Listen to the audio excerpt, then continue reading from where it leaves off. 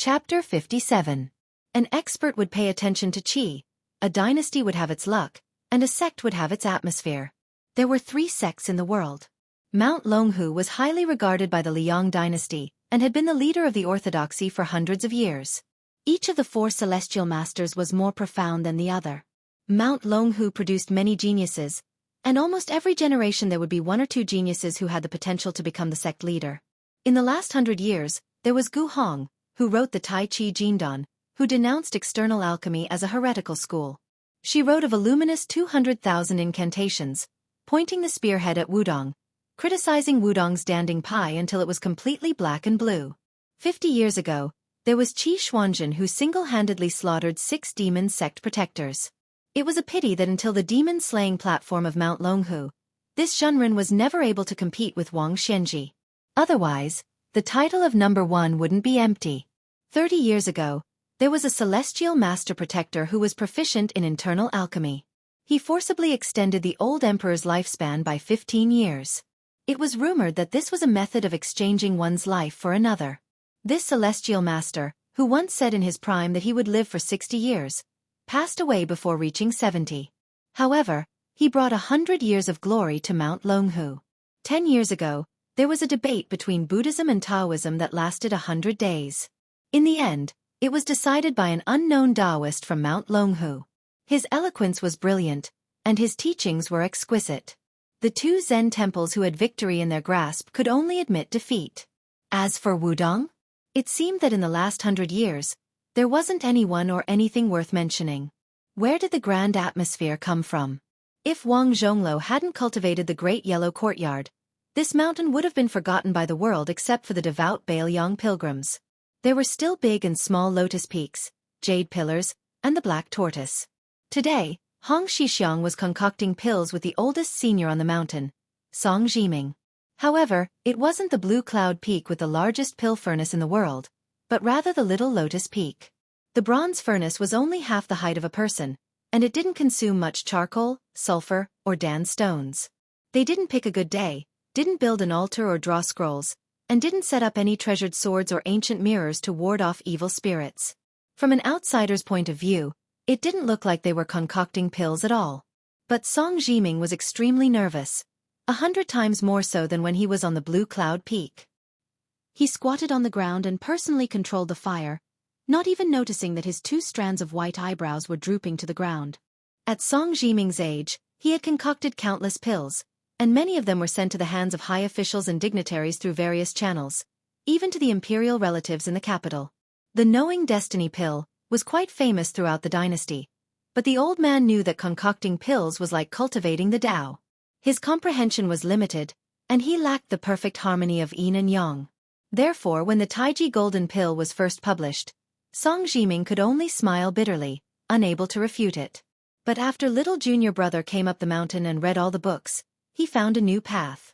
He didn't restrict himself to inner and outer elixirs, and cultivated both inner and outer elixirs. Therefore, in these years of concocting pills, it wasn't Song Jiming who taught Hong Xixiang how to subdue dragons and tigers, but senior brother who was willing to be the fire boy for little junior brother. In the eyes of His Royal Highness, this bull rider was the most idle person, but in the eyes of all the senior brothers, Hong Xixiang was the reincarnation of the Jianghu great emperor who had a chance to turn the tide. In the eyes of the sect leader Wang Zhongluo, the 4,000-word Deed of Thorough Comprehension was the most profound secret scripture in the 500 years of Taoism. How was it teaching people how to concoct pills?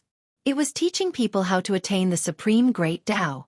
Wang Zhongluo never hid anything, and it was precisely these 4,000 words that gave him the confidence to practice the Great Yellow Court Pass. There was also the fist technique that Su Fengnian learned, which was clearly the highest realm of combining the Jade Pillar Mantra and Wudong swordsmanship. It wasn't found in the Pavilion of Scriptures as Hong Xixiang said, but was comprehended by this young Grand Marshal uncle in his boring daily divinations. It was the most compatible with the Tao of heaven. How would the young Taoist priest know how shocking his actions were? Perhaps even if he knew, with his cowardly character of being scolded by His Royal Highness every day as a coward, he would only nag that the bottom of the mountain was too scary, and that he wouldn't leave the mountain until he became number 1 in the world. Hong Xixiang furrowed his brows as he stared at the pill cauldron. He suddenly pulled senior brother Song and shouted, "Retreat!" Song Jiming knew something was wrong. No matter how precious a cauldron of pills that cost countless gold and silver was, how could it compare to junior brother? He immediately rolled up his sleeves, bringing Hong Xixiang with him as he swiftly floated backwards. With a boom, the pill cauldron exploded. The entire Wudong sect heard this ear-piercing boom. Thick green smoke could be seen rising in spirals from all the Taoist temples and palaces on the various mountain peaks. They didn't make a fuss about it, and after looking up and seeing this smoke, they continued to work. Our Grand Marshal uncle is being naughty again.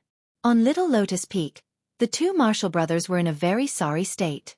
The cuffs of Song Jiming's Taoist robe had become rags, but in any case, he was still able to protect the main culprit, junior brother. Hong Xixiang ran over to the bronze pill cauldron. This cauldron was personally forged by him, bit by bit. Moreover, the number of pilgrims in Wudong sect these past few years had been declining day by day. The mountain was famous for being short on money. If it wasn't for senior brother Song opening the cauldron day and night at Clear Sky Peak and not missing any good day to refine pills, he would have long been so poor that his bell would have rung. After all, Wudong sect wasn't Mount Longhu. Although it wasn't difficult to be self-sufficient on this mountain, if one wanted to do more things, they really didn't have the strength. Hong Xixiang's thoughts were simple, but that didn't mean he was an idiot who didn't understand the ways of the world. If he treated returning to one's original simplicity as childish, then there really wouldn't be any smart people in this world. Hong Xixiang naturally knew why sect leader de Xixiang invited His Royal Highness to Wudong, but he didn't reject it like senior brother Wang. Hong Xixiang squatted down and looked at the muddy medicinal pills in the broken cauldron. He stretched out 2 fingers and picked up a bit. He brought it to the tip of his nose and sniffed it.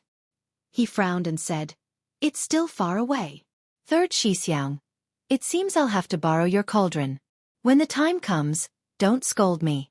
Senior brother Wang already won't let me go to his bamboo forest. If I also can't go to Clear Sky Peak, sigh." The amiable-looking Song Jiming looked at his junior brother's bitter face and chuckled. Well said. Hong Xixiang suddenly looked up at the sky, lost in thought. Song Jiming remembered a small matter from many years ago and joked, "Junior brother, this year you've been trying to worm your way into being friends with His Royal Highness. What, you can't bear to part with that red-clothed girl surnamed Sue? If I remember correctly, that year when that little girl went up the mountain in a snowy day wrapped in red, your eyes were glued to her." Hong Xixiang smiled bitterly. "Third Xixiang, even you came. Now only senior brother Wang hasn't laughed at me. At that time I was only 14. What did I know?" Song Jiming smiled and asked, "How old are you this year?" Hong Xixiang, who never remembered this, carefully counted on his fingers. 24? 25? Song Jiming smiled playfully. "Then you remember clearly that you saw that girl when you were 14? Hong Xixiang didn't speak and continued to stare blankly at the sky. That year in Bailiang Palace, led by the pillar state Su Xiao, nearly 100 people went up the mountain. At that time, the pillar state had just conquered half of Jianghu. Everyone in the world was waiting for the Bailiang cavalry to crush Wudong as well. But they didn't expect that on this trip up the mountain, Su Xiao didn't want to tear down the memorial arch of the Black Tortoise in prosperity, but only burn incense. From the small group of people he brought to Wudong, it was clear that the eldest daughter Su Jihu had just grown up, the second daughter Su Weisheng whose poetry and literary talent had begun to shake the world, Su Fingnian who had an inexplicable yin qi, and Su Longxiang who had always been simple-minded. After going up the mountain, the 4 children of the pillar state began to wander around. Among them, Su Weisheng was the most domineering and arrogant. She carved the words, "Banished to 3,000 li," on the back of the Jianghu Great Emperor statue. The words were crooked, but it was enough to show her loftiness. Wudong didn't know whether to laugh or cry when they found out, not even daring to say half a harsh word. The elder sister, Su Jihu, on the other hand, didn't do anything out of line. She wandered around aimlessly, and finally saw a little Taoist boy riding an ox. The first thing she said upon meeting him was, "Hey, little Taoist boy, how old are you?" The little Taoist boy on the back of the green ox thought for a long time with a red face. By the time he was sure of his age, the exceptionally eye-catching red-clothed girl in the snow had already walked away impatiently.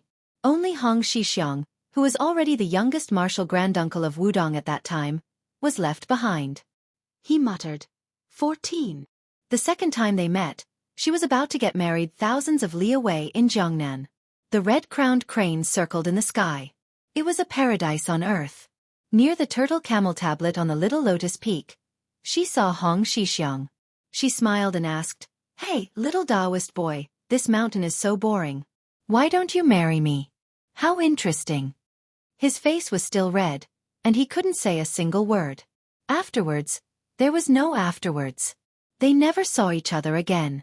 He only knew that her name was Su Jihu, and that she liked to wear a dazzling red dress. In the end, he only heard her mutter to herself one day, "I really want to ride a yellow crane." Hong Xixiang once again pinched his fingers. He made an exception and counted twice a day. He was counting whether or not he could leave the mountain in this lifetime. He was counting whether or not he could ride a crane down to Jiangnan. He didn't know that if he could leave the mountain in such a way that no one before or after him could do so, he would definitely be treated as an immortal. The peak of Wudong Mountain was shrouded in dark clouds. One could faintly hear the sound of thunder. Hong Xixiang suddenly raised his head and stood up, looking in the direction of the hanging immortal peak. Chapter 58. On the little lotus peak, Song Jiming discovered that his second martial brother Chen Yao, fourth martial brother Yu Xingrui, and fifth martial brother Wang Xiaoping, who were in charge of the Tao of virtue and purity, had all gathered behind him. Together with his junior martial brother Hong Xixiang, they looked in the direction of the hanging immortal coffin. They saw a man riding an ox madly galloping towards the tortoise camel tablet. With a single leap, he stood on top of the tablet, his 10 fingers moving in a daze. Although his junior martial brother was unable to remember his own age, his attainments in the art of divination were profound. He was thoroughly familiar with the 4 classics of the Book of Changes, and had mastered them through a comprehensive study. In the field of divination, he was far superior to his senior martial brothers of the same generation. Even the headmaster of the previous generation, who had divined that the black tortoise would prosper for 500 years, admitted his inferiority. Sweat seeped out of Hong Xixiang's forehead as he fell onto the tablet. The group of senior apprentice brothers also became nervous. Yu Xingrui stood under the tortoise camel tablet and carefully asked, "Is there a change?" Hong Xixiang wiped his sweat and smiled evilly. "There's no mistake about it. It's just that this thunderstorm is smaller than I expected. It's not enough to scare those sneaky people from Mount Longhu." Yu Xingrui and the others felt as if a heavy burden had been lifted from their shoulders. They looked at each other and smiled. Their eldest brother had cultivated the Great Yellow Court and had already spread the word. Their arch-rival, Mount Longhu, naturally wanted to send people over to investigate. They hoped that Wudong's sect was just putting on a show of strength out of desperation, and that their eldest brother had quietly come out of seclusion. The people from Mount Longhu, who had been hiding on Mount Longhu since a long time ago, probably did not think much of it. They thought that Wudong sect's so-called cultivation of the Great Yellow Court was just a publicity stunt. Their youngest brother was so angry that he purposely picked a day like today. It was Wudong sect's Zhenwu Demon Subduing Day, which happened once every few decades. The Da Huang Ting Pass, in short, was the formation of the Da Huang Ting Pass in the hut. The tortoise drew qi to the spiritual root, and the qi dynamic resonated with the heaven and earth. Taoist priests were called Zhenren, from the ancient saying in the Da Huang Ting Sutra, "Immortals and Taoist priests are not gods, they accumulate energy and qi and believe it to be true." Only after cultivating the Da Huang Ting Pass could one be considered a Zhenren. Nowadays, people like to call any Taoist priest a Zhenren whenever they saw one. Buddhism and Taoism had been fighting for hundreds of years, but there was one thing that was extremely common, and that was that Buddhism and Taoism came from the world. They cultivated the ways of the world, and did not advocate the level of martial arts. Therefore, when Qi Xianzhu, who was widely recognized as having boundless supernatural powers, appeared in Longhu Mountain back then, his reputation was like the sun in the sky, but he only subdued demons and exorcised devils, and did not compete with Wang Xianji for fame. A few years ago, Wang Zhonglo broke the Kanglin Sea with one finger, and was listed as one of the top 10 masters by busybodies.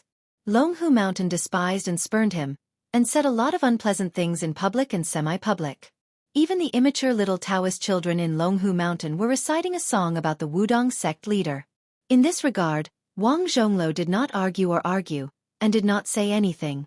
After breaking the river and saving the people who fell into the water, he went up the mountain to cultivate the yellow courtyard.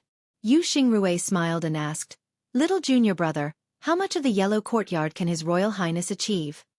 Hong Xixiang sighed and said, "About 50 to 60%.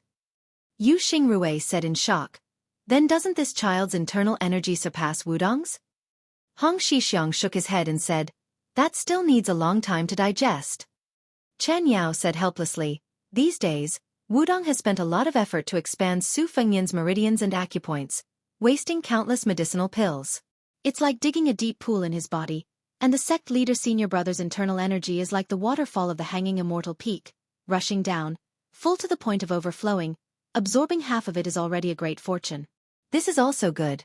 Big senior brother can still leave half of the yellow courtyard. Hong Xixiang still shook his head. Not necessarily. Chen Yao was puzzled. What do you mean? Hong Xixiang revealed a secret that the sect leader Wang Zhonglo told him before he went into seclusion. Back then, sect leader senior brother cultivated according to the acupoints of His Royal Highness, so no matter how much of His Royal Highness can accept in the end, big senior brother's yellow courtyard will only disperse, not a drop will be left. Yu Xingrui's face was pale. He muttered, what should we do, what should we do? Chen Yao smiled bitterly. Why bother sect leader senior brother? No matter how weak our Wudong is, we don't have to be so afraid of that great pillar country. Wang Xiaoping looked at the sky, turned around and left. Hong Xixiang did not even turn his head. He only said softly, little senior brother Wang, don't go to the yellow courtyard peak to find trouble with the Taoists of Mount Longhu. It will ruin your pure heart of the sword.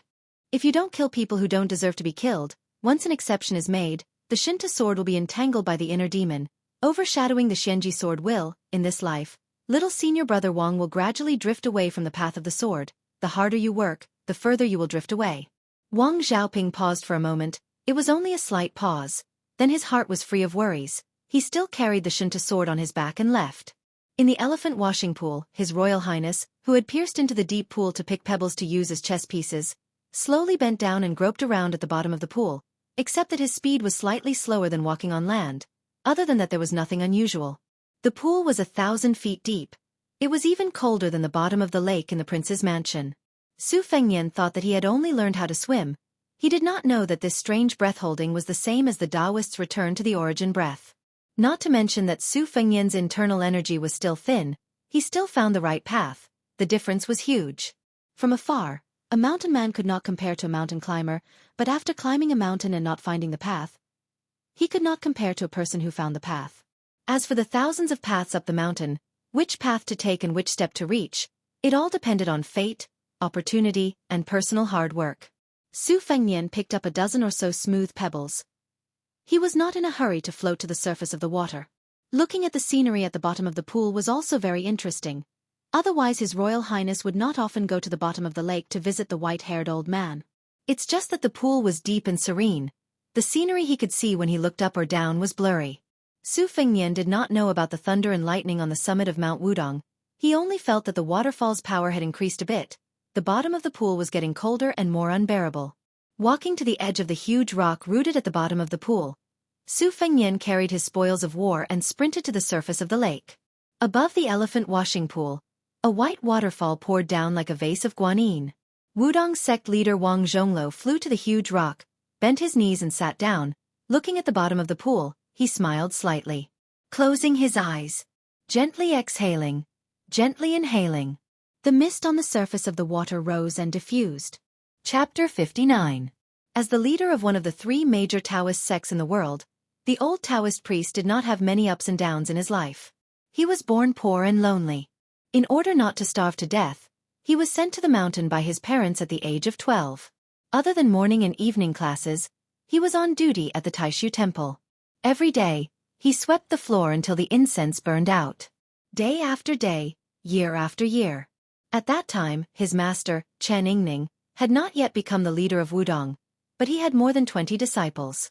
Among them, Wang Zhonglo's aptitude was below average. He was only willing to immerse himself in reading scriptures. When he swept the floor, he would hold an introductory classic.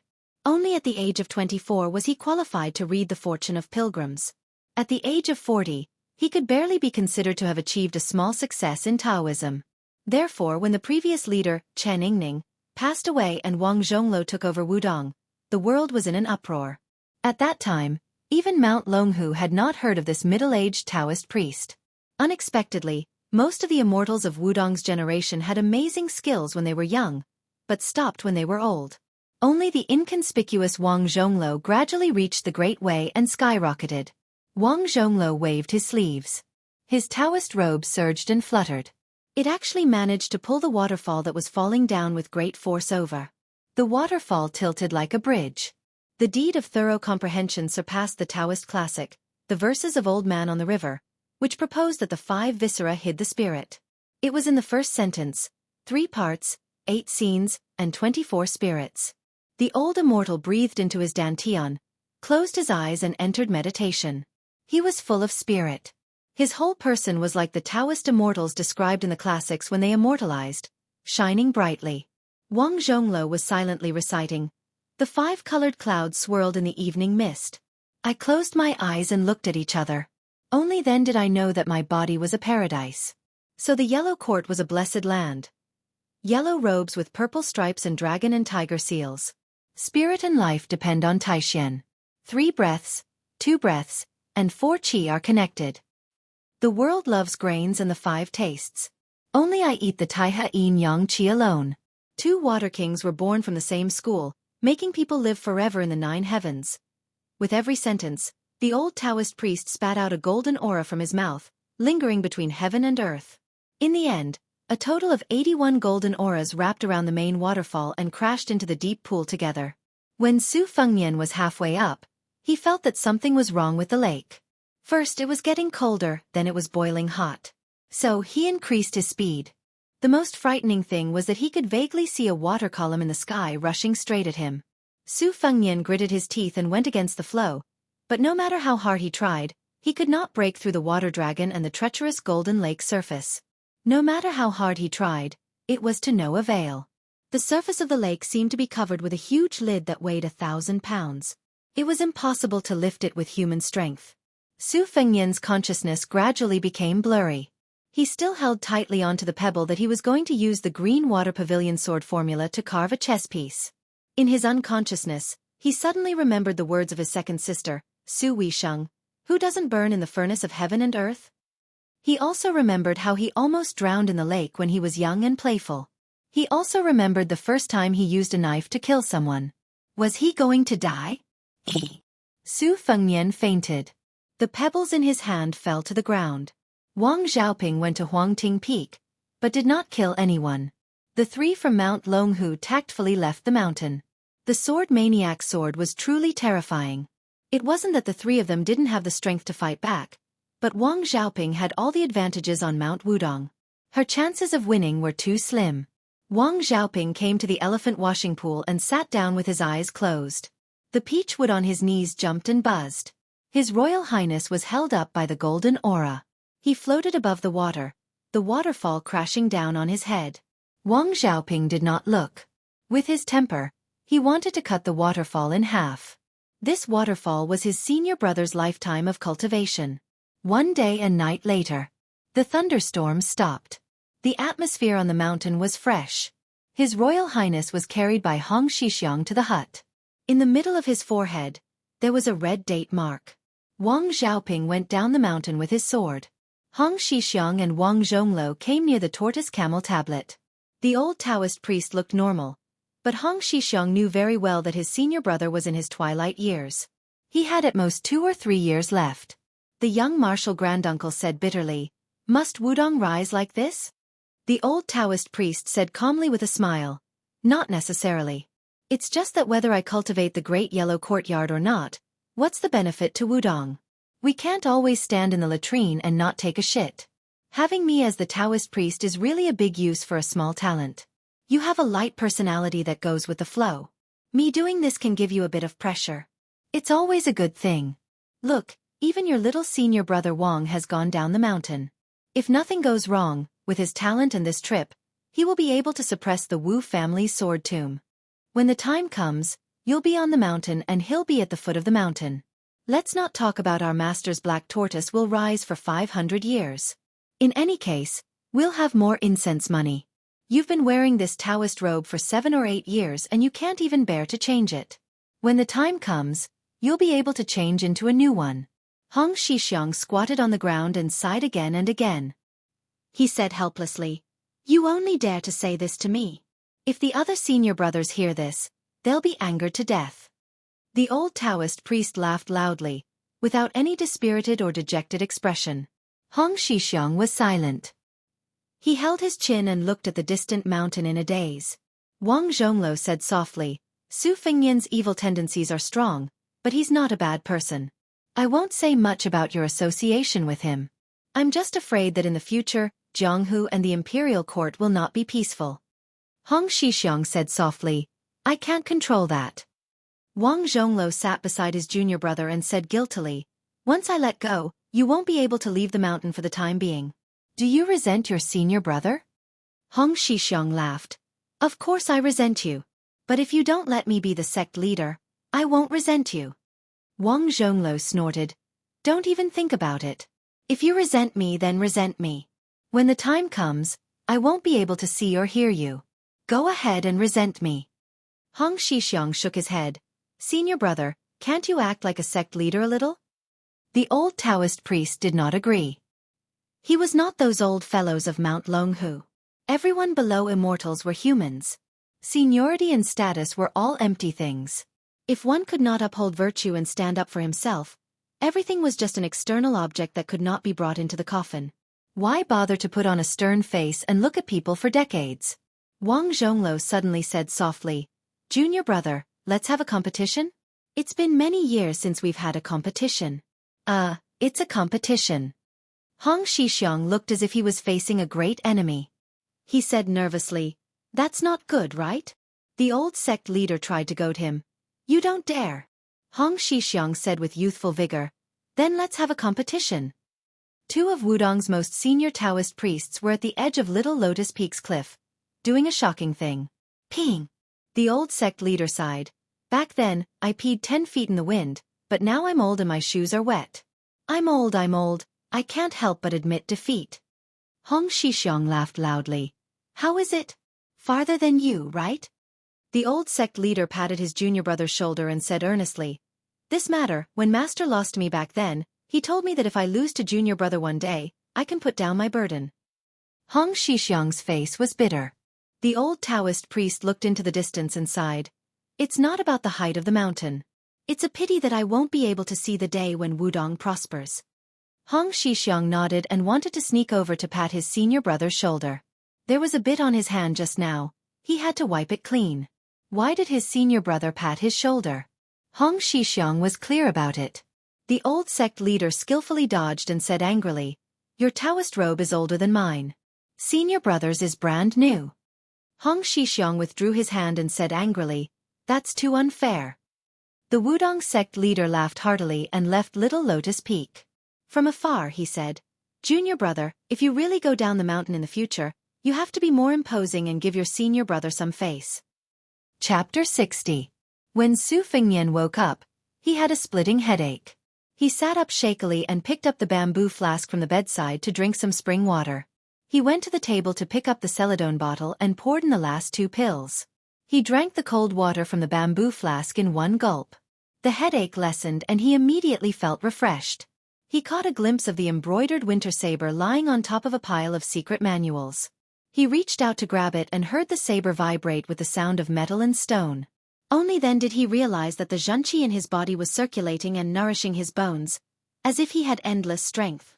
Su Fengnian subconsciously wanted to pull out the saber, but he suppressed this impulse. When he arrived outside the hut, he saw the bull rider making a fire in front of the stove and cooking a pot of winter bamboo shoots. Su Fengnian asked, Did you steal those chess pieces of mine? The young Shishuzu pretended to be stupid and said, I don't know. Su Fengnian frowned. Before he even pulled out his saber to threaten him, the bull rider ran away with a guilty conscience. He had dug out 2 to 3 caddies of winter bamboo shoots with great difficulty, but running for his life was more important. He did not have time to care about the delicious winter bamboo shoots. Su Fengnian walked to the stove and cooked the winter bamboo shoots. He picked up a pair of chopsticks and slowly ate it clean. Only then did he go to the cave under the immortal hanging peak and found a small pile of uncarved pebbles. He must have been the bull rider to make up for his mistake. He smiled and sat down against the wall.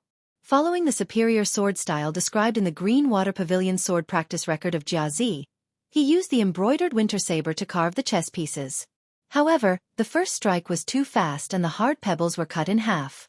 Su Fengnian was stunned for a moment. He was no longer in a hurry to use the saber. He sat down cross-legged and meditated, breathing in and out. Along the way, Su Fengnian had already noticed that his 5 senses were unusually sensitive. At this moment, he felt that the divine qi in his body was abundant and clear. He felt a bit of a mysterious empathy for the Taoist chant of breathing in and out is embryonic breathing. Su Fengnian opened his eyes and said to himself, "This is the great yellow courtyard?" The bull rider cautiously appeared at the entrance of the cave and smiled. "This is the great yellow courtyard. His Royal Highness can't be wasted." Su Fengnian mocked himself. What a waste. The one riding the bull shook his head and laughed. "You said that too early." Su Fengnian calmly said, "There are several hundred books in the thatched cottage. If I give them all to Wudong, will you accept them?" The young grandmaster laughed foolishly. "Keep." Su Fengnian laughed and said, "From now on, I will give Wudong Mountain 1,000 taels of gold as incense money every year. Do you dare to accept it?" The one riding the bull thought for a moment and smiled bitterly. "I wouldn't dare." Su Fengnian laughed it off and waved his hand, indicating that the bull rider could disappear.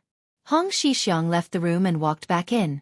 He said softly, "His Royal Highness, don't hold a grudge against me for stealing your chess piece." Su Fengnian said softly, "Get lost." Su Fengnian spent half a day getting used to the strength of the knife. Then he went to carve the chess pieces. The shape was round and smooth. Looking at the 2 piles of black and white chess pieces, he let out a long sigh of relief. He accidentally blew the chess pieces into a mess and the black and white pieces mixed together. Su Fengnian scolded him in the Western Shu dialect. He packed up again and went to the purple bamboo forest. He chopped 2 Luohan purple bamboo and carried them back to the thatched cottage. After splitting them, he spent a day weaving 2 chess boxes. To be able to do this, he had honed his mediocre skills from 3 years of traveling and weaving straw sandals. After putting the 361 chess pieces into the boxes, Su Fengnian looked at the thatched cottage where the secret manuals had not been moved. He then hung the knife on his waist and carried the chess boxes out of the cottage. He looked at the deserted vegetable garden. The 2 maids Sweet Potato and Bluebird were waiting quietly by the side. There was only Hong Xixiang in Wudong to send him off. It was almost the same as the welcoming party of only 2 people in the beginning. As expected, Hong Xixiang sent him to the memorial archway with the words, "Xuanwu Dang Xing." Su Fengnian had already seen the 200 Bailiang cavalry in their armor. He looked back at Lianhua Peak and asked without rhyme or reason, "What's the saying again?" Sweet Potato smiled sweetly and said, 60 years in the mountain is 1,000 years in the world." Su Fengnian smiled and said, "Has that white fox face in the tide listening pavilion reached the 3rd floor yet?" Sweet Potato shook her head and said softly, "Not yet. Everyone in Wutong Garden is betting on this. I bet there's still a year and a half left. I bet 6 taels of silver. Green Ant and the others think it will be later." Su Fengnian sat in the carriage and said, "Then I bet 10 taels of silver that White Fox Face will reach the 3rd floor in a year." Sweet Potato massaged his Royal Highness' shoulders while Su Fengnian leaned against her chest. He opened the chess box and rubbed a chess piece with 2 fingers. He closed his eyes and said softly, "More important." Sweet Potato, whose natural body fragrance would fade in the winter, made a sound of agreement. Her eyes glanced at Bluebird in Wutong Garden, who did not get along with her the most. Bluebird did not say anything. She only looked at His Royal Highness's forehead. Her eyes were bright and full of spirit. The thoughts of her 2 personal maidservants were unspoken. The 200 cavalrymen entered Liangzhou. The people on the main road consciously dispersed. Su Fengnian stopped the carriage halfway and asked Sweet Potato to buy some soy sauce beef to satisfy her appetite. The cooked meat here was the most delicious. The beef was the best in Bailiang. The secret sauce was second to none. The amount of ingredients such as yellow sauce, cinnamon, ginger, star anise and other ingredients was just right.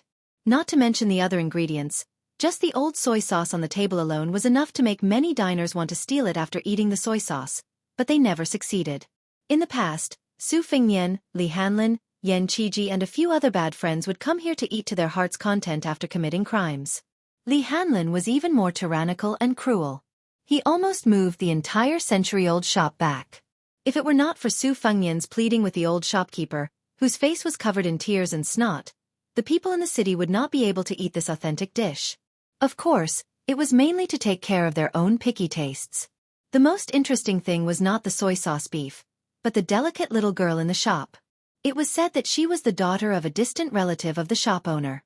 In short, their relationship could be thousands of miles away. Surprisingly, the girl returned to the city for the first time 5 or 6 years ago with a rope in her hand. It was led by a big black and white cat that looked like a bear, but it was not a cat. Later, the learned scholars of Jianghu cited the classics and discovered that it was the Bai beast that only existed in western Shu. Its nickname was the panda. The ancient books recorded that the Bai beast liked to eat copper and iron. However, in recent years, no one had heard of it stealing the ironware in the neighborhood. Instead, they often saw the girl holding bamboo sticks and bamboo leaves in her hand. After returning from his travels, Su Fengnian never saw the girl and the big cat again. When he went to the shop to eat beef during his travels, he loved to tease the girl. Li Hanlin tried to steal soy sauce several times, but she would hit his hand with a bamboo stick. If it were not for His Royal Highness stopping him, the little girl would have been thrown into the animal cage together with her pet. When Su Fengnian was waiting for the beef, he saw an old beggar leaning against the wall in the distance, shivering. His face was ashen, and he was hungry and cold. He was not far from death. The rich all liked winter. Even if their homes could not afford the charcoal-consuming earth heating, they could wear comfortable and luxurious mink coats, which gave them more face when they went out. However, all the poor people in the world were most afraid of this season. Chapter 61. In addition to the old beggar in ragged clothes, Su Fengnian saw a delicate figure squatting there. Beside her stood a young Buddhist monk wearing a light red kasaya. Su Fengnian did not know what the monk said, but the young monk hurriedly ran away. Su Fengnian frowned and said, "Although there are many Buddhist sects, the rules of wearing kasayas are similar. How can a young monk wear such a color monk robe? This is something that only a preaching monk can wear. Is a young monk qualified to preach the sutras to others? Moreover, shouldn't monks wear a shawl when they go out? Why is that novice monk partial to the right shoulder?" Because the king of Baelyong's concubine had been a Buddhist all her life, His Royal Highness had naturally been influenced by her and was very clear about the Buddhist rules and etiquette. Bluebird corrected him, "That novice monk is partial to the left shoulder." Su Fengnian smiled and said, "Where did this young monk come from?" Su Fengnian, who was notorious in Baelyong, had always been very tolerant and kind to monks. Whenever he met them, he would reward them. Generally, most monks would not accept gold or silver, and Su Fengnian did not care about it either. As a result, many fortune-tellers in Liangzhou City had changed their profession to become monks. They did not care about deceiving their masters or killing their ancestors. Receiving rewards from His Royal Highness was the right way to go. Su Fengnian suddenly narrowed his eyes and stared at a middle-aged tantric monk who was walking slowly on the road. He was wearing a red kasaya and his face was haggard. When he walked to the foot of the wall and saw the dying old beggar, his face showed pity. When the young novice monk who did not know the rules rushed to the corner with a basket of steaming buns, he only saw the old beggar's head tilted and he passed away. The tantric monk bent down and reached out to hold the old man's hand, chanting sutras for the dead. The young novice monk handed the steamed buns to the girl who stood up, bowed his head and clasped his palms together. Su Fengnian saw all of this and felt a little emotional. The two monks, one big and one small, no matter where they came from or where they were going. Reaching out was Zen. Lowering one's head is also Zen. When the sweet potato entered the carriage, Su Fengnian suddenly felt that the spiced beef that he drooled over on Mount Wudong was somewhat boring. He put it aside and said softly, "Even though I've obtained the great yellow courtyard of the Wudong sect's leader, I still prefer more monks.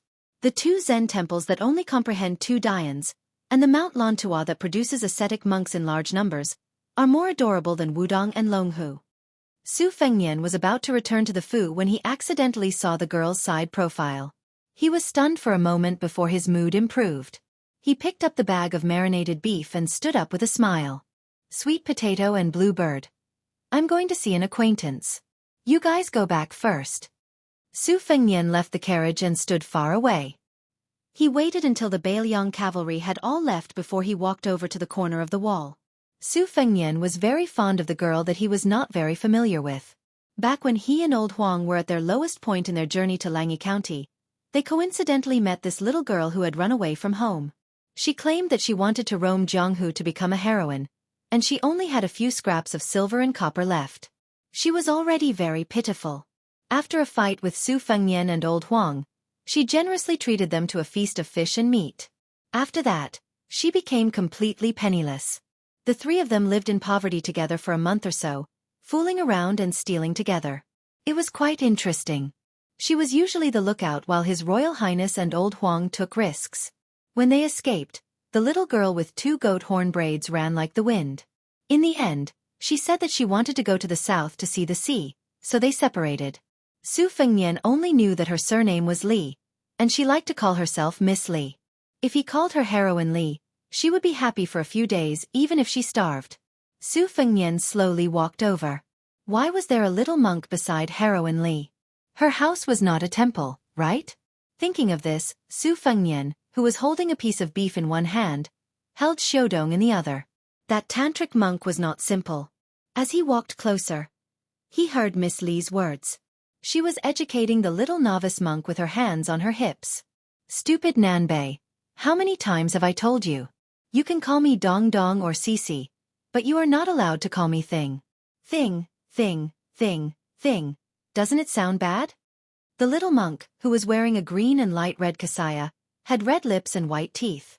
He had a very delicate appearance. Even Su Fengnian 3 years ago could see that he had a unique bone structure. The little monk said weakly, Thing, I think your name is quite nice. Miss Li, who was no longer wearing her 2 ponytails, pinched the little monk's ear and said angrily, Why don't you try calling me that again? The little monk did not know how to change his mind. He said blankly, Thing. The little girl was mad. She jumped up and knocked the little monk's head, who was taller than her. Stupid!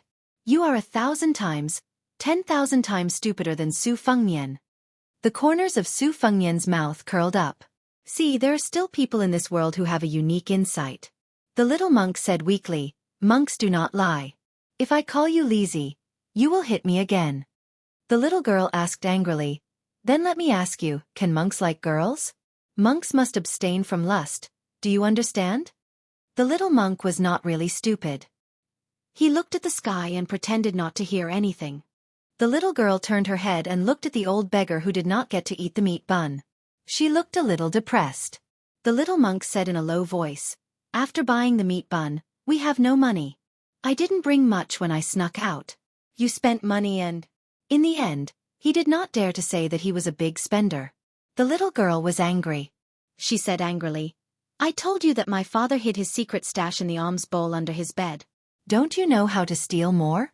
If you are not stupid, then what are you?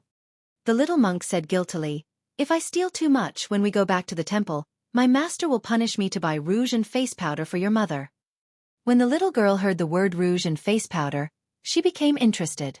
She did not care about how he addressed her anymore and looked around. Seeing her like this, the little monk quickly said, We really don't have any money. The little girl sighed in despair. Su Fengnian, who was standing behind them, laughed and said, Miss Li, do you want rouge and face powder? I will buy it for you. The biggest rouge shop in Liangzhou has the green swallow branch that the imperial concubines use. It's not expensive. I don't even need to spend money to buy it. The little girl turned around abruptly and saw that Su Fengnian was no longer unkempt, wearing a hemp shirt and straw shoes. She didn't recognize him at first.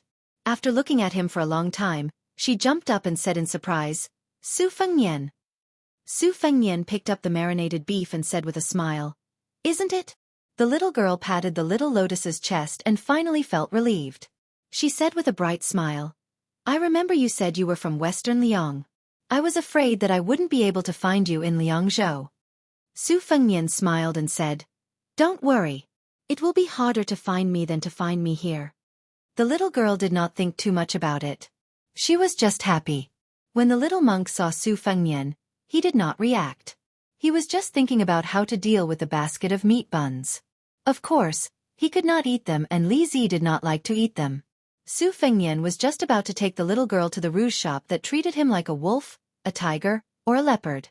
Subconsciously, he was about to unsheath his embroidered winter knife. The middle-aged monk of Tantric Buddhism took a step forward. The monk asked with an awkward accent, You are Su Fengnian? The eldest son of the king of Bailiang? Su Fengnian smiled and said, "You are." The monk said calmly, "I come from Mount Nalanda in the western region. I want to invite His Royal Highness to Mount Nalanda." Chapter 62. Mount Lantua? There was a kind of extreme reverence there. Before entering Mount Lantua, many of the people had unreachable statuses in the secular world. They might be the king of Ganlafan, the prince of Shitsi country, or the imperial family of Peacock dynasty. Each one was more prestigious than the last. However, after entering Mount Lantua to cultivate, after leaving the secular world, they would fall into the dust and become no different from ordinary monks. There were many rules in Mount Lantua. One was not allowed to wear silk or satin, one's cassock could not be wrinkled, one could not fill one's stomach, and one could only curl one's legs on a 1-meter square cloth mat when sleeping. There were so many rules that people of the Central Plains were dumbfounded. His Royal Highness had heard about the legends of Mount Lantua. For example, there were traveling monks who saw a lost item on the side of the road. They would draw a circle around the item and then sit on the side. Often, they would wait for several days in vain. However, generally speaking, no one would be greedy for something that was drawn in a circle by a monk of Mount Lantua. Furthermore, there was an old monk who had been imprisoned for 34 years in Mount Lantua. The problem was that no one knew what the reincarnation of the living Buddha was waiting for. Therefore, monks who had cultivated in Mount Lantua had a golden signboard embedded in them. They were popular everywhere. Some fake abbots who shaved their heads and pretended to be bald liked to say, "I came from Mount Lantua," as soon as they opened their mouths. Cultivation in Mount Lantua was extremely difficult and strict in accepting disciples. Therefore, with only 300 people in the temple, it could compete with the 2 Zen temples that had disciples all over the world. One in the east and the other in the west, they complemented each other. Su Fengnian believed the red-clothed monk when he said he came from Mount Lantua. Half of it was because he had just reached out and recited the sutra, and the other half was because he felt the monk's chi flowing eastward like a great river. Judging from the monk's words and actions, he was as still as a mountain, but inside, he was like a river rushing into the sea. Although Su Fengnian had a good impression of Mount Lantua and the monks, there was no room for discussion if they wanted to kidnap His Royal Highness to the western regions. Therefore, he smiled sinisterly and asked, "What if I don't go?"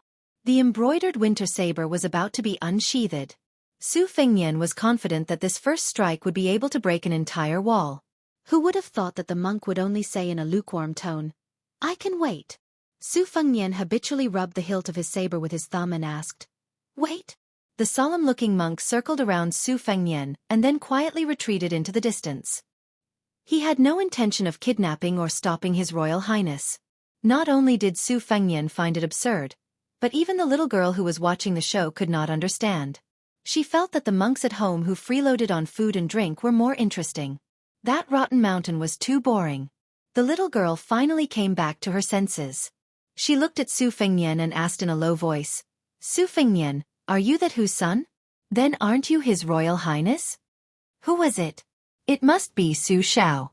Whether it was Taoism or Buddhism, men or women, old or young, as long as one was in Jianghu, it seemed that no one dared to call the name of the great pillar state Su Shao. He secretly paid attention to the flow of qi of the great monk of Mount Lantua. This was the so-called bull riding. Su Fengnian, who was still holding the spiced beef, asked with a smile, "Are you afraid? Do you regret knowing me?" The little girl laughed 3 times, but it seemed like she was emboldening herself. Su Fengnian found it very interesting, but he did not expose her. In the past, when they were in Jianghu together, when they encountered a situation, this little girl would always lose but not lose. She was the fiercest when she scolded people and ran away the fastest. The little monk said weakly, "Let's go. Anyway, we've already seen him. If we don't return to the temple, Master and Mistress will fight with the abbot again." The little girl looked at Su Fengnian and then at the little monk. She seemed to be making a difficult choice between going home and going back. Her limpid eyes subconsciously rolled around the fragrant spiced beef. Su Fengnian did not want to make things difficult for this simple-minded little girl. Without saying anything, he handed the spiced beef to the little girl and turned to leave. "Wait for me for a moment. I'll eat the beef first and let Su Fengnian give you a ride. There's no reason for you to go out of the city with an empty stomach after arriving in Liangzhou." Su Fengnian walked toward the rouge shop in the east of the city. As he passed by the beef shop, he saw a much taller girl with a still young face. She was holding a bamboo stick and sitting on the door sill looking at him.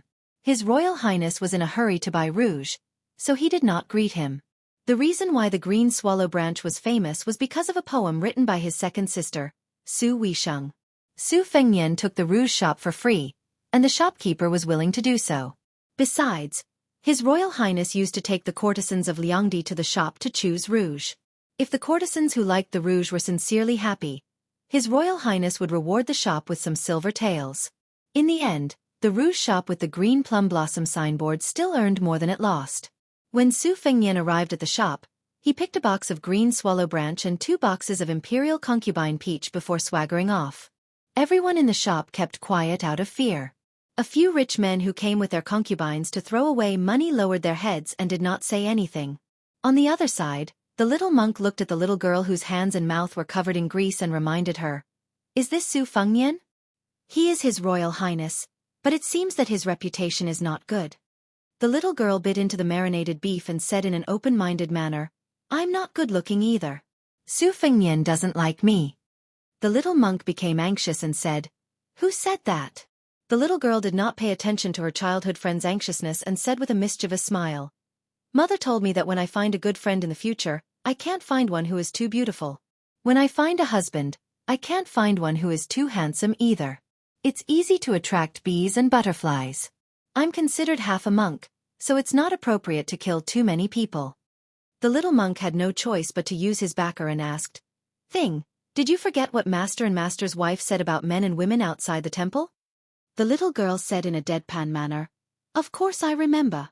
My father said that the men outside the temple are all evil men who kill people and steal their goods. My mother said that the women outside the temple are all venomous women who speak honey and have a heart of snakes and scorpions." "Stupid Nanbei, are you stupid?" "My father and mother said that just to scare me." The stupid and foolish little monk was silent. The little girl tilted her head and asked, "Do you hate Su Fengnian?" The little monk shook his head and said, "If Thing likes it, I like it." The little girl hummed twice. His words were pleasant to hear, so she did not care about the unpleasant name, Thing. Su Fengnian brought the rouge over. When he saw the little girl using her sleeve to wipe her face, he handed the rouge over to the little girl and said with a smile, "I'll give it to you." The little monk looked at the little girl's happy expression and was not angry. He only sighed like an old man. The little girl hesitated for a moment. "Su Fengnian, is that so-and-so in the prince's mansion?" Su Fengnian smiled and said, "It will take 2 days for them to come back from the northern border." She jumped a bit. "Then let's go to your house to take a look?" Su Fengnian did not know whether to laugh or cry. What happened next made Su Fengnian realize how tenacious this heroine's nerves were.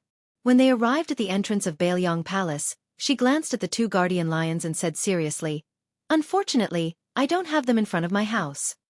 After entering the prince's mansion, she saw the majestic building that stretched all the way to the top of Mount Qingliang. She muttered, "It's quite big. It's almost half the size of my house." Seeing the flowing water lake and the tide-listening pavilion, she giggled and said, "I like this pond. My pond doesn't have this kind of grandeur. Stupid Nanbei, you should learn some skills from my father. You should learn how to move mountains and seas early and move this pond back."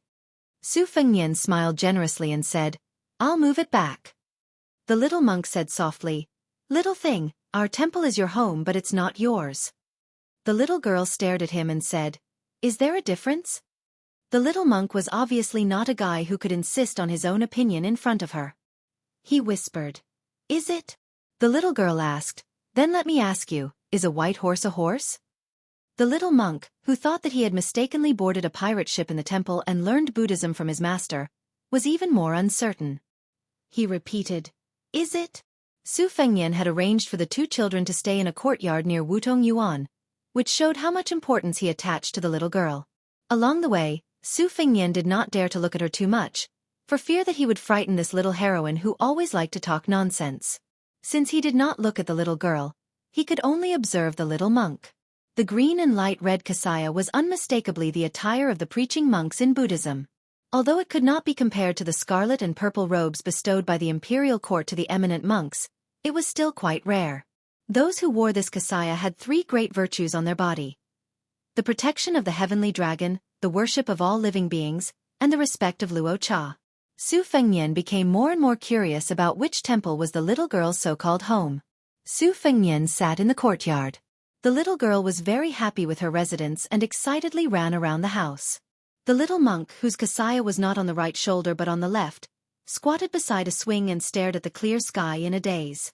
Sweet Potato quietly came behind His Royal Highness.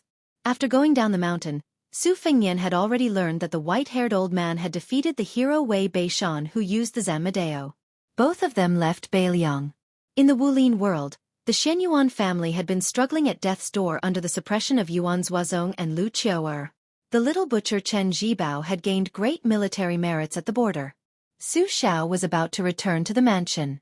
Second sister Su Weisheng seemed to be going home for the new year.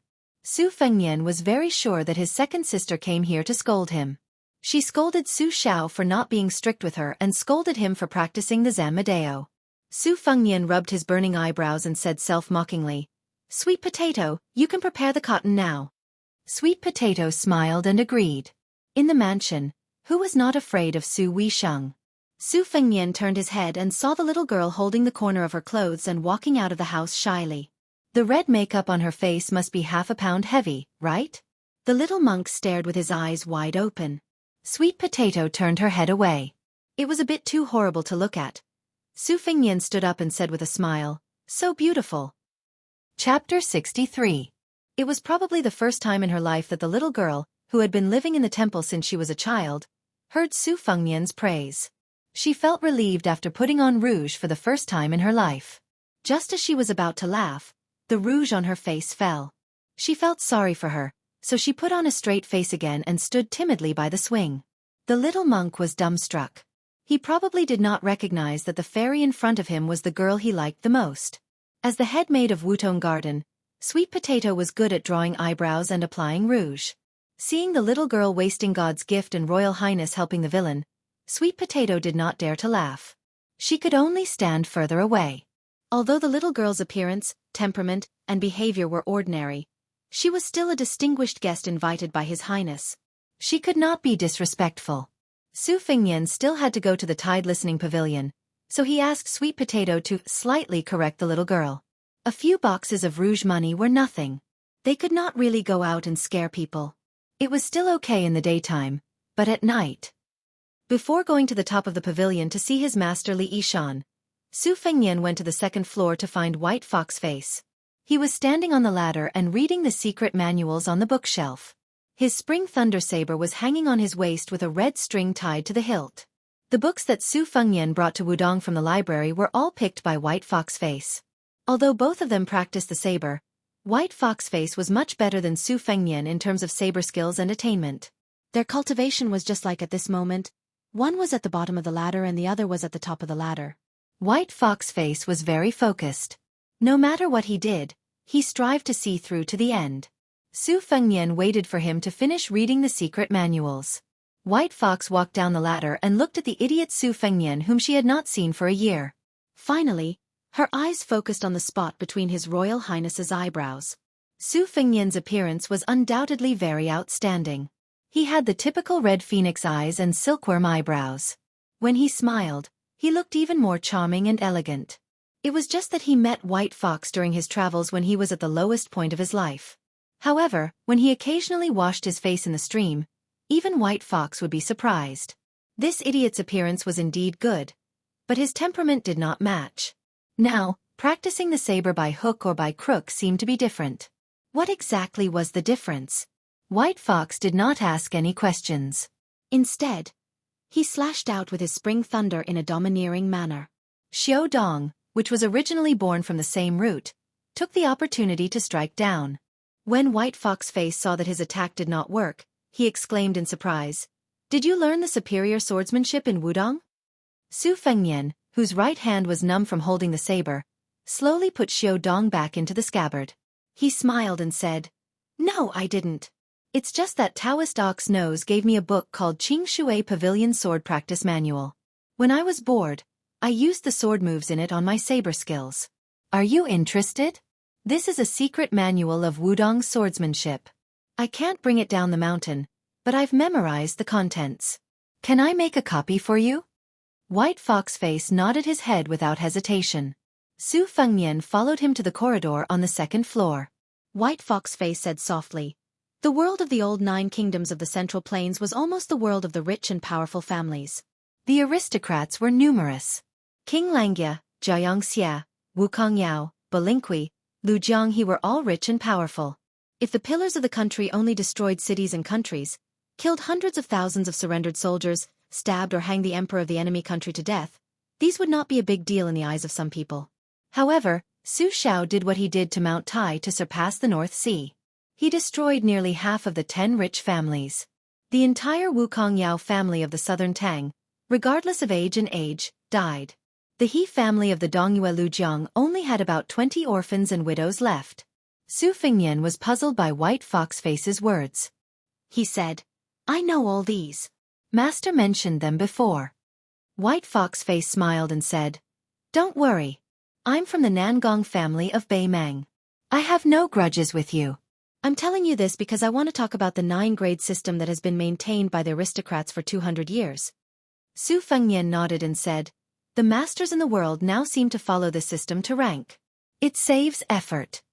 White Fox Face said softly, "Like the number 1 in the world, under normal circumstances, the 9-grade system does not rank the upper grades. In the eyes of the world, only the saints are qualified." Su Fengnian smiled and said, "Yes, but I heard that a few decades ago, there was a scholar of the Xie family who was talented and outstanding. His martial arts attainments were even more extraordinary. He and my master commented on the rivers and mountains. Li Yishan commented on the generals and rouge. The mainstay of the Xie family commented on the martial arts, which was even more important to the people of Jianghu. As for the literary commentary, he only finished half of it and died. My second sister seemed to have the intention to continue the commentary. However, she also said that she was unable to do it for the time being. There was still a long way to go before the great talent of the Xie family. The limelight of the northern Xie and the southern Li had attracted the attention of the world back then. White Fox Face said calmly, "That person is my father. He's dead. Those who are on the martial arts ranking list want to kill him. Those who are not on the martial arts ranking list also want to kill him. There's no reason for him not to die." Su Fengnian was shocked. He smiled bitterly and said, "No wonder you want to be the number 1 in the world." White Fox Face looked at Su Fengnian and said slowly, "Your moves are now at the middle lower grades, the blade force is at the middle upper grades, and the inner strength is at the lower grades. It's not impossible for you to catch up with me." Su Fengnian was stunned. "Really?" White Fox Face's lips curled up slightly. "If I stagnate after the age of 40, it's possible for you." Su Fengnian leaned on the railing and said softly, "You're still as honest as ever, just like old Huang." White Fox Face glanced at the winter embroidery blade that was not covered with dust. The last bit of regret in her heart disappeared. She said softly, "How many more years can you fool the world?" Chapter 64. Su Fengnian sighed. "At the very least, I'll have to wait until I completely take over the northern Liang's 300,000 cavalrymen. If I wasn't a prodigal, how could that person in the capital sleep peacefully? If he couldn't sleep peacefully, how could he let the Su family sleep comfortably? After all, this entire world was still under his control. Su Xiao had accumulated this family business, so he could go against all the scholars in the world and become enemies with the Jianghu. There were not many reliable allies in the imperial court. Over the years, Northern Liang had been constantly divided. Yan Qiji's father, who hurriedly received the imperial decree and rushed to the capital, was not the first, and definitely not the last.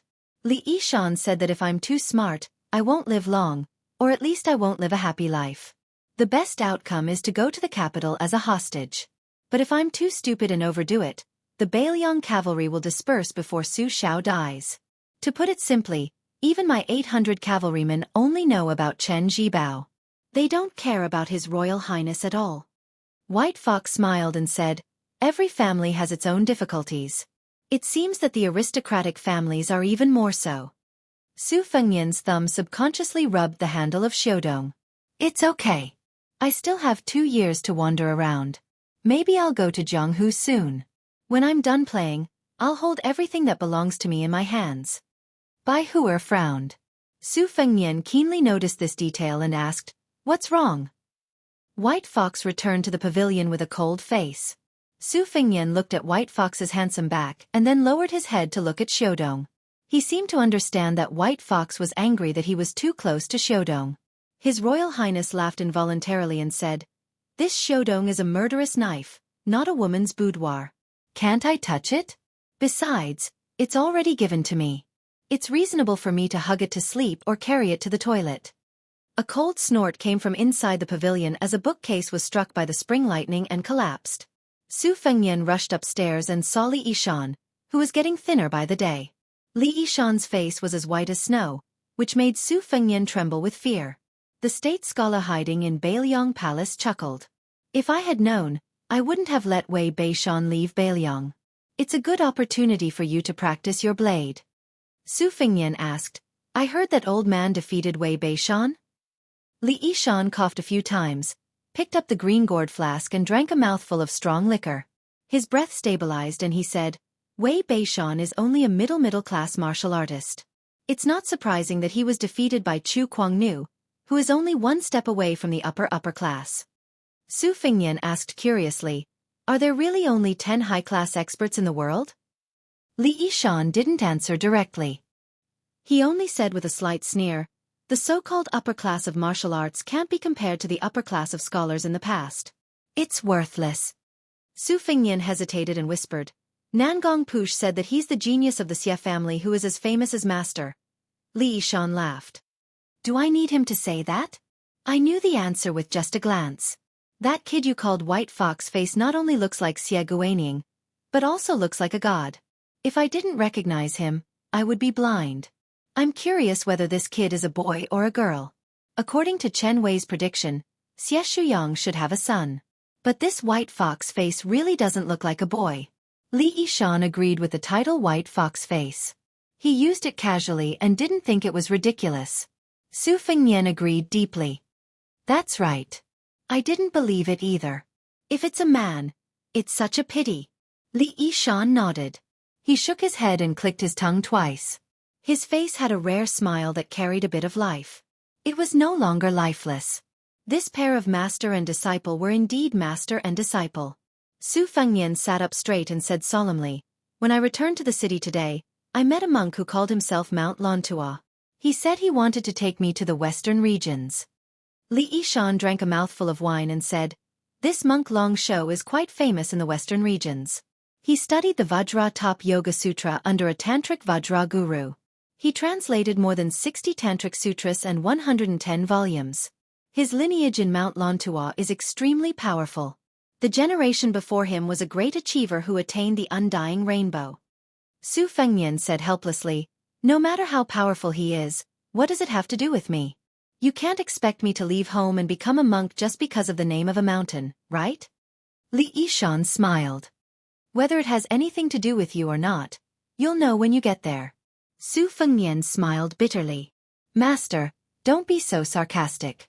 That tantric cultivation is comparable to the Wu family's sword tomb.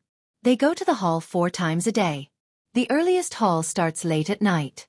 Regardless of whether it's cold or hot, they're not allowed to wear boots and go barefoot. They sleep less than 4 hours a day. When they go to the Dharma garden to cultivate, they have to sit on pebbled seats. Winter and summer are no exception. If you want me to go there and practice for a year or 2, I'll accept the hardships. But if you want me to memorize sutras all day, you'd better kill me." Li Yishan smiled. "You don't know who Long Shou's guru is?" Su Fengnian was confused. Li Yishan laughed. "This person is the only female tantric guru in Mount Lontua. It's said that not only is her dharma boundless, she's also extremely beautiful. She's known as Guanyin in the human world.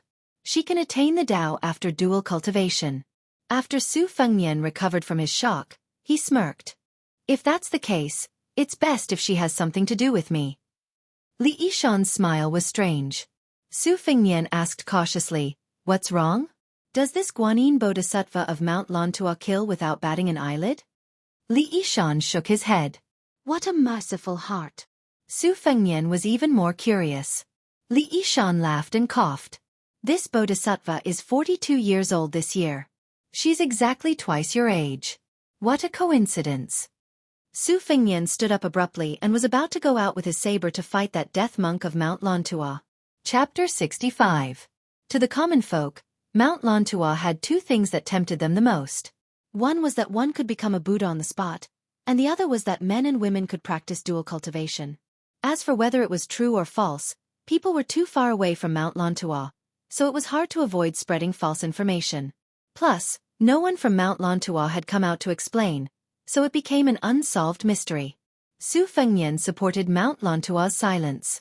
Instead of saying it out loud, it was better to leave it as a memento. Su Fengnian first went to the third floor of the armory to find the old Taoist Wei Baoxiang, who was guarding the pavilion. On this floor, there was a list of characters that was updated regularly. Su Fengnian found the Buddhist book first. There were more than 20 Buddhist sects, big and small. Mount Lantua ranked first among the esoteric sects, so it was the first book of esoteric Buddhism. Su Fengnian easily found the master of esoteric Buddhism. Her title was very long, such as Great Mercy Dharma King, Mending Temple Bodhisattva. Looking at her posture, she was about the same as the two old monks in front of her. She was born in the royal family of central India. When she was young, she followed the eminent monks to more than 10 countries and translated countless classics. The most famous one was Mahayana Rising Faith. According to historical records, other than learning from Wang Zhongji and Xianxia, she also went to the Central Plains to learn astronomy and calendar. She had contact with the 5 schools and 7 sects of Buddhism in the Central Plains. There was a portrait of a female bodhisattva when she was young in the album. It was vivid and lifelike, and it was indeed bright and moving. Su Fengnian exchanged the secret record with the old Taoist surnamed Wei and sighed. 42. She's just a little old. He sighed all the way out of the tide-listening pavilion. Qing Niao was waiting respectfully on the table. She was dressed in a green robe. In His Highness's opinion, the only thing this head-maid lacked was a good sword. Qing Niao's bearing and elegance were incomparable to the heroines outside. When she saw Su Fengnian, she said respectfully, "That monk is standing at the gate of the prince's mansion." Su Fengnian walked to the pavilion in the middle of the lake and smiled. "Bring him here. I want to meet this esoteric monk. By the way, get the servants to prepare some vegetarian food. No one is allowed to come near the lake." While waiting, Su Fengnian closed his eyes and concentrated. First, he thought about the secrets of Mount Lantua collected by the secret agents of the prince's mansion. Although there were only 200 to 300 people in Mount Lantua, there were many factions with thousands of followers.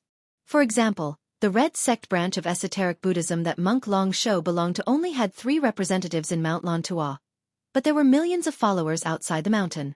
Finally, Su Fengnian's mind settled on the portrait of the female esoteric Buddhism master. He shook his head and put this matter aside for the time being. Since he had already left the mountain, he had to start planning carefully for himself. The arsenal was dead, but people were alive. Imitating White Fox's face to read all the secret martial arts manuals, he was not afraid of biting off more than he could chew. When facing an enemy in the future, knowing more moves and routines would increase his chances of survival. This was the same principle as beginners who had to memorize Go moves by rote. Naturally, the more routines one had, the better. Su Fengnian did not dare to say how good his comprehension was, but his memory was indeed better than his second sister, Su Weisheng. Otherwise, he would not have been able to play chess with Li Yishan in the air without chess pieces or a chessboard. Su Fengnian muttered to himself, "It's not realistic to read all the martial arts manuals like White Fox's face, but it's not difficult for him to select and give me 2 or 3 books every day. There will be a day when I will read all the secret martial arts manuals of all the sects in the world." When I left the mountain, I rode an ox and sent a message to the supreme leader, Wang Zhonglo. The tortoise of the Great Yellow Court lives in the body. If I want to convert it all into my own use and cultivate the 3 Great Yellow Halls, I need a few books on Mount Longhu. Borrow? They are all secret things. Most likely I can't borrow them. Steal? With my current bladesmanship, it's difficult. Rob? These 2 holy lands of Buddhism, without 6,000 to 7,000 elite Bailiang cavalry, don't even think about charging up the mountain. If you want to flatten it, you need at least 13,000 to 14,000 men.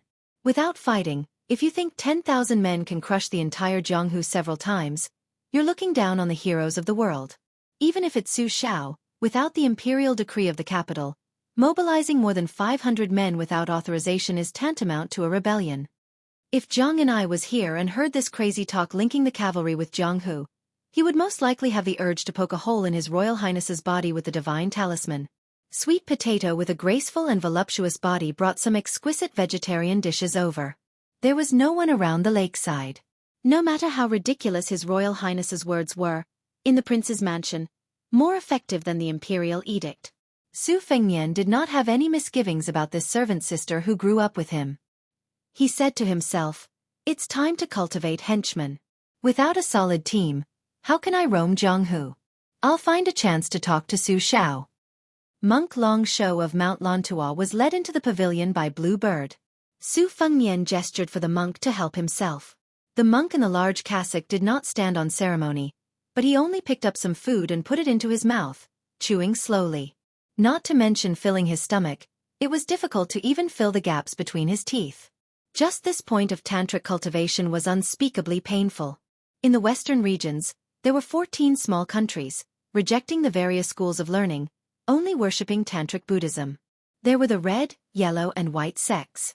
In the past, when the 9 countries of the Central Plains were in chaos, it was traced back to the war of words between the Confucian faction of Xianxia Academy. However, in the western regions, it was the red, yellow and white sects, more like a fight between immortals.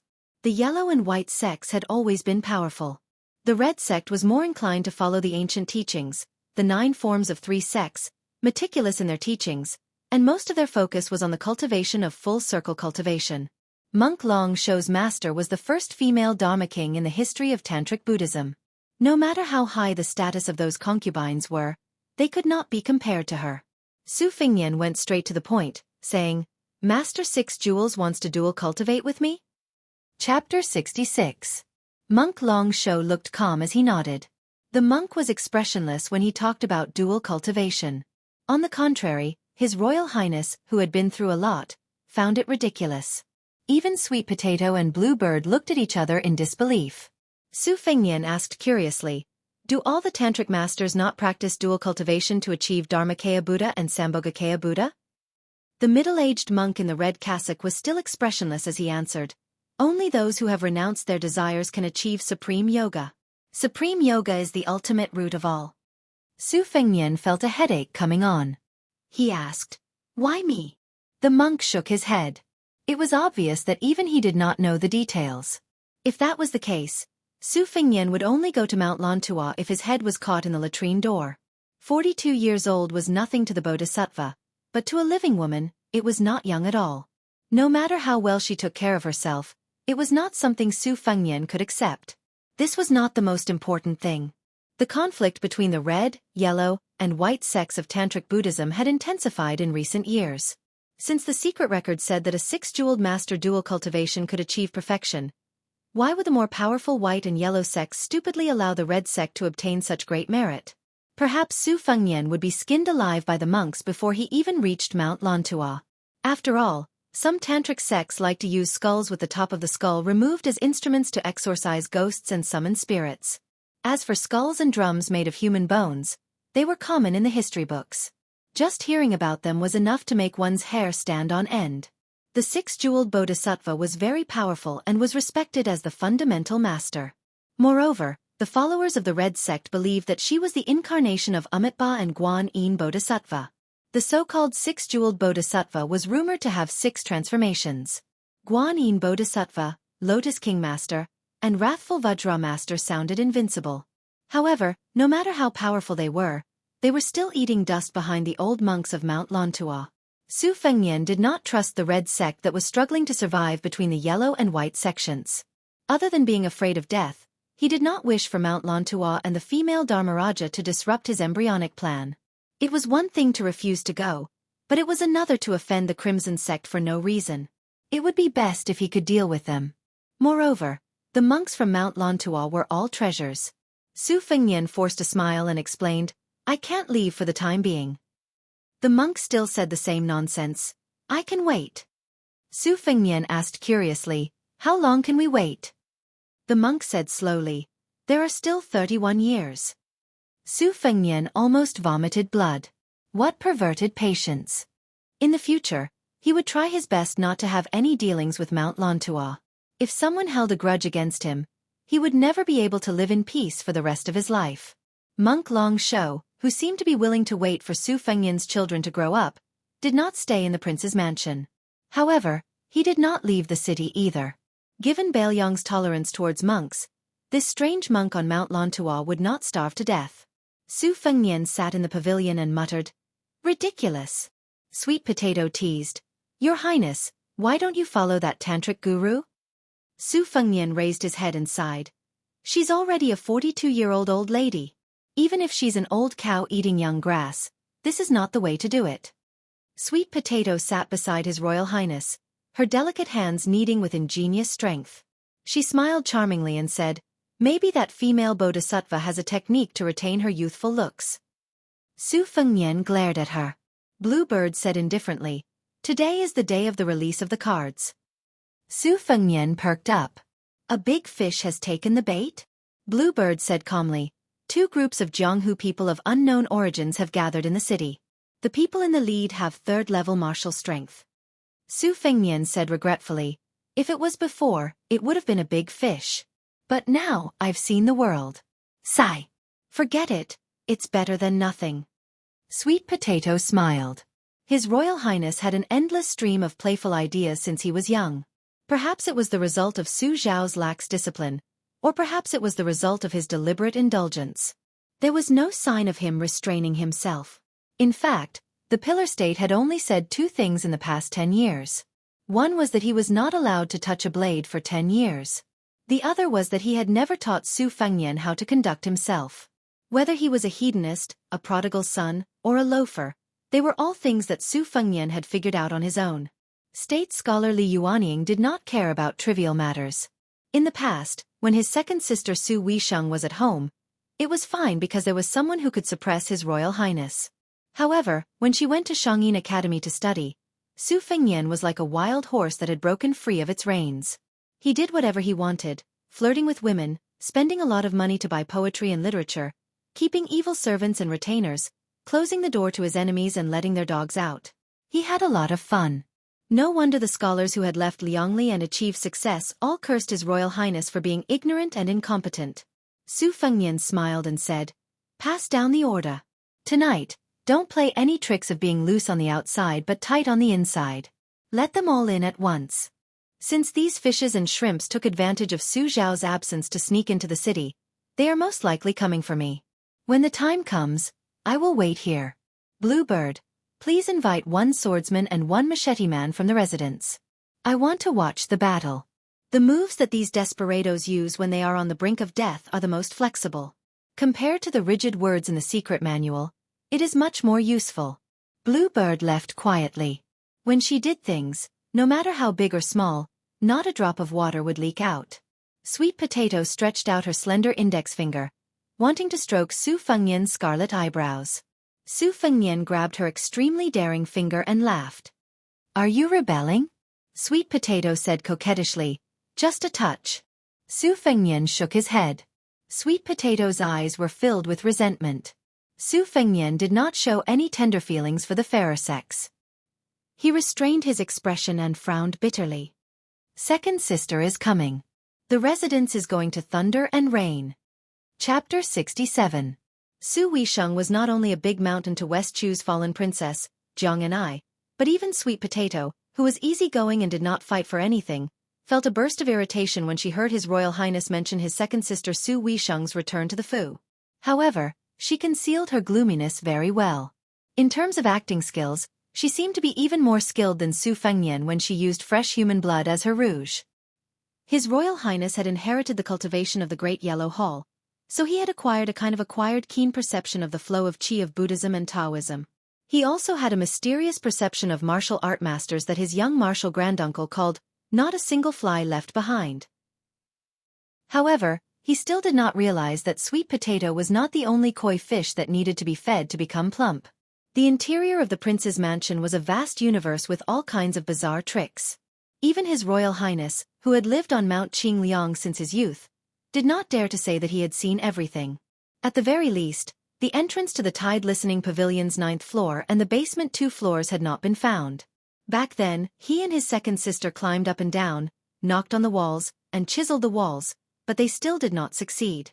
Su Xiao was happy that his children were busy at home, so that they would not create trouble for him when he left the Fu.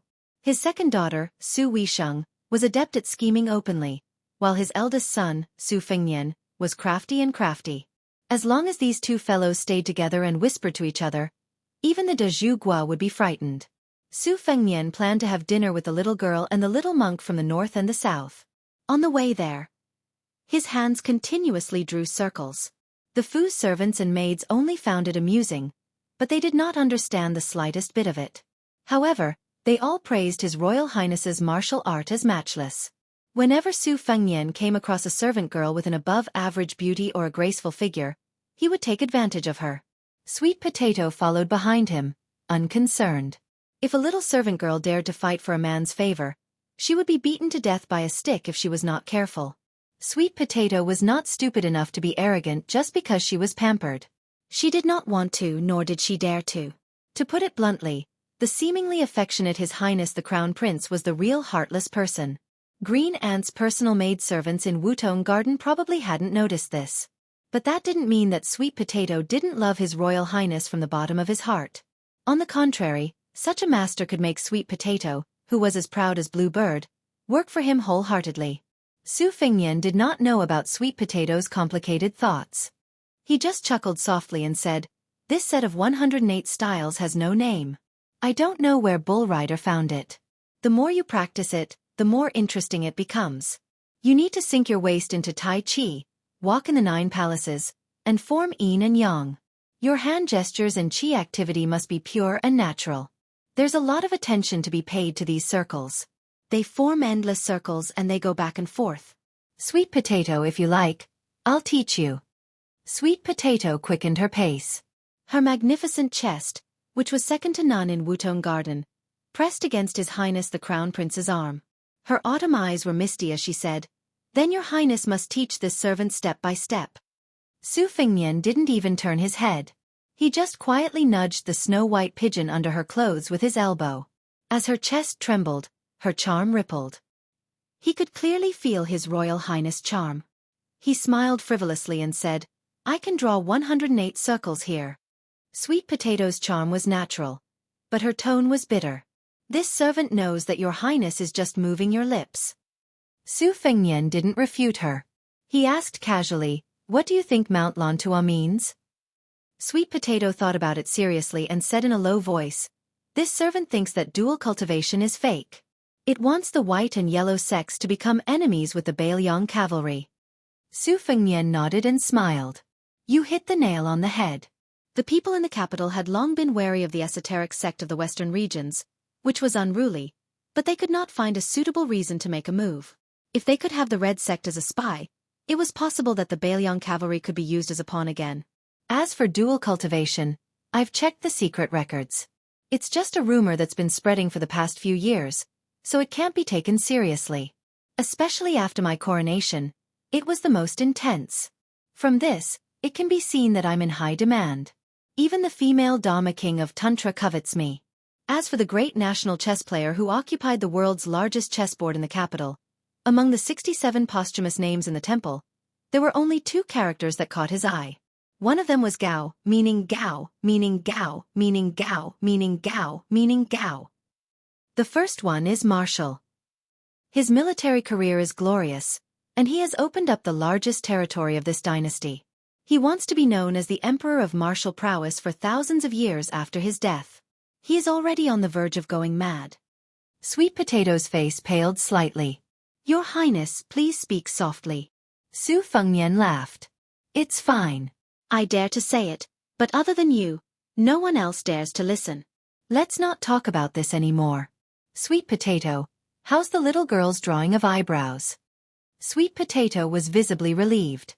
"For the time being, I've only taught her Xiao Shan Mei and Conk Dai Dai. The little girl is a fast learner."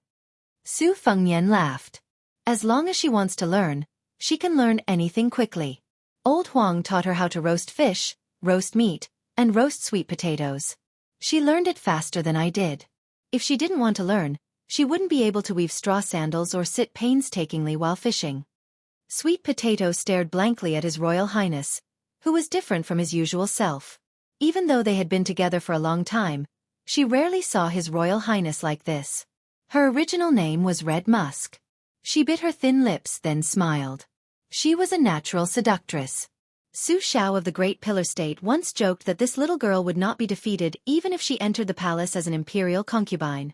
After scraping off half a jean of powder, the little girl imitated Sweet Potato and put on light makeup. As expected, she was much more gorgeous than when she didn't put on makeup. However, in Su Fengnian's eyes, the little girl without makeup was more likable.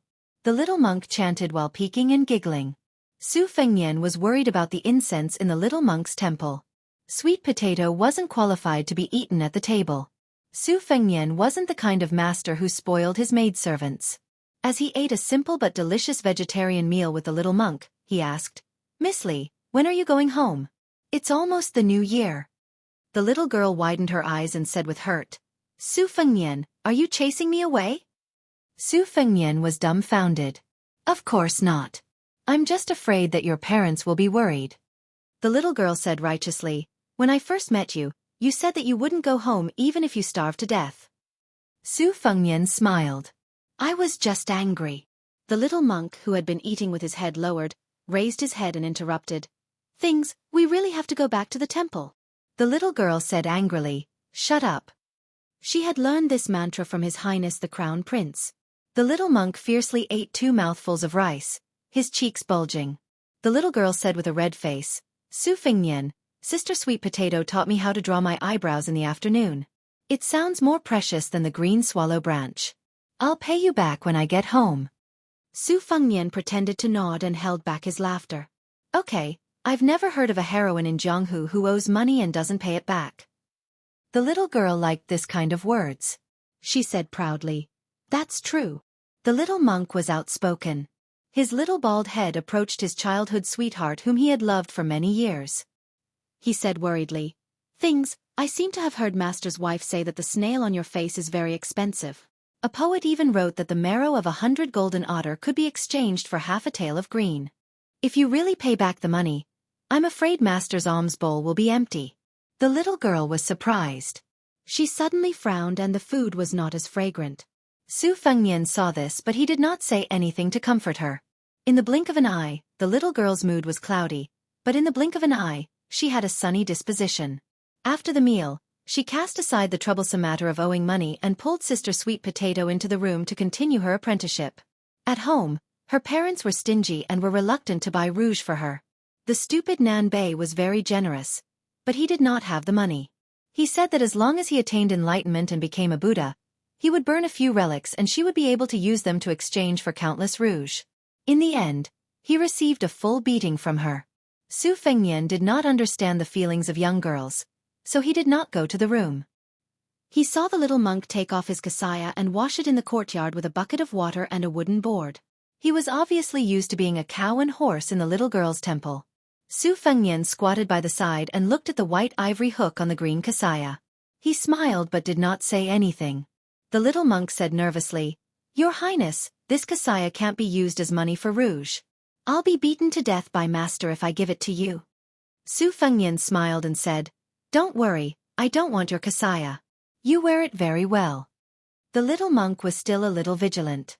Su Fengnian asked, "I remember that abbot is a Taoist term. It's the name of the leader of Taoism's 10-direction forest. How did it become Buddhism's?" The little monk was washing the kasaya. He was a simple-minded person and did not hear the teasing in His Royal Highness' words. He answered seriously, "In terms of the origin of the word abbot, the Vimaksha Sutra of India was written 100 years earlier than Taoism's Ben Ming Sutra. Moreover, Master told me that although the great abbot of the temple only lives in a small bedroom of 1 square foot, it can accommodate 3,000 small worlds and 3,000 lion forests. Listen, it's much more powerful than Taoism's heart of heaven. My master has never lost a debate." "Oh, he only lost to Master's wife." Su Fengnian was speechless and said, "You Buddhists are powerful, but your master is more powerful." Su Fengnian saw Blue Bird standing at the door of the courtyard. He got up and walked over. Blue Bird said sternly, "I heard that the second princess left the main group and rode alone. The 2 groups of Jianghu people are ready to make a move and are preparing to go out of the city."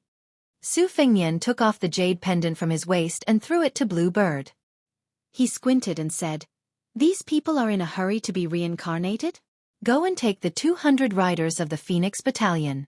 Don't forget to take the crossbows and kill them all." Blue Bird turned and left.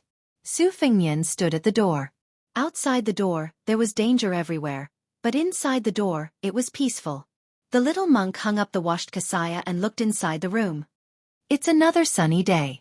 Lizzie, Master said that I have no comprehension ability, and you also said that I am stupid. I don't practice the two Diana in our temple. You are my Diana, and you are beautiful." Chapter 68. Although there were 300,000 cavalrymen stationed at the border, the Bailiang border was never peaceful. The Yanlu king, Jiaodong king, and the other vassal kings all reported their safety in the same way. Only Su Xiao, who had a different surname, complained to the court every year. Bei Mang also cooperated, sending troops to disturb the border every few days. There was a small battle every year and a big battle every 3 years. Both sides had their victories and losses. As time passed, the officials in the court began to complain that Su Xiao had ulterior motives and that he was not satisfied with splitting the land and sealing the border. These scholars, who saw themselves as the trusted aides of the dynasty, were mostly reprimanded by the emperor in the palace. Those who were slightly more serious were demoted out of the capital. Often, after accumulating enough experience in the local provinces, they would be recalled to the central government every 5 or 6 years and given important tasks. As time passed, the scholars who were slow to realize that this was a shortcut to the south.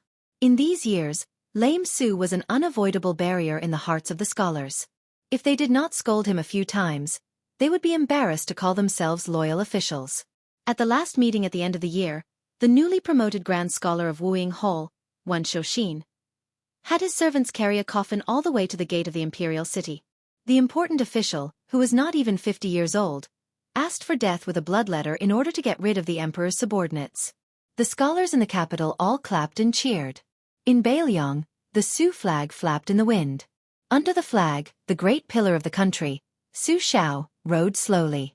There was only one handsome man beside him. His face was like jade, and he had the spirit of a scholar. However, he was dressed in military attire. He did not carry a sword and was empty-handed. A fine jade belt was tied around his waist, making him stand out from the crowd. The rest of the northern Liang's generals had to pull a long distance away from him.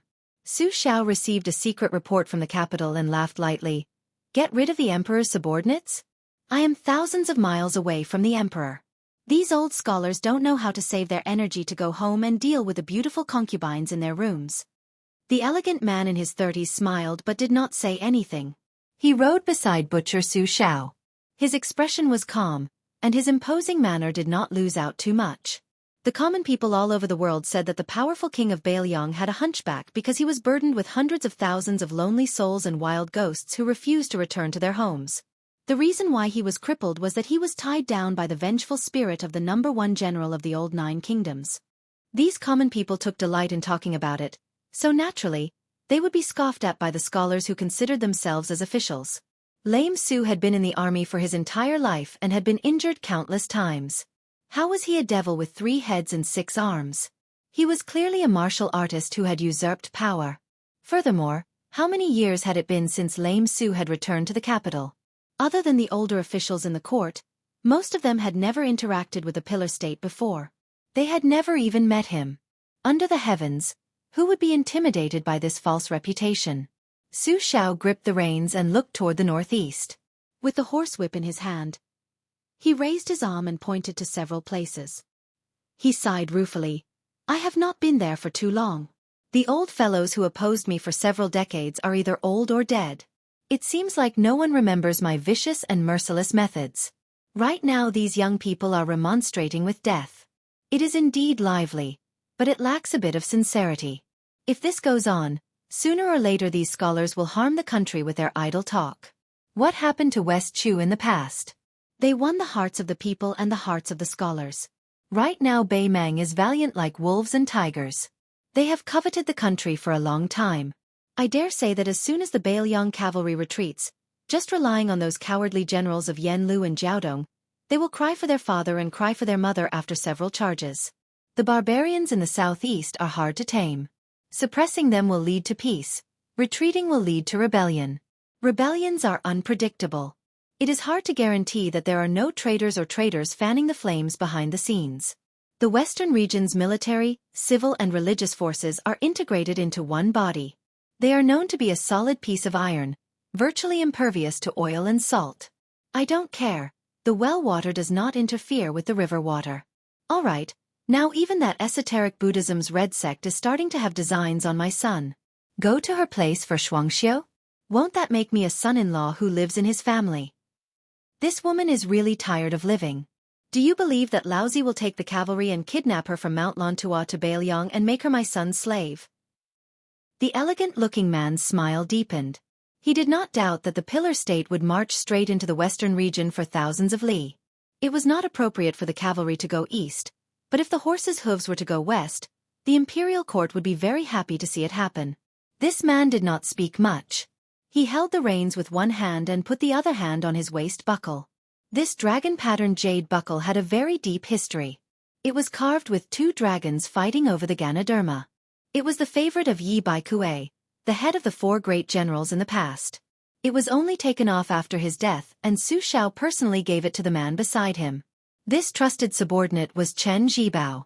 The prestige of Bailiang's 300,000 cavalry was second only to Su Xiao's little butcher.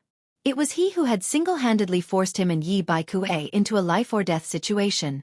Before the final battle where the two armies were evenly matched, Chen Zhibao rode out and dragged 2 peerless beauties with 2 ropes.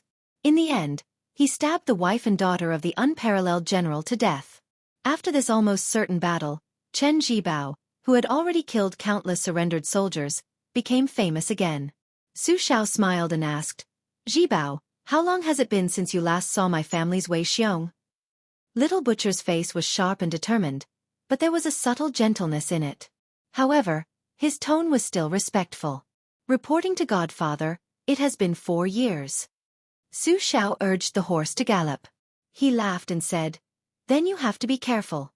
She rushed back to Bailiang this time and is not in a good mood." Chen Zhibao swung the reins and followed. Northern Liang's valiant generals were as numerous as clouds, and their ferocious soldiers were innumerable. The only one who could stand shoulder to shoulder with the Great Pillar State was Chen Zhibao, who always wore a white robe when he was not wearing armor. A horse galloped. The horse was the red snake that appeared in the ancient painting, 9 Horses painting. Even experts who knew horses did not think that such a spiritual horse really existed. The red snake was the land mount of the Dragon King after he transformed into a human. Its forehead was 9 feet tall and its fists were like a unicorn. The most mysterious thing was that there was a pair of red snakes dormant in the horse's nose.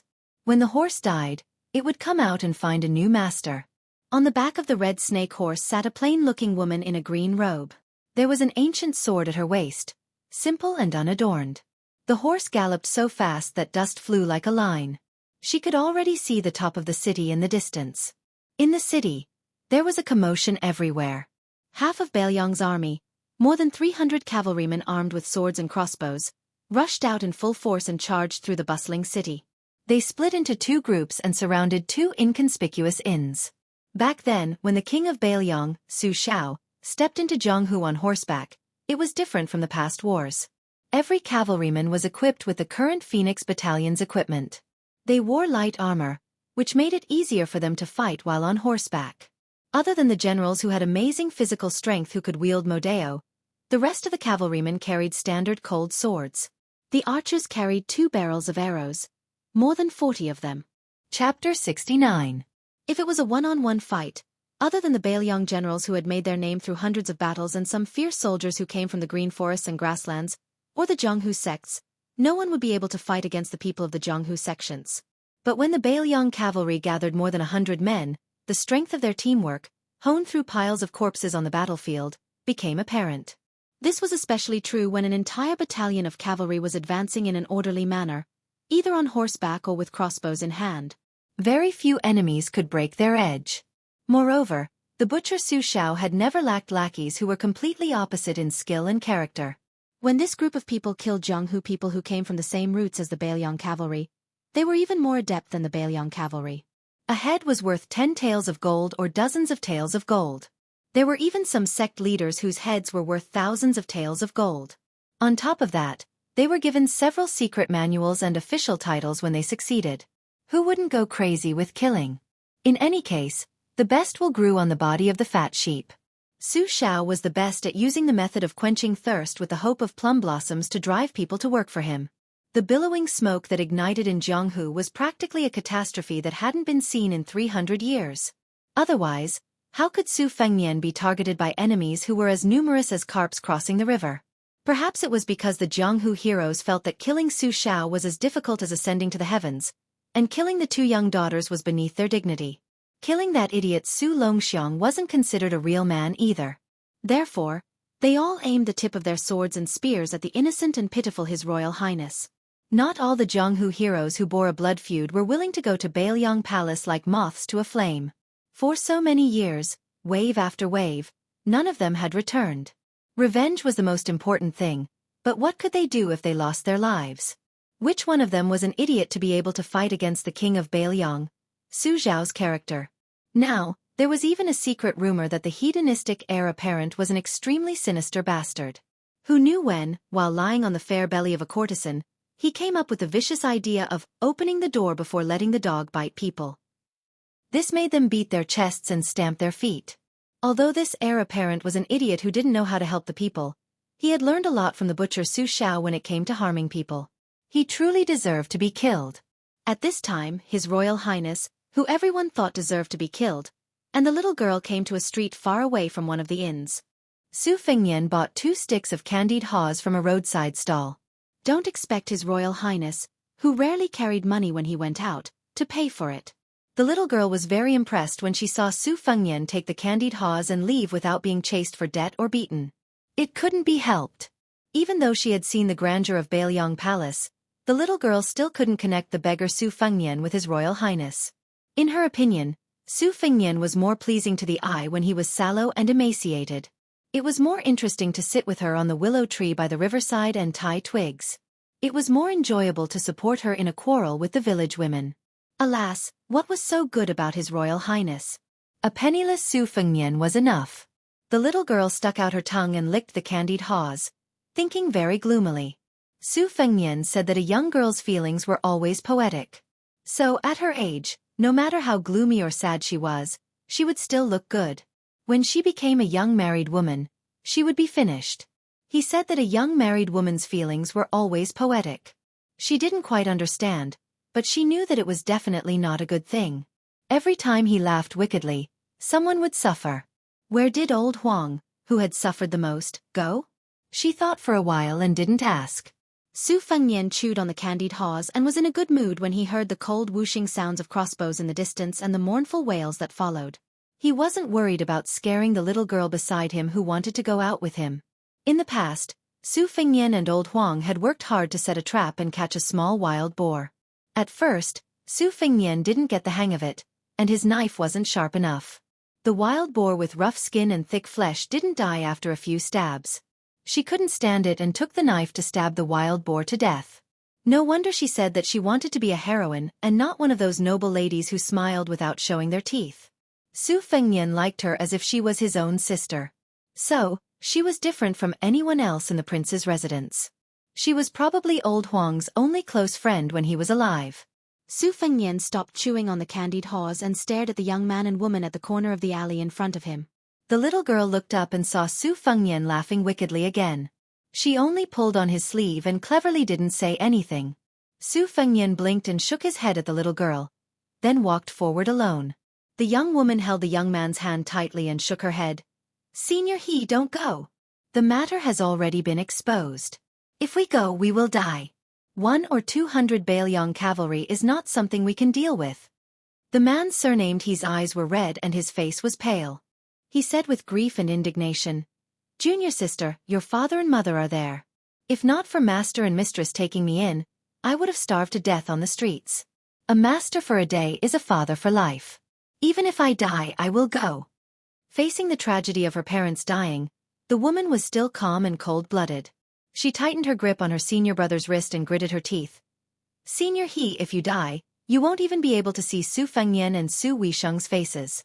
How can you die like this? Is this filial piety your filial piety?" That senior martial brother was still determined to meet his death. The beautiful woman let go of his hand and slapped his face. She sneered. Then you can die. Without her senior brother, she spat out a few words with every step she took. I want to live. That Su Fengnian is weak but lustful. Even if I enter a brothel, I won't regret it. I will first give my body to His Royal Highness a few times until he is completely numb and careless. After being played by him a few times, I will stab him a few times when I kill him. This prince doesn't know what's good for him and claims that he never destroys flowers. I want him to die in the land of warmth and tenderness. The senior brother's heart ached, but he still walked forward. Jianghu grudges end in Jianghu, and Jianghu men die in Jianghu. This may be stupid, but Jianghu is not like the palace. There are many fools who only know filial piety. They don't care about foolish filial piety. After he walked away, the woman said disdainfully, My parents raised this kind of trash for more than 20 years for nothing.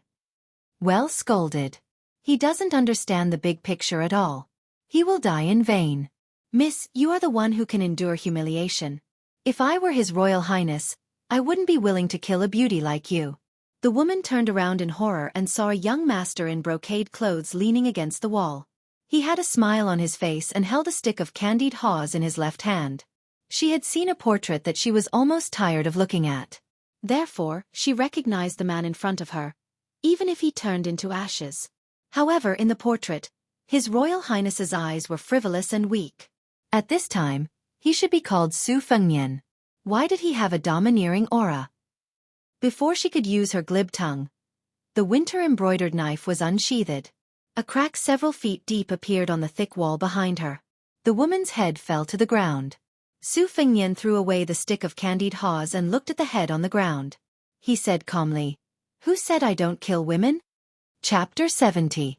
Su Fengnian abruptly turned his head and saw a thin figure standing at the end of the alley. His mind raced as he quickly saw the person's face. He couldn't help but be dumbfounded. It was actually the delicate girl from the beef shop. She was holding a bamboo stick, her delicate shoulders trembling as she stared blankly at His Royal Highness, who was holding a knife. Su Fengnian didn't know whether to laugh or be fierce. It was very awkward. If it was the assassin's accomplice, he could just kill him. But this little girl was so harmless that she didn't give His Royal Highness a chance to make things difficult for her. She had already turned and ran away. Su Fengnian didn't intend to pursue the matter. She was just a pretty girl from a small family. It was already quite impressive that she wasn't scared out of her wits.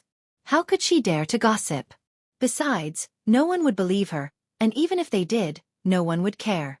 In Beiliang, if Su Xiao wasn't the emperor who only lacked a 9-dragon embroidered robe, then what was he? Su Fengnian found the little girl who lived in the temple. She was still fighting with the sugar-coated hawthorn with her small mouth. She probably thought the hawthorn was too sour, so she only bit off the rock sugar on the outside. She couldn't bear to throw away the rest, nor was she willing to eat it. She just stood there waiting for him. Su Fengnian didn't stand on ceremony and took the hawthorn, swallowing it in a few bites. He pulled the little girl to the beef shop 3 streets away and ordered 3 servings of soy sauce meat. The owner of the shop was still attentive. Su Fengnian didn't see the girl from the bamboo branch, who was probably called Jia. When they returned to Prince Liang's residence, Su Fengnian smiled and said, Before you go home, I want to show you something. Miss East-West asked curiously, What is it? Su Fengnian gently said, The mysteries of heaven cannot be revealed. The little girl curled her lips and said, My father said that the mysteries of heaven are all lies. Su Fengnian didn't think much of it and took her back to the residence. They first went to Wutong Garden. As soon as they entered the courtyard, he clapped his hands. When they heard the clapping, all the servant girls, including Sweet Potato, Green Ant, and Cucumber, stopped what they were doing and rushed out of the building. They piled up in the courtyard, chattering and laughing, all of them looking forward to it. Although the little girl had seen Sister Sweet Potato, when so many beautiful sisters suddenly appeared, she was still a little dazed. She only heard Su Fengnian say, The rules are the same as before. Go to the top of the mountain around this time tomorrow. The sisters burst into laughter, beaming with joy, and dispersed. After Su Fengnian sent the little girl who was in the dark back to her residence, he walked alone to a music hall called Chu Shu Bao Down. It was a 5-story building. There were bells, drums, zither, and cymbals in the hall. There were all kinds of instruments. There were more than 10 great musicians and music officials, and more than 160 little musicians. There were even more singers and dancers. These people were all raised by His Royal Highness for free. In the entire Liangdi, other than him, no one else could afford to raise this music hall. On the first floor, there was a large set of bells. There were as many as 8 sets of 65 bells. The bell racks were 2.5 meters high and were divided into 3 layers. They were arranged in a curved ruler shape, looking magnificent. The largest bell was as tall as a person and almost 500 caddies. This was the so-called bell chime, that signified the height of wealth and rank. The bell chimes were here. The Liang dynasty followed the ancient etiquette. There were 8 sons of heaven, 6 dukes of princes, 4 marquises, and 2 scholars. Therefore, the Bailiang Palace dance team could have 6 sons of heaven and 48 sons of heaven. Su Fengnian did not engage in honest work. For a period of time, he was obsessed with etiquette and music. He was most fond of the secular music of Shu, which was recognized as the most decadent sound in the world. He was also good at the grand Shu music, which was praised by the sons of this old man. His Royal Highness was able to play all the courtesans in Liangdi, big and small, not just by throwing money at them. The bell was the head of all the music. Su Fengnian lightly tapped the bell to test the sound. He frowned. The casting of the bells in the prince's mansion was superb. The shape was vigorous, the thickness was appropriate, and the range was wide. However, they were only used a few times a year, so it was inevitable that there would be some deviation when the sound was changed. Half of the 60-odd bells in this group were made by him and Su Weisheng. They were the most sensitive to the sound of the bells. If one were to say that Su Fengnian was idle, it would not be wrong to accuse His Royal Highness, who was born in a first-class noble family. Making bells was more time-consuming and exhausting than leading an evil dog and servant out on the street to molest a good girl. Was he really going to become a bell maker in the future? It was not only the bells. Su Fengnian also studied the sheng. Following his second sister who knew everything, he improved the 13 and 17 movements to 24 and 36 movements, like the clear cry of a young phoenix. Su Fengnian bent down and stretched out his finger to strike the bell. The sound of the bell was melodious and vigorous. When the sound weakened, he said softly, "Come out." Killing 2 birds with 1 stone. Yu Wei, who had been upstairs all day, came down. After the winter solstice, it was a good day for the rhythm of the yellow bell. She was wearing a snow-white fox fur coat, untainted by dust, slim and elegant. Little Li walked in through the door. She had been tiptoeing and secretly following His Royal Highness to the music hall where Chu and Shu musicians bowed their heads. She could barely be considered a girl next door who had just grown up, but in the Bailiang Palace where beautiful maids were everywhere, she really did not stand out. Even the dancers and singers who were kept as playthings by His Royal Highness could not compare to her. Fortunately, the little girl had not reached the age where she would consciously be jealous of others. She only wanted to be a carefree heroine in the Jianghu. She was ignorant and did not know how to compete with others. The little girl giggled and jumped to Su Fengnian's side. She touched the big bell curiously and said with a look of admiration, "Su Fengnian, you know about this?" Su Fengnian smiled and said, "I know a little." The little girl said regretfully, "I'm far from it. My mother said that I'm tone deaf since I was young. It's worse than the chanting of the monks at home." Su Fengnian joked, "I already learned about it when I taught you how to whistle." The little girl raised her foot to step on Su Fengnian, but her foot was dodged. The little girl was unwilling to give up and began to chase His Royal Highness. Yu Wei, who was standing at the stairs, sighed softly. "This little girl is really brave." After fooling around for a while, Su Fengnian saw Blue Bird standing at the door with an unnatural expression. Chapter 71. Su Fengnian's heart skipped a beat. He held the girl's head with one hand and pointed at Yu Wei with the other. He smiled and said, "Lizzie, you play with this fish sister first. I have to go pick up someone." The girl made an "oh" sound. Su Fengnian turned to look at Yu Wei at the door and ordered, "You take care of Lizzie.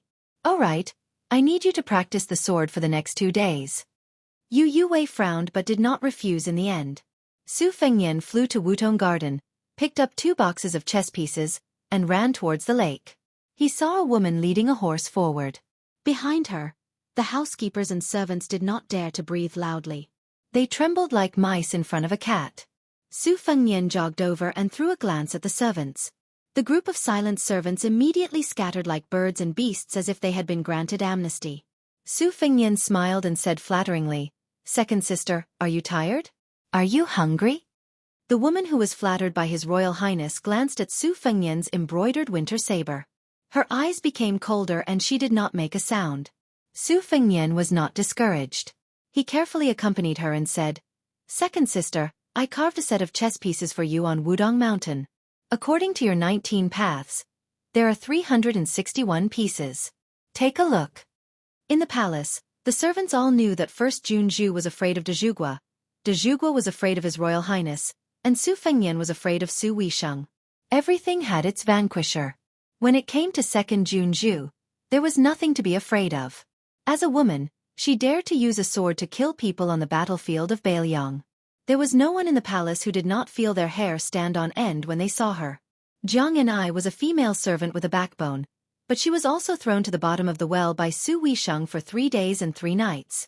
When she was pulled out of the well, the originally beautiful girl was like a ghost without a soul. Su Weisheng didn't even look at the chess pieces in the box as he silently walked forward. Su Fengnian felt wronged and called out to his sister. "I'm your sister?" Su Weisheng said coldly. Su Fengnian's footsteps did not stop as he muttered, "I'm just practicing the saber. Do you have to make such a fuss with me? I haven't seen you in 3 years, but you don't even smile."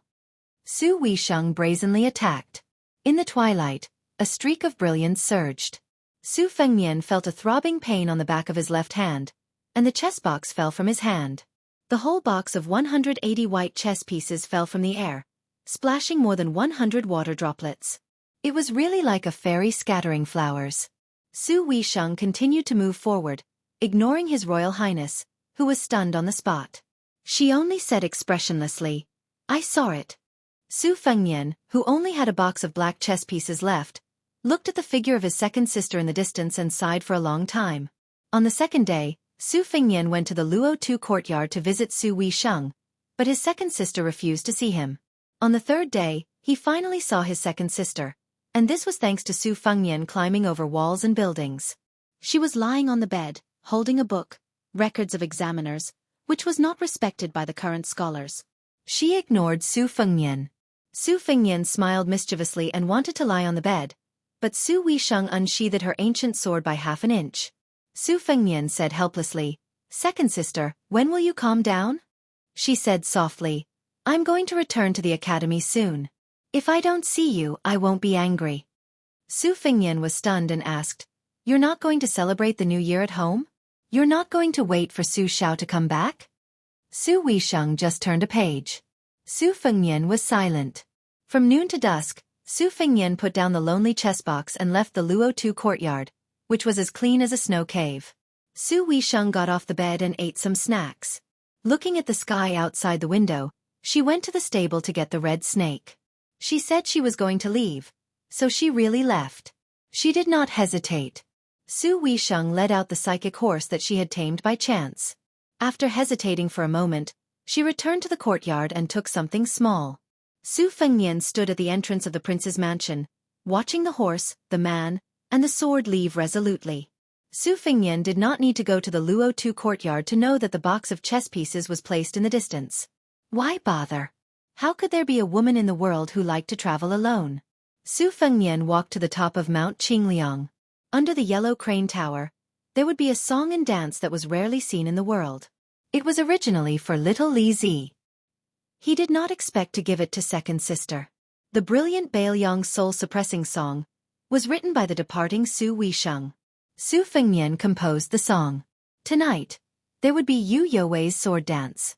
Red Musk, Blue Bird, and the other girls would sing. Green Ant, Huang Shang, and the other 30 musicians would sing. There were 160 singers and dancers. At the top of Mount Qingliang, the lights were as bright as day.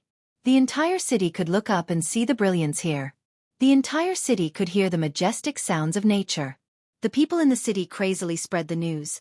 His Royal Highness is going to reward the children with a song again. Under the yellow crane tower, the flames were like a rainbow. Beiliang has millions of households.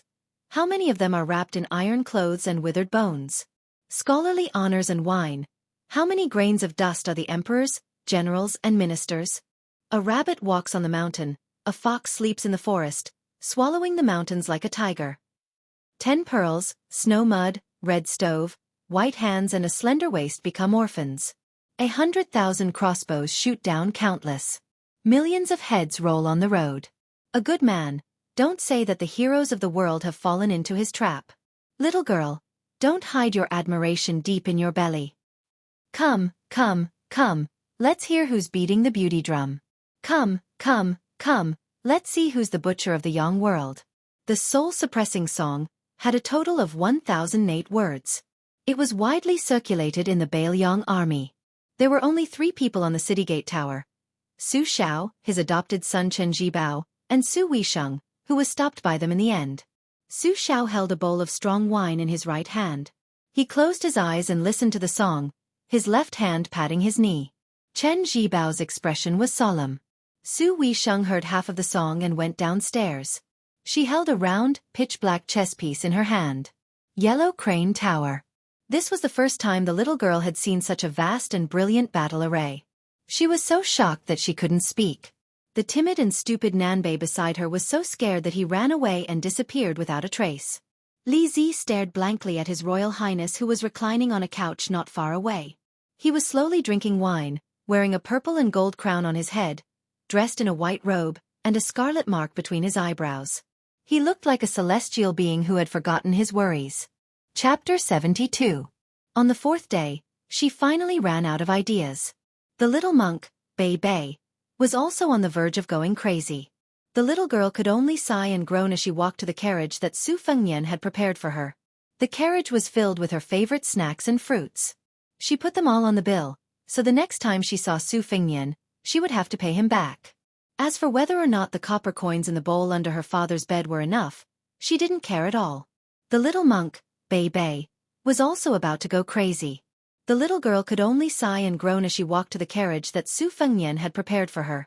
The carriage was filled with her favorite snacks and fruits. She put them all on the bill, so the next time she saw Su Fengnian, she would have to pay him back.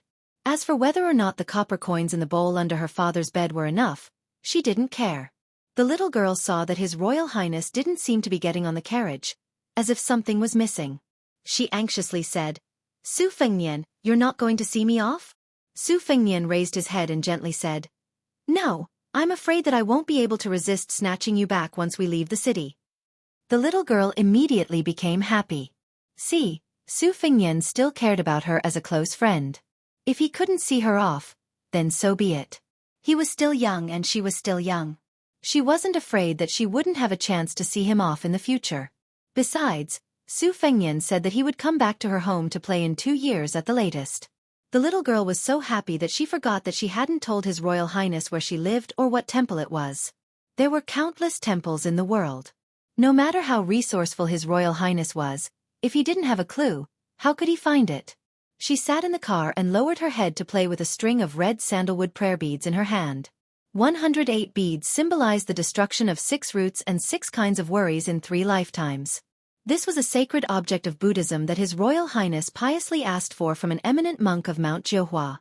The master of that eminent monk just happened to pass away at the age of 108. He held this string of Buddhist horse rope and chanted countless sutras. Naturally, it contained a kind of great merit that could only be understood. It could be seen that the heartless His Royal Highness cherished this little girl from the bottom of his heart. That night, the old soldiers in the city were filled with mixed feelings as they listened to the brilliant Bailiang's soul-suppressing song. The little girl ran to His Royal Highness's couch and was pulled into his arms. She wasn't shy at all. Listening to the song and smelling the scent of alcohol, she felt her heart was at peace.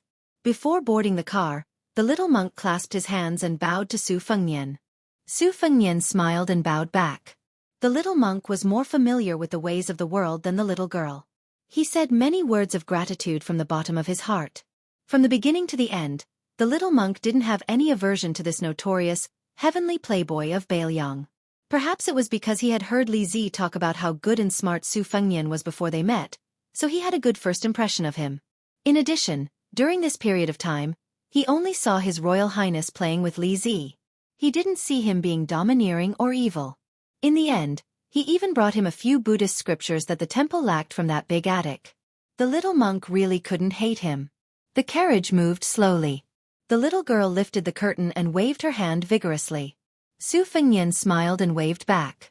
When she could no longer see Su Fengnian's slender figure, the little girl sat back down on the embroidered stool. She was a little annoyed and her heart was empty. The little monk asked, "Li Zi, why didn't I see the coachman you mentioned, old Huang?" The little girl, who was originally listless, immediately became radiant and said, "Old Huang, he's the most interesting. When he smiles, I can see that he's missing 2 front teeth. Old Huang loves his ivory comb the most. He always hides it, afraid that Su Fengnian will sell it for money. But he's willing to let me comb his hair. Anyway, old Huang and I have a good relationship." As long as Li Zi was in a good mood, the little monk was in a good mood. Even if Li Zi was in a good mood because of old Huang or even Su Fengnian, the little monk didn't care. "Stupid Nanbei." The little girl suddenly used her finger to knock the little monk's head and scolded, "Who told you to call me Li Zi?" The little monk held his head and said, "Su Fengnian always calls you that." The little girl became angry from embarrassment and said, "Are you him? Are you the same?" The little monk said timidly, "Okay, Thing." The little girl gritted her teeth and said, "You're not allowed to call me Thing. Wu Nanbei, you stupid Nanbei." The little monk tactfully shut his mouth. She was really angry. Otherwise, she wouldn't have called him by his full name, Wu Nanbei. This was because her master used to hold on to Li Zi's braid and earnestly taught her that monks shouldn't talk about their names, Taoism, or longevity. She was not allowed to call her family by their original names before they were born. Alas, her master didn't have any strong points. This was the only good thing about him. Li Thing. Wu Nanbei. Although the little monk's face was reserved, he was actually thinking happily in his heart. "You're Thing, and I'm Nanbei. As long as we're together, everything will be fine." Poor Su Xiao could only appear in his mansion when the little girl and the little monk left the city. He sat with Su Fengnian in the pavilion in the middle of the lake. Only the father and son were there. Even Chen Jibao wasn't present. De Zhugua had 6 adopted sons. Chen Jibao, Yuan Zuozong, Yi Shizhen, Yao Jian, Qi Dengua, and Chu Lushan. Their personalities were very different. His Royal Highness also had a subtle relationship with them. Su Fengnian didn't get along with Chen Jibao since they were young. In the past, he didn't have a good impression of Yuan Zuozong and Qi Dengua, the 2 invincible generals. In the past year, their relationship had improved so much that they even drank together a few times. As for the scholarly general Yi Shizhen, his relationship with His Royal Highness was always mediocre. However, Yao Jian, who was proficient in the green pouch technique, was always able to talk to Su Fengnian. The young heir liked to watch Yao Jian gnaw on soil and seal acupoints the most. He always found it very interesting.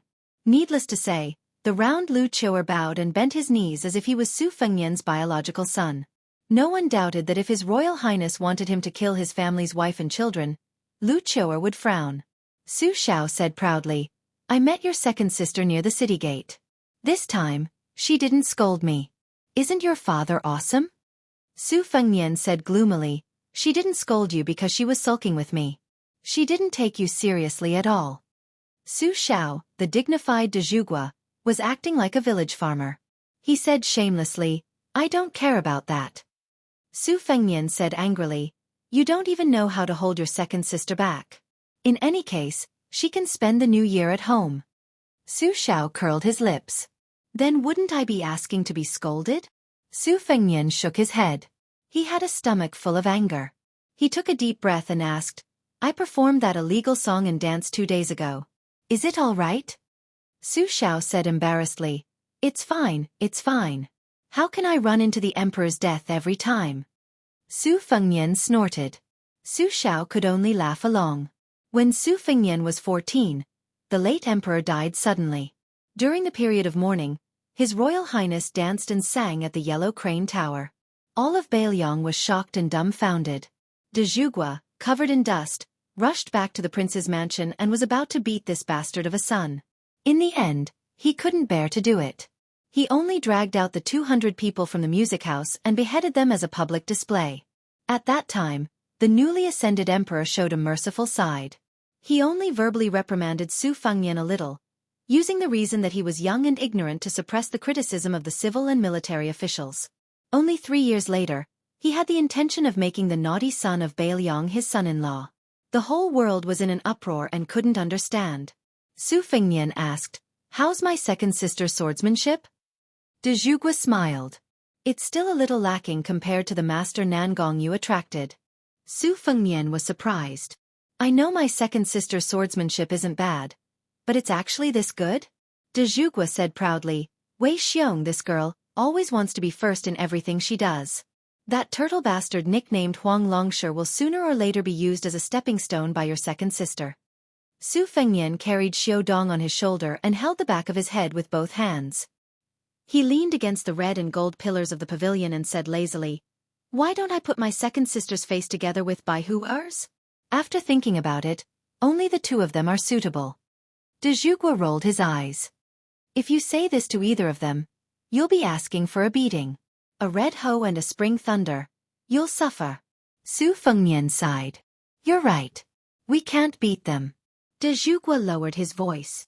"I have an expert in my hands. If you have the ability, take him." Su Fengnian frowned and asked subconsciously, "How high?" De Zhuge stretched out his 2 hands. "In the whole world, he's really in the top 10. 40 years ago, he was in the top 3. 20 years ago, he was definitely in the top 5. Su Fengnian smiled bitterly. "Isn't he even higher than old Huang?" Su Xiao smiled. Su Fengnian asked, "Where did you hide him?" Su Xiao pointed at the tide listening pavilion and said mysteriously, "He's suppressed under the pavilion.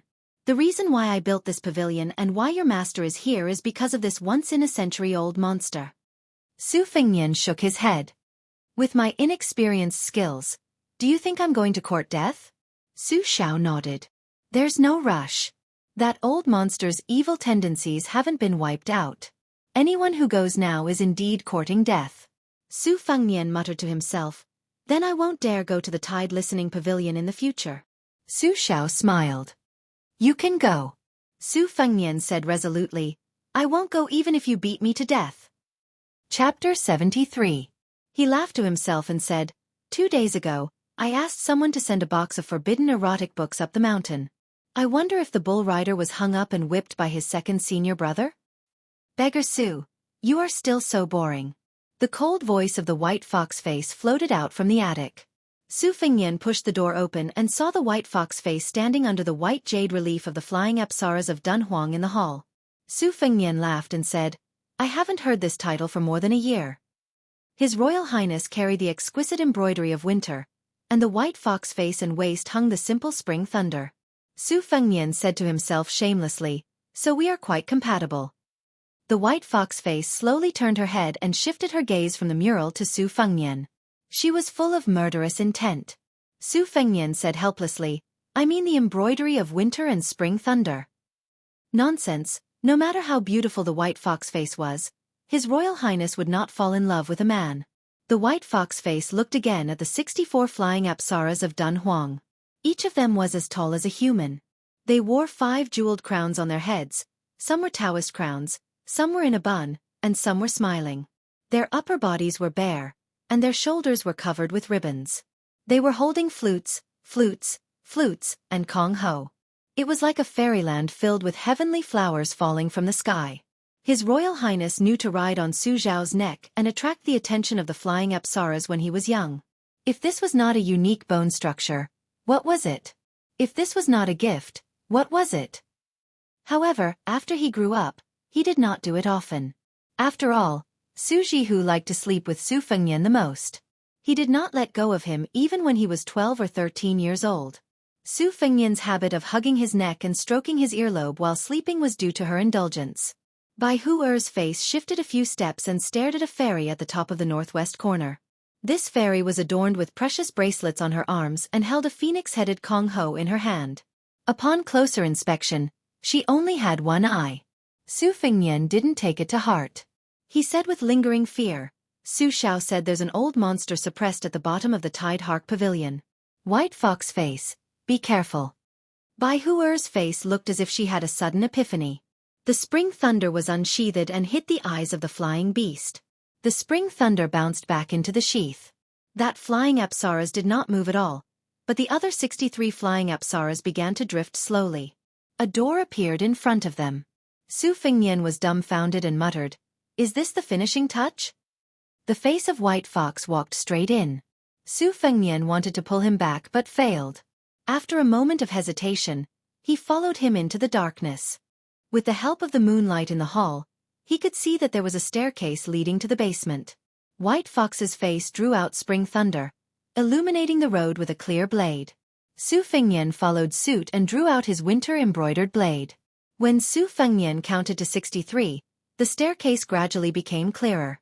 It was a hall with 4 luminous pearls embedded in the 4 walls. It was like a tomb. Memorial tablets. It was filled with the memorial tablets of Bailiang's fallen generals and generals. No less than 600 pieces. A thatched mat was placed in the center of the hall for kneeling and worshipping. The mat couldn't conceal an even larger yin-yang fish formation. Su Fengnian looked at the memorial tablets. Only a small number of them were familiar to him. They were all the meritorious generals of Bailiang's army, who died in the chaotic spring and autumn war that swept the world. A general success was built on the bones of 10,000. This was just the language of a scholar. Here in this place was the real underworld. White Fox's face showed no signs of fear. He only asked, "Do you want to exchange winter embroidered for spring thunder?" Su Fengnian knew something was wrong. He shook his head and said, "No, I don't." White Fox's face was obviously annoyed by His Royal Highness' lack of tact. He narrowed his phoenix eyes and stared at Su Fengnian as if he was looking at a memorial tablet. White Fox's face could see that spring thunder was more suitable for His Royal Highness to practice his blade than winter embroidered. Su Fengnian pretended not to see anything. If he was not mistaken, the peerless master who had been suppressed for 20 years was lying dormant underground. Judging from White Fox's posture, he was obviously curious. With his temper, he would most likely go and find out. Su Fengnian didn't want to be a lamb in a tiger's den. His second Jianghu adventure wasn't so desperate that he had to take the risk. Bai Hure frowned and compromised for the first time. "I want to go down another level.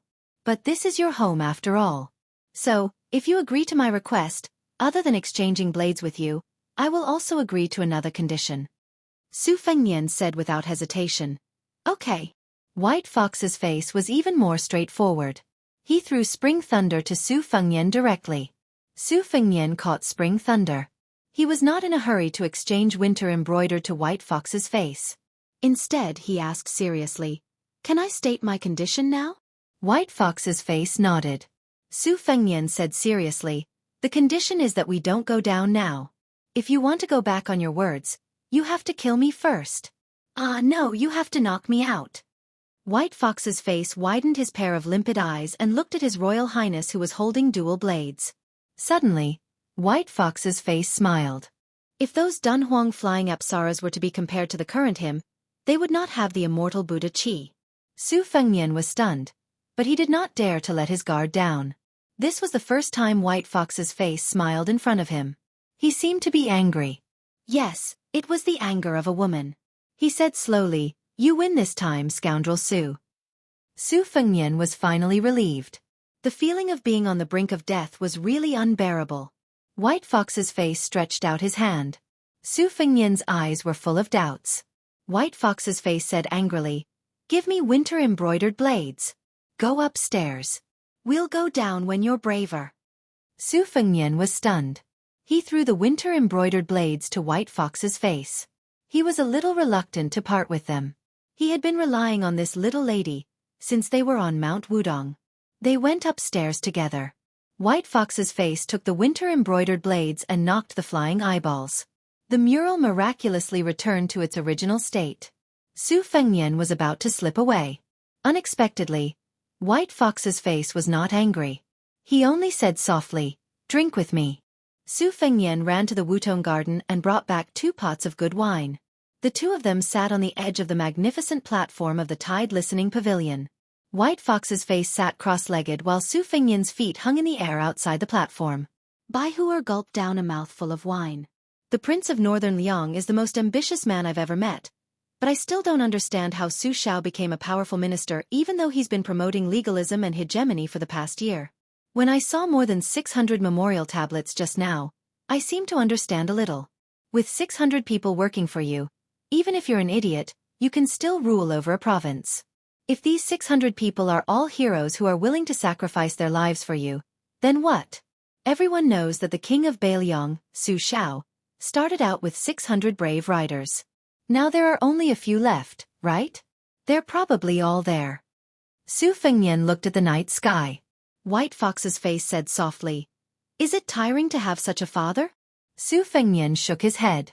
White Fox's face shook the wine pot and mocked, "Your father's methods, scheming and endurance are all top-notch, but you're a scoundrel." Su Fengnian smiled bitterly. "Don't make fun of me, an idiot. Didn't I use embroidery winter to cheat you of spring thunder? If you're not satisfied, we can exchange it back." White Fox's face curled into a charming smile. She took another sip of wine. Even when drinking, she was still so bold. She said, "Tell me, what's your condition?" Su Fengnian said softly, "Let's not talk about it. If you want to go down, then go down. Just let me know when the time comes. I'll ask Su Xiao to arrange more people for you." White Fox's face was suspicious. "Since when are you so kind?" Su Fengnian said self-deprecatingly, "I don't have many friends to begin with. Because of the Lingzhou prefecture's magistrate, who was determined to be a loyal minister, I lost one last year. No matter what you think of me, I'll always treat you as a friend." White Fox's face was expressionless. She only raised her head and drank. Soon, the whole pot was emptied by him. She reached out her hand and asked Su Fengnian for more wine. Su Fengnian shook the wine pot in his hand and smiled. "I've already drunk. Do you still want more?" Slightly tipsy, White Fox's face said loudly, "Give it to me." Su Fengnian handed it over. He was half surprised and half annoyed. He was surprised that White Fox's face, who was so proud and arrogant, was beginning to not care about trifles with him. He was annoyed that White Fox's face was definitely not a woman. White Fox's face said something that almost made Su Fengnian vomit blood. "If only you were a woman. I'll marry you." Chapter 74. His Royal Highness had always been the one to tease others. How could he be the one being teased?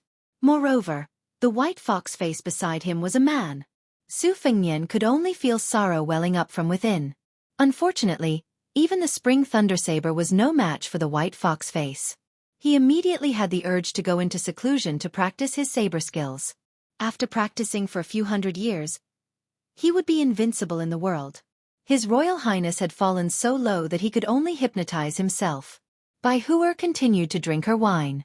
Her red phoenix eyes glanced at scoundrel Su from the corner of her eye and felt a sense of relief. Drinking 2 pots of wine warmed her stomach, but when she spoke, it warmed her heart. No wonder beggar Su was still so stubborn even though he was so poor during his travels. Sometimes, his words were the most infuriating, even sharper than the embroidery of winter and spring thunder. The White Fox face finished his wine and placed the 2 empty pots beside his feet. He looked at the calm surface of the lake and smiled. "I listened to the brilliant Beiliang soul suppression song that night. The lyrics were well written, but the music was a bit lacking, wasting 1008 words." Su Fengnian pointed at himself and laughed dryly. "Forgive me, it was indeed my music." The White Fox face gave him a punch and a jujube. "I said it was not good because of the brilliant lyrics in front of me. If your music was put aside, it was still beyond my expectations. Seems like I can't call you an idiot in the future."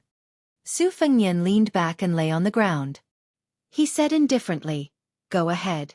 It's not easy to meet a guy who doesn't get angry when he scolds me. I can't let it go to waste."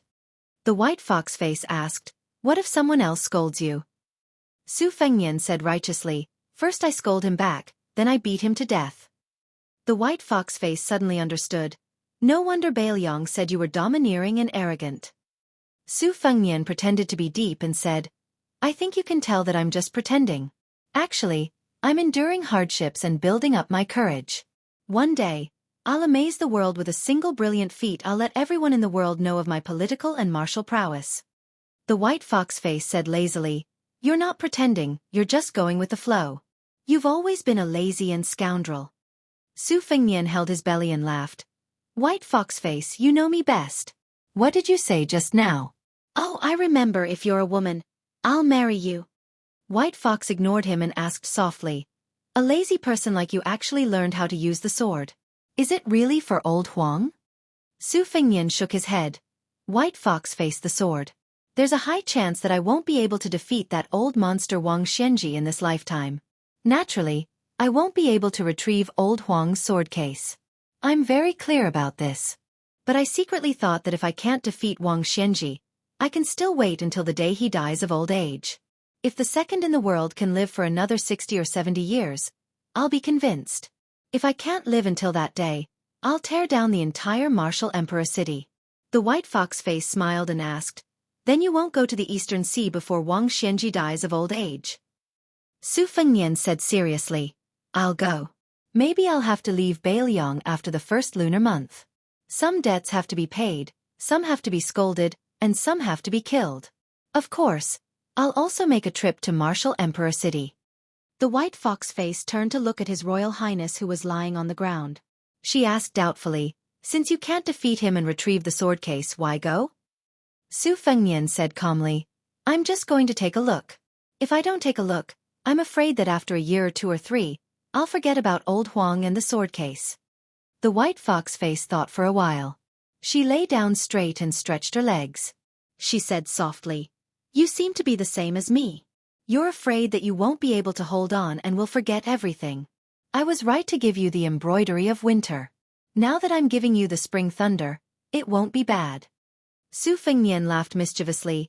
White Fox face, it's a pity that you're a man. The White Fox face returned the compliment. She squinted her eyes and smiled. It's a pity that you're not a woman. Su Fengnian closed his eyes. The White Fox face said softly, I won't follow you out of Beiliang. There are 5 floors of secret manuals in the arsenal.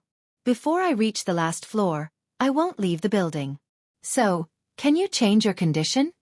Without waiting for Su Fengnian to answer, the White Fox face continued, If you don't agree and want me to follow you to the Jianghu, I'll still fulfill my promise. Su Fengnian, who was still resting with his eyes closed, twitched the corner of his mouth and said, One spring thunder from embroidery of winter is enough. Old Huang said that one must be content with what one has to fill one's stomach and heart. Listen to this logic. No wonder he could perform those 9 swords. I think that this is what an expert is like. F***ck Wang Xianji. Dong Tai, Chao Guanzi. The White Fox face closed her eyes and fell into a deep sleep. When she woke up in the morning, the White Fox face sat up abruptly. Her face was as white as snow, and the winter embroidery knife beside her was trembling and crying. When the White Fox face realized that she was wearing a familiar mink coat, she quickly calmed down and laughed at herself. Chapter 75. When Su Fengnian found Xianxia, she was carrying water to wash clothes. She was reluctant to use force to wash a few thin and white clothes. When she saw Su Fengnian, the female servant who had grown from Princess Tai Ping to Princess Wei Ping with great difficulty, she turned a blind eye to His Royal Highness. Su Fengnian had heard that when his second sister returned to the palace, although she ignored him, she had secretly taught a lesson to this girl who had foolishly written the Great Gunghorn Oath to Kill post. Su Fengnian did not feel any heartache. He only rejoiced in her misfortune. Who told you to make trouble and not properly clean that little vegetable garden? Xianxia seemed to see Su Fengnian's malicious smile from the corner of her eyes. Her face became even colder and she accidentally used too much force to wash the clothes. Her eyes were filled with annoyance and her movements immediately became lighter. She no longer cared about fighting with Su Fengnian. His Royal Highness was a prodigal son of a noble family, who could casually make a set of Beiliang's soul-suppressing song that was known throughout the city when he was bored. And she was just a female servant who did not even dare to use force to wash a few pieces of clothes. What was the point of being angry with him? Su Fengnian looked at Jianghu's red and frozen cheeks. When she was not smiling, her dimples were shallow. Looking at her eyes, they were lifeless. Had she become discouraged after being taught a lesson by his second sister? Had she given up on killing him? This was not the usual style of this crazy girl. Could it be that his second sister had given her too much medicine this time? Su Fengnian thought for a moment and smiled. In the coming days, go to Wutong Yuan and read to me. 1 word for 1 How about this deal? Xianxia did not even think and resolutely said, Not reading. Su Fengnian said unhurriedly, You have to know that I am letting you read secret manuals from the martial library. You don't want to read? You don't want to earn this money? Jiang Ni's brows furrowed and her movements of washing clothes became even more meticulous and slow. Su Fengnian turned and left. Jiang Ni snorted and continued to wash clothes with her head down. She was not going to take the bait. Su Fengnian clicked his tongue from afar. 1 word is 1. 1,000 words is 100,000 strings of coins a day. Including rest, 1 year is 36,000 strings of coins of money. At the end of the year, 10,000 strings of coins of wealth. Just thinking about it, it is a pity. Jiang Ni's mouth twitched. To read 300 poems to write poems of gods. There is also an old saying, there to read 300 poems. Even if you don't know how to compose poems, can compose poems, recite. It. To be I. Listen, my maids to my ears. To hear my. Turned a Fengnian spat. And Fieri to Hin. Perhaps it was mixed with a lot of insignificant kindness, but Jiang Ni ignored it or regarded it as a provocation. When His Highness Crown Prince disappeared from her peripheral vision, Jiang Ni was in a daze. Although she was born in a noble family, how could a child who was only a few years old have any feelings for money? Later on, she was kidnapped and brought to the northern Liang Palace. She lived a very poor life. Now, her monthly allowance was not even 2 taels. She had a lot of money. Even 10,000 taels of silver was something she did not even dare to think about. Jiang Ni did not have much interest in earning money. What really attracted her was the martial arts manuals that she could only look forward to for many years. Of course, she knew that Su Fengnian, this mean and evil person, was practicing his blade with all his might in Wudong. He did not rest for even a moment. Jiang Ni could not help but ask herself, what can she do with the talisman wrapped around her arm? A few years ago, she could not kill His Royal Highness. In a few more years, even if she had 100 or 1,000 talismans, would she be able to kill him? But if she agreed to study for him, how treacherous was Su Fengnian? Wouldn't there be a trap for her to jump into? Jiang Ni's eyes were empty. She walked blankly in front of the little snowman and squatted down. There was nothing sadder than a dead heart. Su Fengnian stood in the shadow, squinting at the little mudman and the little snowman. The great pillar of the country, Su Xiao, appeared and disappeared unpredictably. He stood behind him and chuckled. Haven't you seen enough after more than 10 years? Su Fengnian rolled his eyes. Su Xiao saw that the spring thunder had replaced the embroidered winter. He made a sound of surprise and asked curiously, how did you trick it? Su Fengnian coldly snorted, don't play dumb with me.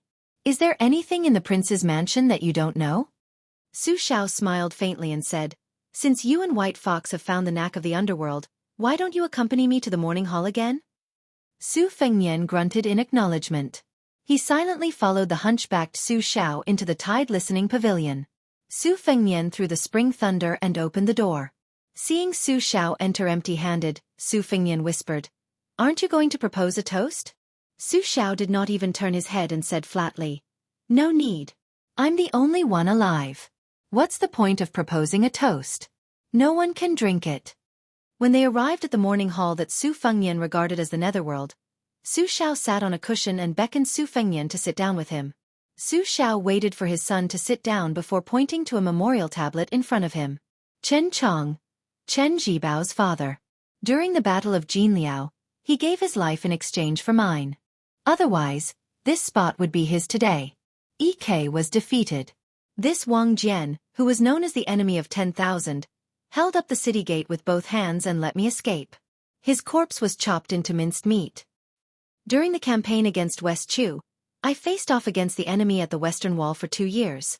Everyone in the world believed that I would join forces with the West Chu Emperor and rule the world from north to south. Ma Ling, who was finally able to retire as a senior official in the capital, spoke up for me. He led a total of 14 former Bailiang generals and pledged their loyalty to me at the cost of their lives. Xing Qiu of the Eastern Yu, Fan Li, who liked to sing with his hoarse voice when he drank, also passed away. Within Western Shu, just 10 miles from the Imperial Palace, military advisor Zhao Chongling died of illness. Just 10 miles, and he would have been able to kill the incapable ruler of Western Shu who had destroyed his entire family. Han Li originally did not have the death penalty. In order to establish military discipline, I personally cut off his head. Su Xiao pointed to the memorial tablets one by one. His voice was hoarse and calm but thunderous. Su Fengnian trembled all over. Su Xiao stood up with a limp and straightened his back. He looked at the memorial tablets that were piled up layer by layer and sneered. Fengnian, when you leave Shiliang, I will make a trip to the capital. I want to see who dares to take my life. With their little strength, they cannot lift the head of the butcher Su Xiao. Chapter 76. Jiang and I was unwilling to read, but there were many pretty maids in Wutong Garden who fought to read to His Royal Highness.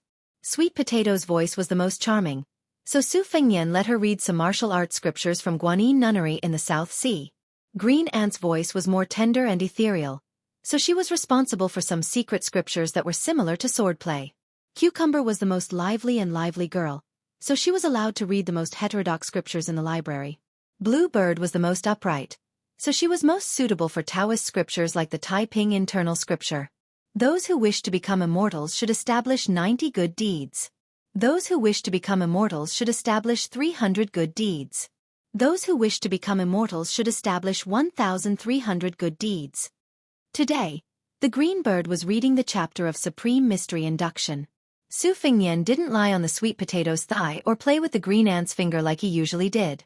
Instead, he sat upright and still by the window.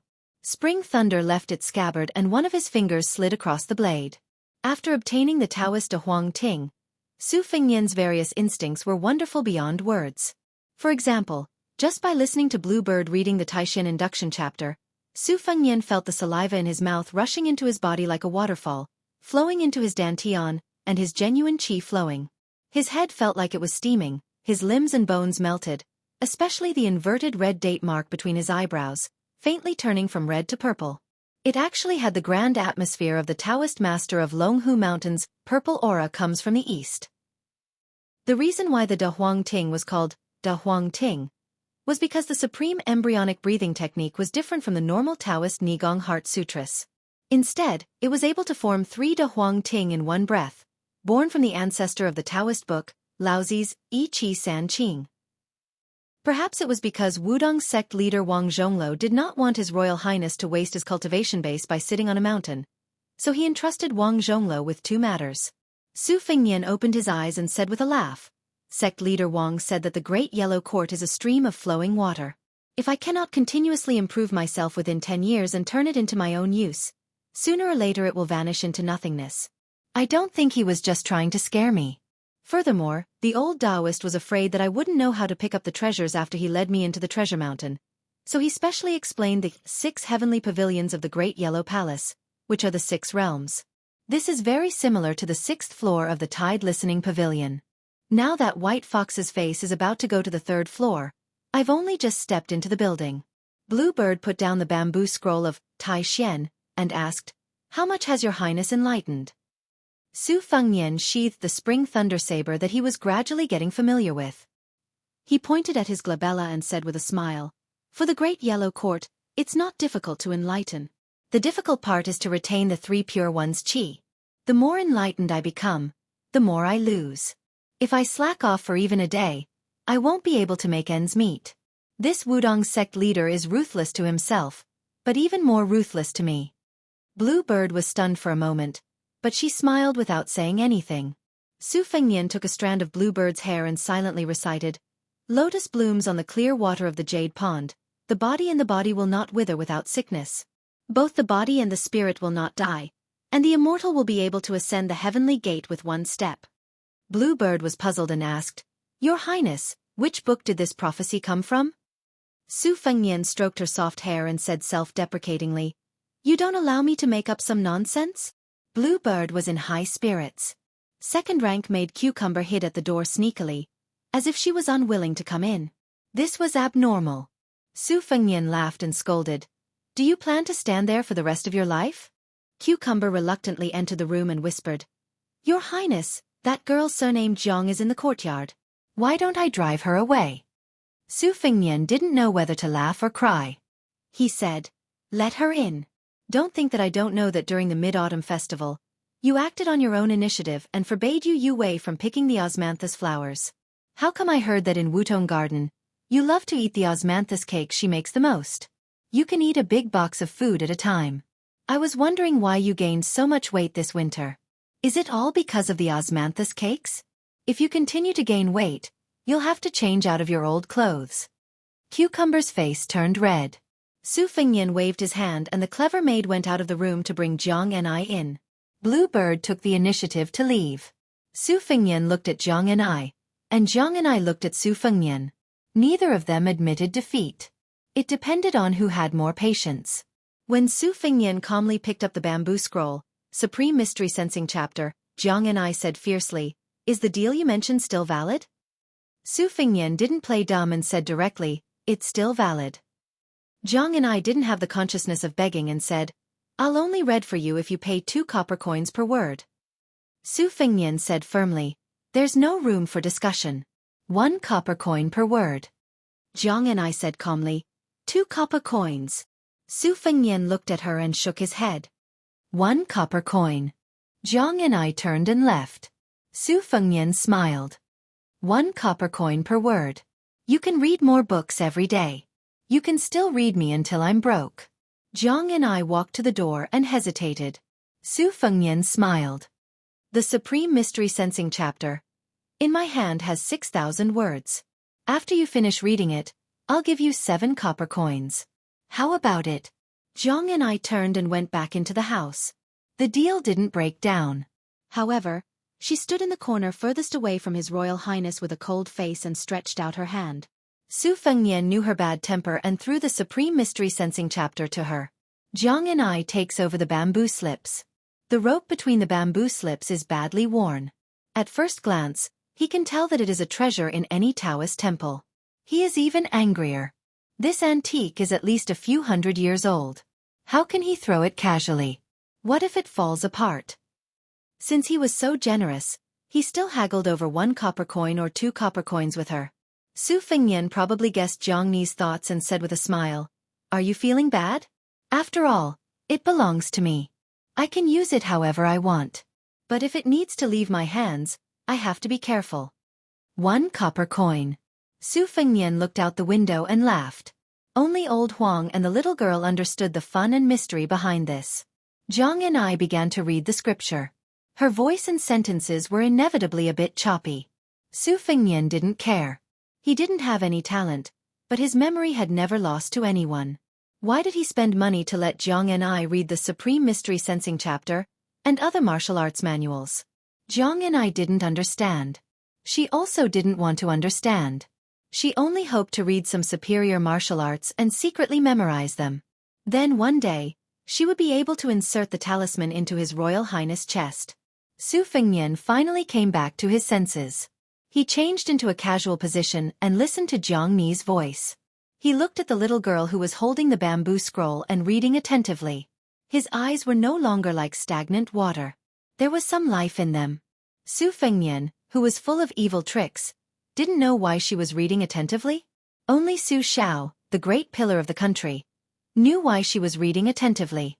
That day, when they walked out of the morning hall, Su Xiao joked, "If Jiang and I is lucky enough to kill you in the future, she will most likely kill herself. Without an enemy like you, there seems to be no meaning in her life anymore. But if she knows that she can't kill you, she will be as good as dead." Su Fengnian said softly, "You read the word flag incorrectly." Jiang and I paused and read the sentence again. Su Fengnian laughed. "This sentence doesn't count." Jiang and I didn't resist. She just emphasized reading. Su Fengnian gathered his thoughts. He closed his eyes and breathed with the sentence, long and rhythmic. Seeing her pause, Su Fengnian opened his eyes. He thought for a moment and held back his laughter, reminding her, "Qi knew." Jiang and I, who didn't recognize the word qi, blushed slightly. Su Fengnian said with a straight face, "Deduct 10 coins." Jiang and I snorted. She was probably in the wrong and didn't argue. She didn't think that she would be deducted 60 to 70 coins in the blink of an eye, because she didn't recognize 6 or 7 words. Jiang and I, whose mouth was dry, first had red eyes. Finally, when she heard Su Fengnian's emotionless "deduct 10 coins," she suddenly burst into tears. Chapter 77. Taoism had a saying of 36 paradises and 72 blessed lands. In the previous dynasty, the 9 pecks of rice sect's old immortal Ma Chengzhu was the most popular. At that time, Mount Longhu was only listed as the 26th blessed land of Taoism, and it didn't have any paradises. Compared to Mount Wudong, it seemed to be too inferior. However, since it became the ancestral court of Taoism, Taoist Master Zhao of Mount Longhu had been teaching in the Taoist mansion for 40 generations. Every Taoist master could be conferred a title by the imperial court. In addition to the title of Taoist master, he was also an official of the first or second rank. He could summon people and teach the emperor health and disease prevention techniques. This generation's great celestial master Zhao Donxia and the Grand Chancellor of the Xianxia Academy had both become state masters. The previous generation's celestial master was only in charge of the affairs of the various Taoist sects in Jiangnan. This generation's celestial master was in charge of all the Taoist sects in the world. Shaoyao Temple was a small temple on Mount Longhu. There were few people, let alone incense. Taoist mansion probably couldn't stand it anymore. They didn't want the oldest Taoist temple on the mountain to be short of rice, so they could only provide some silver every month. Shaoyao Temple didn't belong to Mount Longhu Taoist Court. It was only 2 generations ago that it was under the name of Taoist Mansion. So far, there were no more Buddhist temples on Mount Longhu. Even an old temple like Shaoyao Temple couldn't support it. Taoists who were different from Jianghu school had moved out of Mount Longhu one after another. At this time, there was an old Taoist master surnamed Zhao living in Shaoyao Temple, Zhao Shituan. If outsiders heard it for the first time, they wouldn't take it seriously and would think that it was an old guy who entered Mount Longhu. There were 3 Taoist masters surnamed Zhao living in Mount Longhu, but don't think that the surname Zhao on the mountain was necessarily great. Only the Taoist masters of Mount Longhu in Taoist Mansion were the leaders of this Taoist capital. The headmaster of this generation of Mount Longhu was the Dan generation, followed by Jing, Ning, Ling, Jing, and Guan. In the temple, the old Taoist master Zhao Shituan looked at the courtyard full of hawthorns that had been exposed to wind, sun, snow, and rain. They had long dried up, so how could he eat them? The withered youth squatted in the courtyard, looking a little embarrassed. The old Taoist stood by the side. Today was a good day for a hero to talk about his past bravery. He leisurely said, "Long Xiang, when I was young, I loved to entertain the mountains and rivers. When I was young, I was well versed in the 8 trigrams. There were no books that I didn't read, and I floated out into the world. Back then, the ancestors on the mountain loved me so much that they were confused, but I didn't care about the false reputation of being a minister. I wandered around for more than 30 years before returning to the mountain. At the foot of the mountain, I did some things like imparting scriptures and writing seals to cure diseases and disasters. I was almost invited to the palace by the old emperor to talk about the Huang Lao Shu. Although many people in the Taoist mansion have been to the capital and entered the imperial palace, that's because they also have the surname Zhao. Long Xiang, don't look at the hawthorns. Talk to me. We don't talk much every day. Outsiders will think that I don't care about you. My disciple, why don't I teach you the great dream of spring and autumn that our ancestor only passed down to me? This is a Taoist immortal art that even my arrogant nephew couldn't comprehend. I'm only able to protect this carefree temple because of this great dream of spring and autumn. This mantra is comparable to Wudong's big yellow court. I can sleep for 3 years now because the old ancestor is amazing. It's said that it's not difficult to sleep for 60 years. I wonder if the old ancestor immortalized back then. The old Taoist saw the youth's expressionless face and felt a little bored talking to himself. He yawned and was about to fall asleep. His left leg was bent on the ground and his right leg was placed on top of his left leg. He held his chin with one hand and fell asleep. There was no chair under the old Taoist's buttocks, but his body swayed back and forth without falling. The old Taoist of Mount Longhu's Hope generation held his chin with one hand as if he was holding a sword while the fingers of his left hand were like hooks, forming the double yang meridian incantation.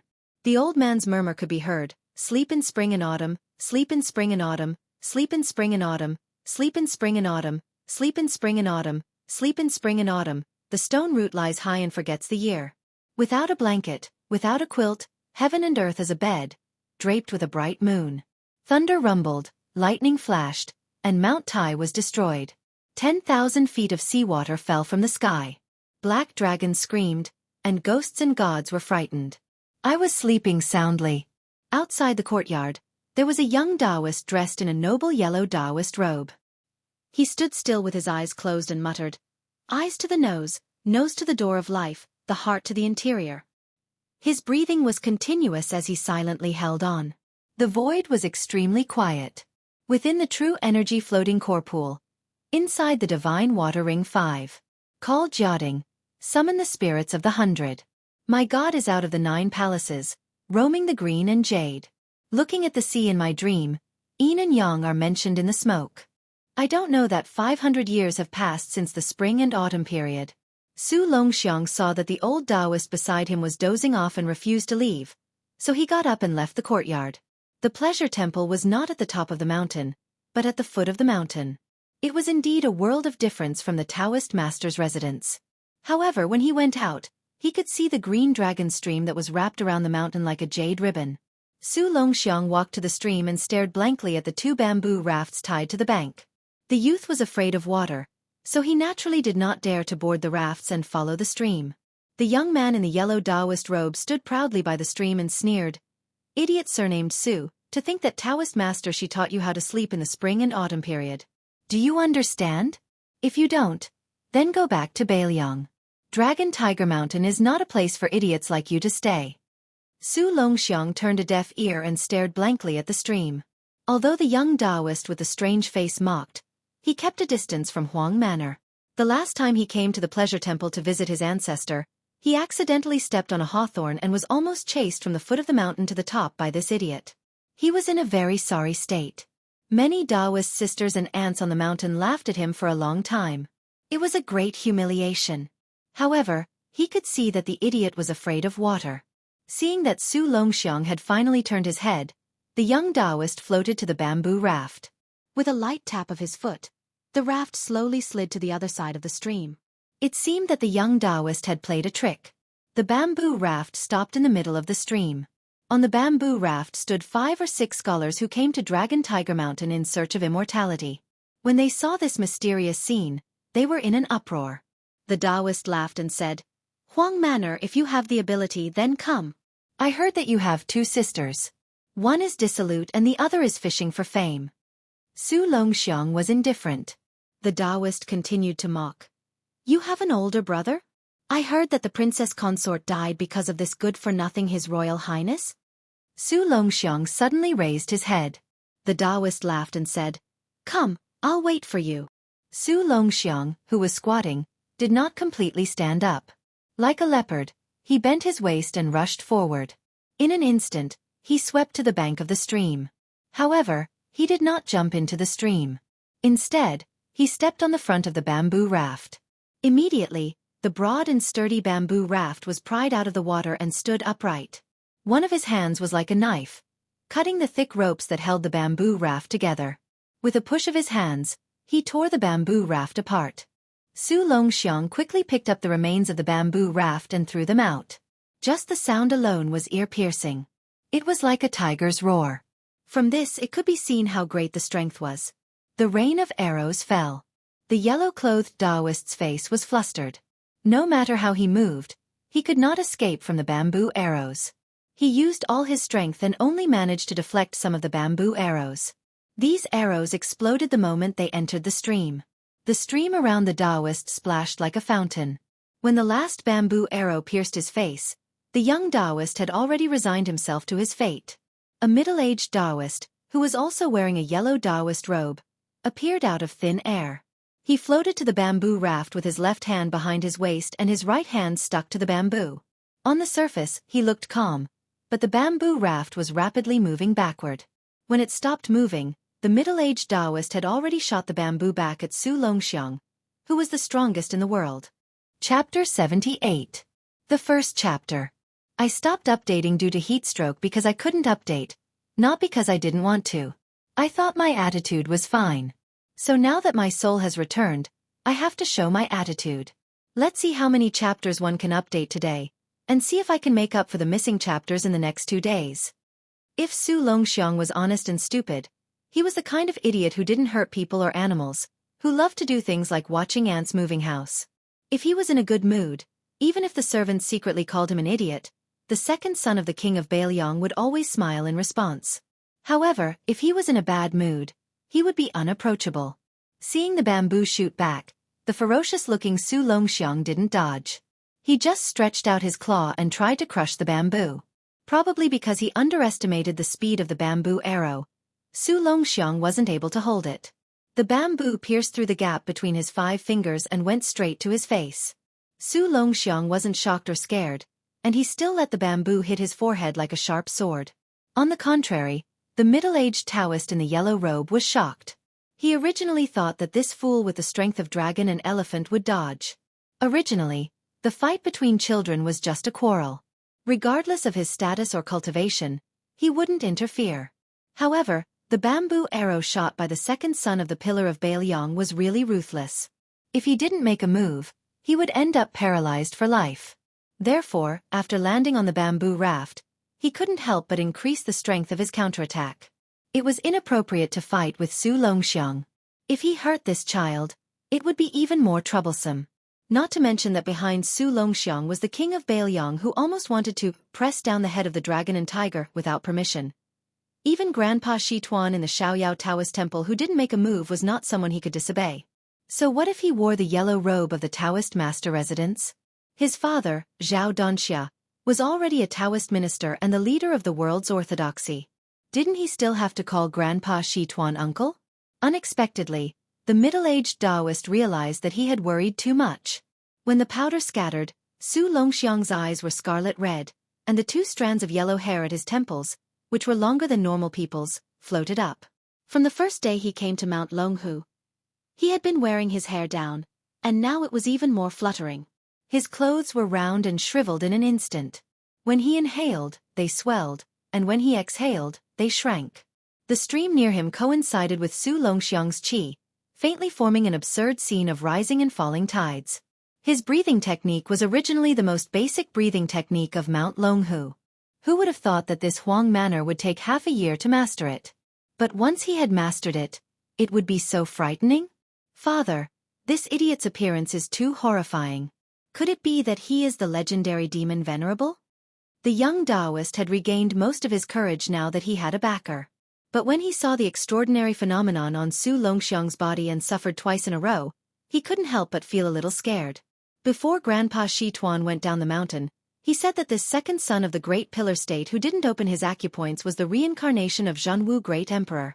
He wasn't Hong Shixiang, who was born with one more acupoint than ordinary people.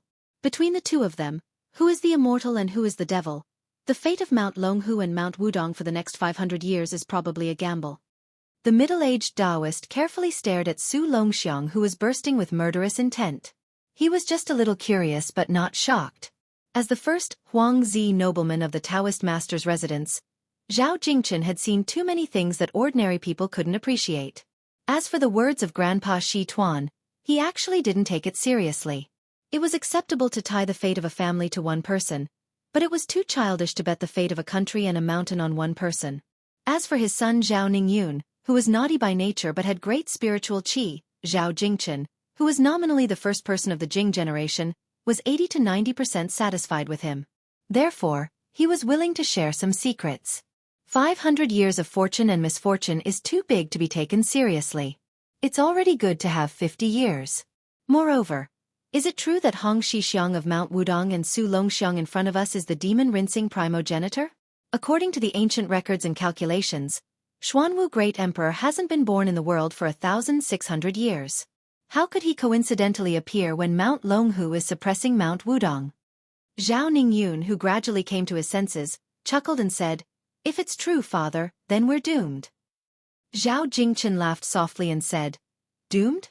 My Taoist master mansion of Mount Longhu has produced 64 immortals in more than 1,000 years. Can't we defeat Xuanwu Great Emperor?" At the mention of this, even the frivolous Zhao Ningyun felt a sense of pride. These 64 immortals were not the strange legends recorded in the countryside. When the great Taoist master ascended to immortality, the Taoist master mansion would record every detail in detail, including the mysteries of heaven, the geography, the relationships between people, whether they were riding on dragons, phoenixes, or rainbows. Everything would be recorded in order to ensure that not a single word was missing. There was no room for falsehood. If one were to talk about how illustrious a family was, even the emperors of the mortal world couldn't compare to the Zhao family of Mount Longhu. Zhao Jingchen didn't seem to make any movements, but the bamboo raft flowed downstream, as if she didn't intend to continue her confrontation with Su Longxiang. She saw the yellow-haired child on the shore running wildly with the bamboo raft, kicking up pebbles with the tip of his feet, kicking them towards the bamboo raft. Zhao Jingchen stretched out a hand, sparkling and translucent like white jade, and gently pressed down, causing the pebbles to fall into the stream. Chapter 79. It was the same for more than 30 stones. However, as time passed, Zhao Jingchen began to feel the strain. Not only did the stones speed up, they also became heavier and heavier. There was no way in the world to only exhale and not absorb qi. However, Su Longxiang did not give him the chance to absorb qi. The stones continued to rain down on Zhao Jingchen and Zhao Ningyun from the Taoist master's residence. Why would Su Longxiang care if you are a noble? Moreover, his elder brother, Su Fengnian, His Royal Highness, was different from Wudong Mountain. He knew that Princess Sui Zhu was a Princess Sui Zhu, yet he still pulled out his sword. Not to mention that he had a madman and an idiot as a father, Su Xiao. During the martial arts catastrophe, Mount Longhu was the #1 sect in the imperial court. Zhao Donxia was the grand preceptor. One of the Taoist masters said something unpleasant that was overheard by the Great Pillar State. Not only did the original vanguard of Mount Song divert their horses to Mount Longhu, but he also urgently transferred more than 4,000 Bailiang soldiers from 9 battalions and stationed them at the foot of Mount Longhu. This was not enough. Some of the Jianghu people who were recruited into the Bailiang military system under the Great Pillar State's policy of Jianghu dogs biting each other were all eager to fight Su Xiao. A Taoist master's head is equivalent to a tiger-shaped tally for a 4th-rank general, and a life from the Taoist master's residence can be spared from a capital crime in the future. Su Xiao sat on his horse and sternly said to a purple-clothed Taoist priest from the Taoist master's residence who came to show weakness, "Mount Longhu? I don't believe that I can't suppress your Mount Longhu." No one doubted that Su Xiao was putting on an act. If the imperial edict that caused the death of a few post horses had not arrived in time, the Bailiang cavalry would have killed their way to Mount Longhu. No matter how good Zhao Jingchen's qi cultivation was, he couldn't withstand Su Longxiang's endless onslaught of stones, especially his indecent bearing. Although the residents of the Taoist master had never had a tradition of the eldest son or grandson becoming the head of the sect, the disciples of the Heavens residents who held this position all possessed a kind of restrained arrogance. Zhao Jingchen was even more so. His Taoist techniques, sword techniques, and inner strength were all outstanding, and he didn't disgrace the yellow Taoist robe he wore. Unfortunately, in his generation, there were 2 more outstanding Taoist priests. One was the world-famous Taoist priest White Lotus, Bai Yu. He was the one who shocked the world during the Buddhist and Taoist debate on the Lotus Peak. This Taoist priest didn't learn the martial arts of Mount Longhu, but instead buried himself in ancient scriptures and classics. His knowledge was comparable to that of the 4 Taoist masters. 2 years ago, he entered the palace and had an audience with His Majesty the Emperor. He spoke in a rebellious manner, saying that the emperor shouldn't look down on the art of longevity. This actually made the emperor very happy, and he was given an extremely honorable purple Taoist robe. He was even bestowed with the title Master White Lotus by the emperor. If there was only one Master White Lotus who wasn't in the residence of the Taoist master, Zhao Jingchen wouldn't be worried. Unfortunately, there was a little Taoist master in the residence of the Taoist master. If his father and the other 2 heavenly masters were to hear that he was so calculative with Su Longxiang, what would happen to him? Zhao Jingchen smiled bitterly. Forget it, he reached out and lifted his son Zhao Ningyun's sleeve. He tried his best to knock down 6 or 7 stones, and the 2 of them floated to the shore. They were about to go up the mountain to the residence of the Taoist master. No matter how difficult Su Longxiang was to deal with, he wouldn't dare to go to the residence of the Taoist master. No matter how good Grandpa Shi Tuan's patience was, he wouldn't be able to sit still. When Su Longxiang saw that the 2 Taoist priests in yellow were about to run away, he roared and took a dozen steps back. Then he took a few big steps forward. Dust flew and several new pits appeared on the ground. When Su Longxiang left the shore, he used the force to soar into the air and rush toward the father and son in yellow. After all, Zhao Jingchen was not a clay bodhisattva without anger. Seeing that this fool didn't know what was good for him and wanted to pester him, he snorted angrily and waved his sleeve. First, he slowly pushed Zhao Ningyun a few feet away. Then he turned back to the shore. He sprinted in the same way as Su Longxiang, but only the dust on the ground was slightly floating. He didn't have the momentum of Huang Man Er's footsteps. Zhao Jingchen didn't collide with Su Longxiang in the air. He tiptoed in the air and rolled up his sleeves. His body went up a level and appeared right on top of Su Longxiang's head. The number one person of the Jing generation in Longhu Mountains suddenly used the 1,000-caddy fall. He stepped on Su Longxiang's shoulders and shouted, "Bold idiot, get down!" Su Longxiang had nowhere to use his brute force and could only fall into the stream. "You're the idiot." Zhao Jingchen had just floated back to the shore when he vaguely heard a sigh. A sleeping old Taoist rose from the ground of the free and unfettered temple and swept into the sky like a hawk. He dived into the stream and splashed up endless water. The water flow stagnated as if the old Taoist had cut off the green dragon stream. The old Taoist picked up Su Longxiang and flew back to the free and unfettered temple. He said in a deep voice, "Quickly return to the top of the mountain." The old Taoist didn't seem to dare to carry Su Longxiang for a moment longer. He threw the disheveled-haired youth away and said sadly, "Alas, the 1,800 years of the free and unfettered temple can't be preserved." It was the first time Zhao Jingchen saw Grandpa Xituan so anxious and lost. He didn't dare to stay. He took Zhao Ningyun and rushed up the mountain. He heard a soul-shaking howl coming from the free and unfettered temple. It was very similar to the 6 demons barking on the devil-slaying platform at the top of the lotus flower. The hustle and bustle around the free and unfettered temple lasted from noon to dusk. In the twilight, the old Taoist's Taoist robe was tattered and his hair was messy. He sighed. The free and unfettered temple was mostly ruined. He sat on the broken walls. The yellow-haired youth who had finally calmed down was lying on the edge of an ancient well in the backyard. An old turtle with 2 or 3 little turtles appeared and climbed up the edge of the well. They seemed to have a good relationship with the youth. The old Taoist sighed. This ancient well was called Tongyu. It was obvious that it was very deep. The older generation of the free and unfettered temple once jokingly said that it was as deep as the 9 springs. Moreover, this well was connected to Wudong. It was a twin well with the Tong Xian on Wudong's little lotus peak. The old Taoist certainly didn't believe this saying. However, after learning from the letter that His Royal Highness was practicing on Wudong Mountain, he was happy to tell his disciple Su Longxiang that this well was connected to Wudong. Therefore, the yellow-haired Su Longxiang didn't pick hawthorns. If he was in a good mood, he would learn a bit of the Dragon and Tiger Taoist school's breathing exercises.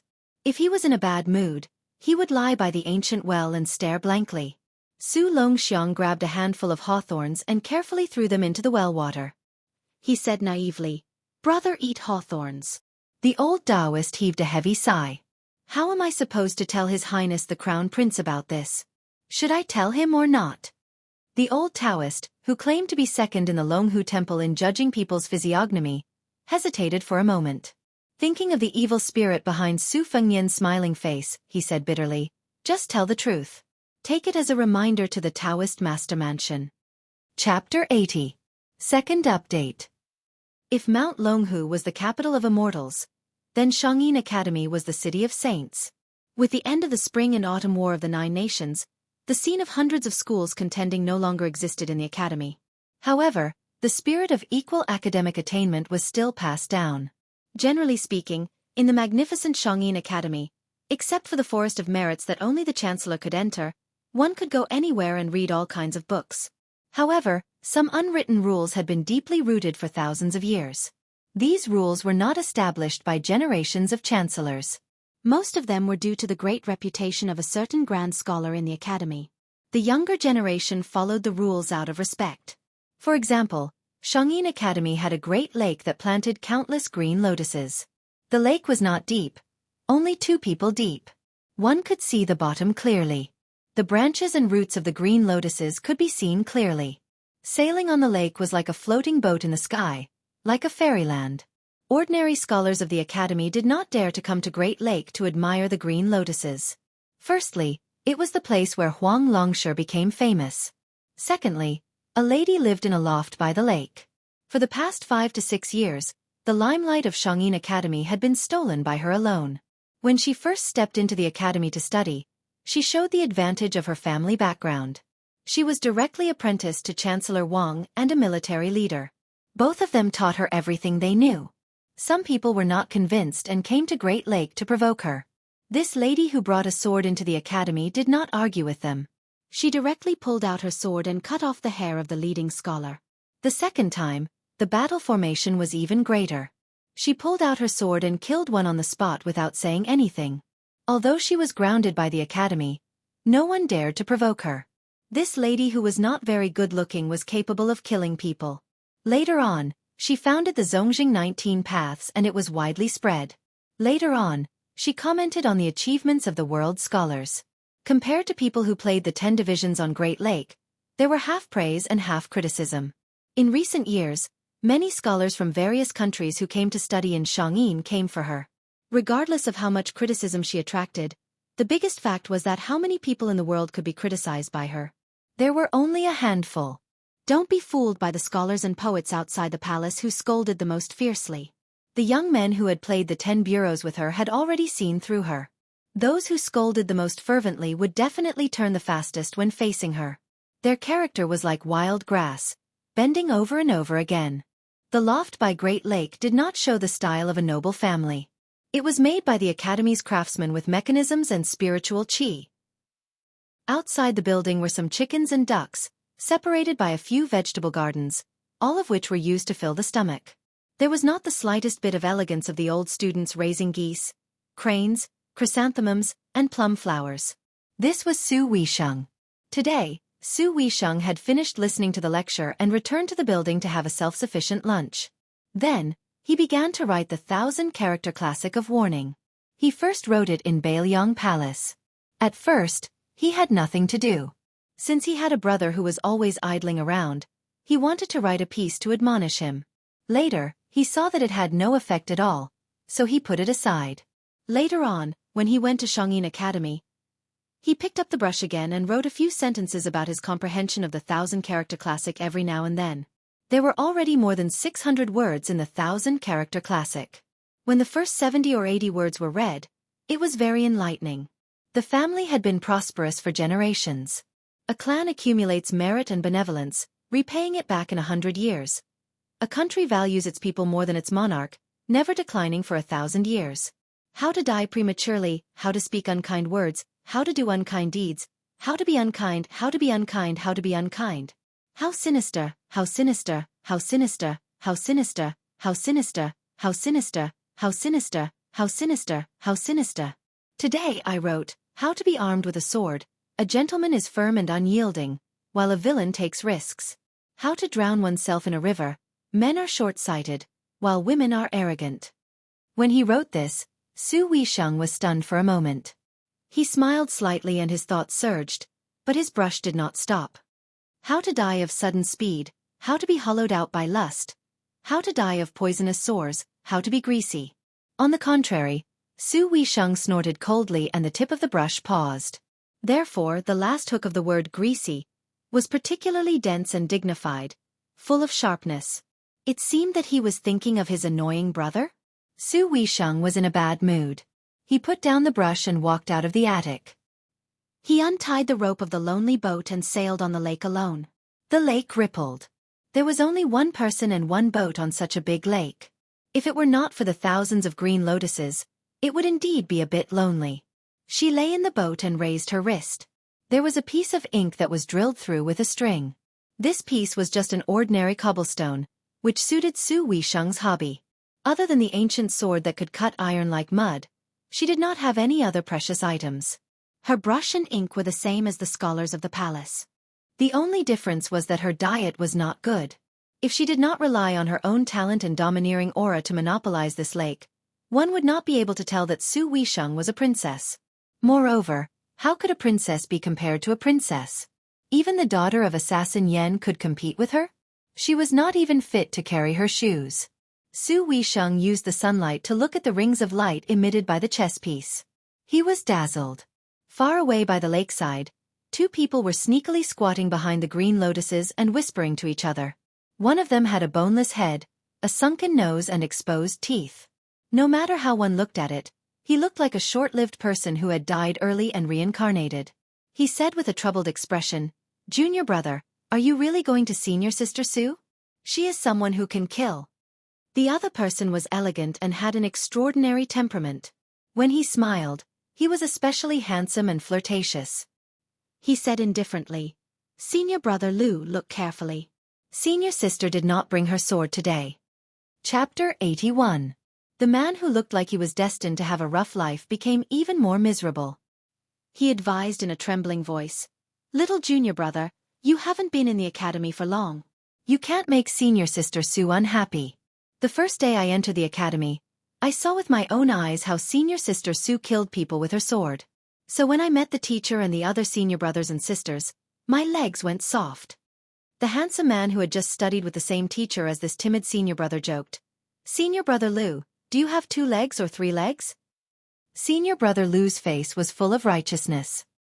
He thought carefully and then answered in a deep voice. 3 legs.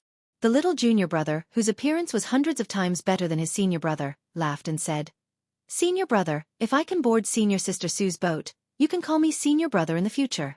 How about that? Senior brother Lu nodded without hesitation and said, No problem. The junior brother was the talented youth who had played 10 games with Su Weisheng. Even if the chessboard did not have 19 pieces, he was not unhappy at all.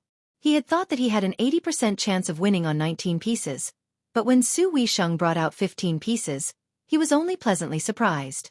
This was his eccentric nature. Face and whatnot could not be sold for a few taels of silver. As long as he won the 10 games, he would not touch 19 pieces even if he was beaten to death. He would not even touch a chess piece for the rest of his life. No matter how invincible Su Weisheng's chess skills were in the future, what could he do? Wouldn't it only make him more invincible? Unfortunately, he could not even beat Su Weisheng with 15 chess pieces. But he was still very happy. It was good that he did not lose or win. He had a reason to stay in the academy. Based on his style, it seemed that there was nothing in the world that was not worth being happy about. He dove into the lake like a fish and approached the small boat. Senior brother Lu was dumbfounded. He did not care about the bet.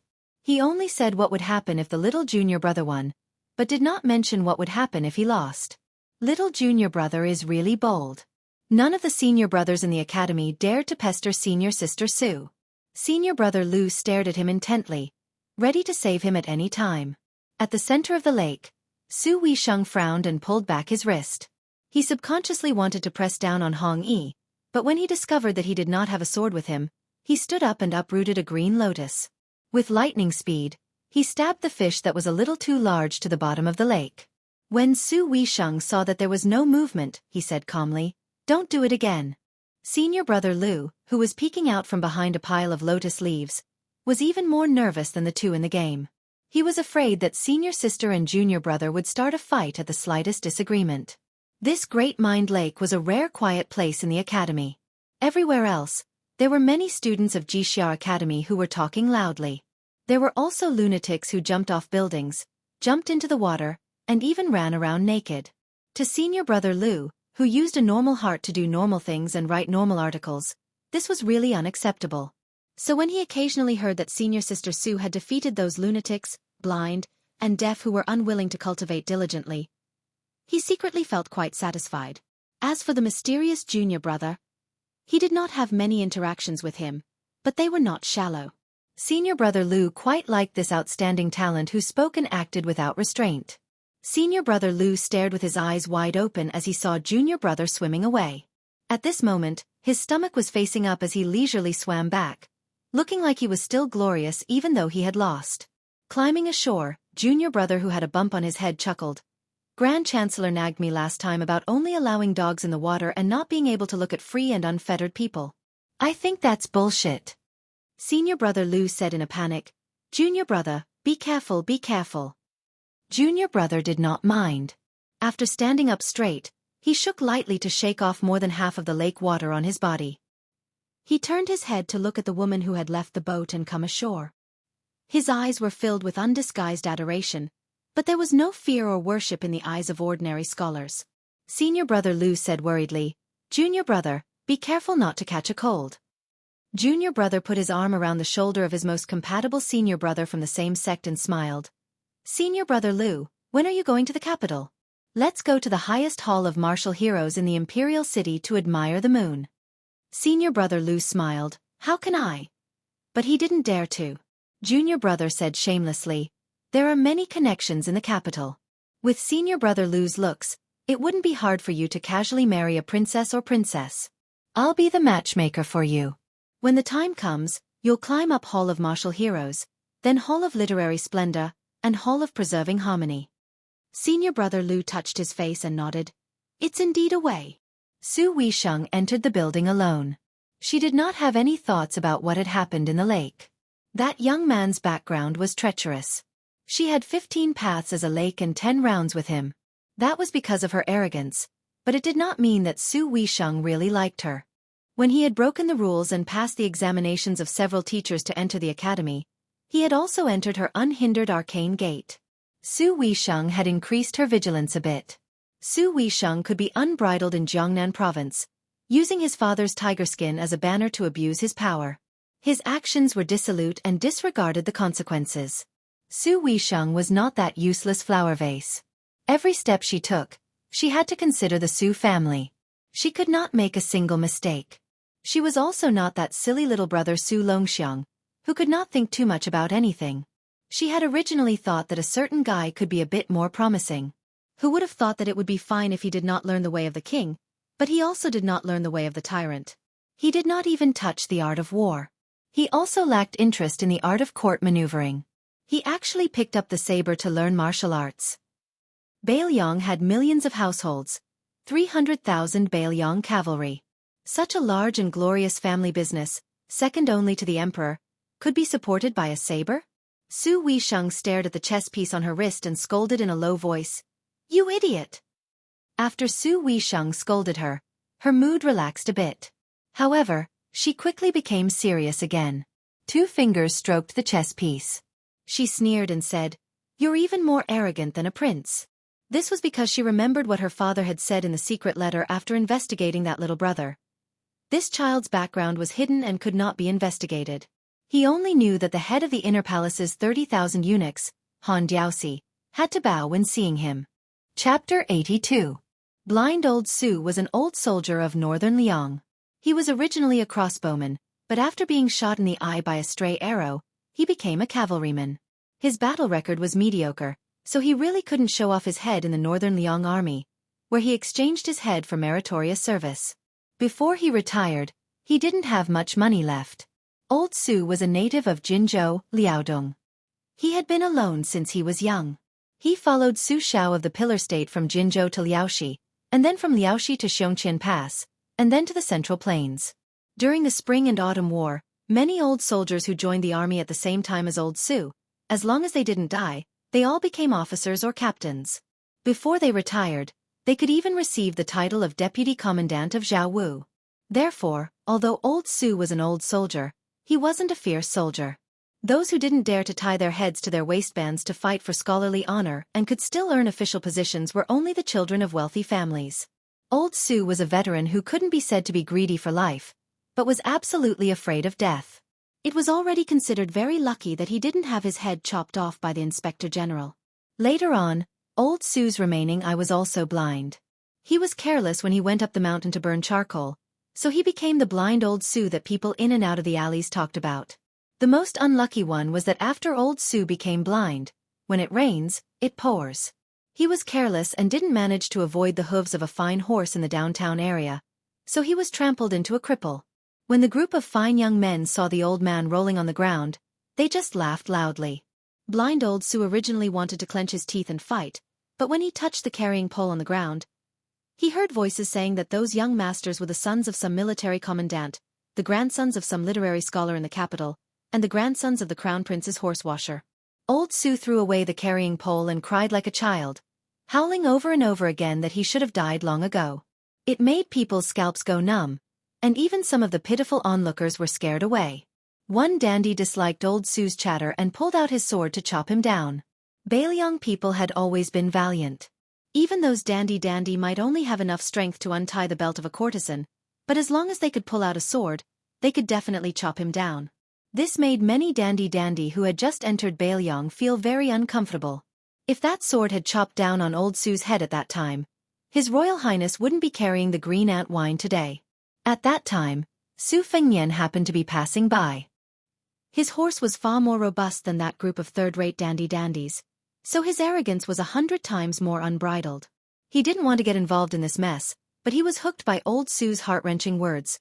My legs weren't broken by those bastards from West Chu, but they were crippled by my own people. God, your mother is as blind as I am. Su Fengnian didn't say anything and just let the evil slaves disperse that group of bastards. As for the broken arms and legs of those pampered young masters, how could His Royal Highness care? If they had the ability, they should just drag their families to the prince's mansion and ask Su Xiao for compensation. It would be best if they went with an imperial edict. Later on, old Su didn't die. For some reason, he was taken to get his legs treated. However, how could an old man's legs withstand the force of the horse's hooves? They were completely broken. Just as the blind old Su was about to sit in a small thatched hut by the riverside and wait for death, someone suddenly came from the yamen and said that he would be given a tael of silver every month. Old Su trembled in fear. After receiving the money for half a year, he finally mustered up the courage to ask that official. The official said that this was a new rule in Bailiang's army to treat the old soldiers well. Later on, old Su asked an old fellow who was also half dead and learned that this was true. However, they all needed to go to the yamen to receive the money. Old Su was puzzled. Good people get good karma? But no matter how you look at it, I don't think I'm a good person. When I was young, I burned, killed, and looted a lot with the pillar state. Old Su's legs were broken, but he could still barely walk with the help of his self-made crutches. The thatched hut had been repaired by the yamen's high-ranking official. Every year, before winter, a thick quilt would be sent over. Old Su managed the vegetable garden quite well, and a tael of silver would be worth 1,000 copper coins. Old Su wasn't picky with his food, so he could still buy some meat wine with the spare money at the end of the month. He was living a good life. Today, old Su was sitting on a wooden stool outside the hut and dozing off when he heard a loud voice shout, Old Su, let's drink. I caught a duck for you in the river on the way. It's really fat. Chapter 83. Old Su's spirit was lifted. That Su kid was here. He had met this kid 4 or 5 years ago. It was said that he was caught climbing the wall to watch a girl bathe and was chased to the riverside. He then borrowed old Su's thatched cottage to hide. It could be said that they had formed a decent relationship. Old Su knew that the pretty daughter of a humble family in Lanting Tavern was a pretty girl from a humble family. Although he couldn't see, old Su's ears were good. He could always hear some wild men gathering together and drooling over her when they had nothing to do. They were all saying that the little girl's chest had become heavier over the years, her little round face had become sharper, and she was becoming more and more beautiful. Old Su had gone to the tavern to buy distiller's grains and smelled the fragrance on the girl's body. Tiske. It smelled really good. It was comparable to Lanting Tavern's signature green plum wine. Back then, Su Kid was chased and beaten for her.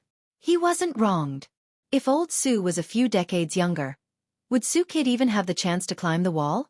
He would be more like a lookout for him. The pot is in the same place in the house. Remember not to throw the duck into the river when you pluck its feathers.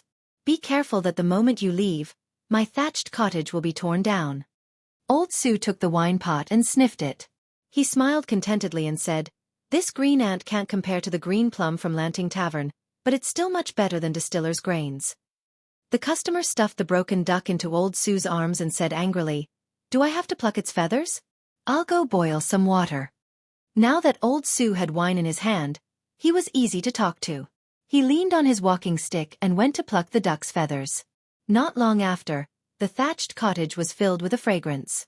Old Su chewed on a greasy duck leg and asked with a smile, Su Kid, I haven't seen you for more than a year. You've either been missing for 3 years or haven't been heard from for an entire year. What do you do for a living? Listen to old Su's advice. Don't do anything outrageous.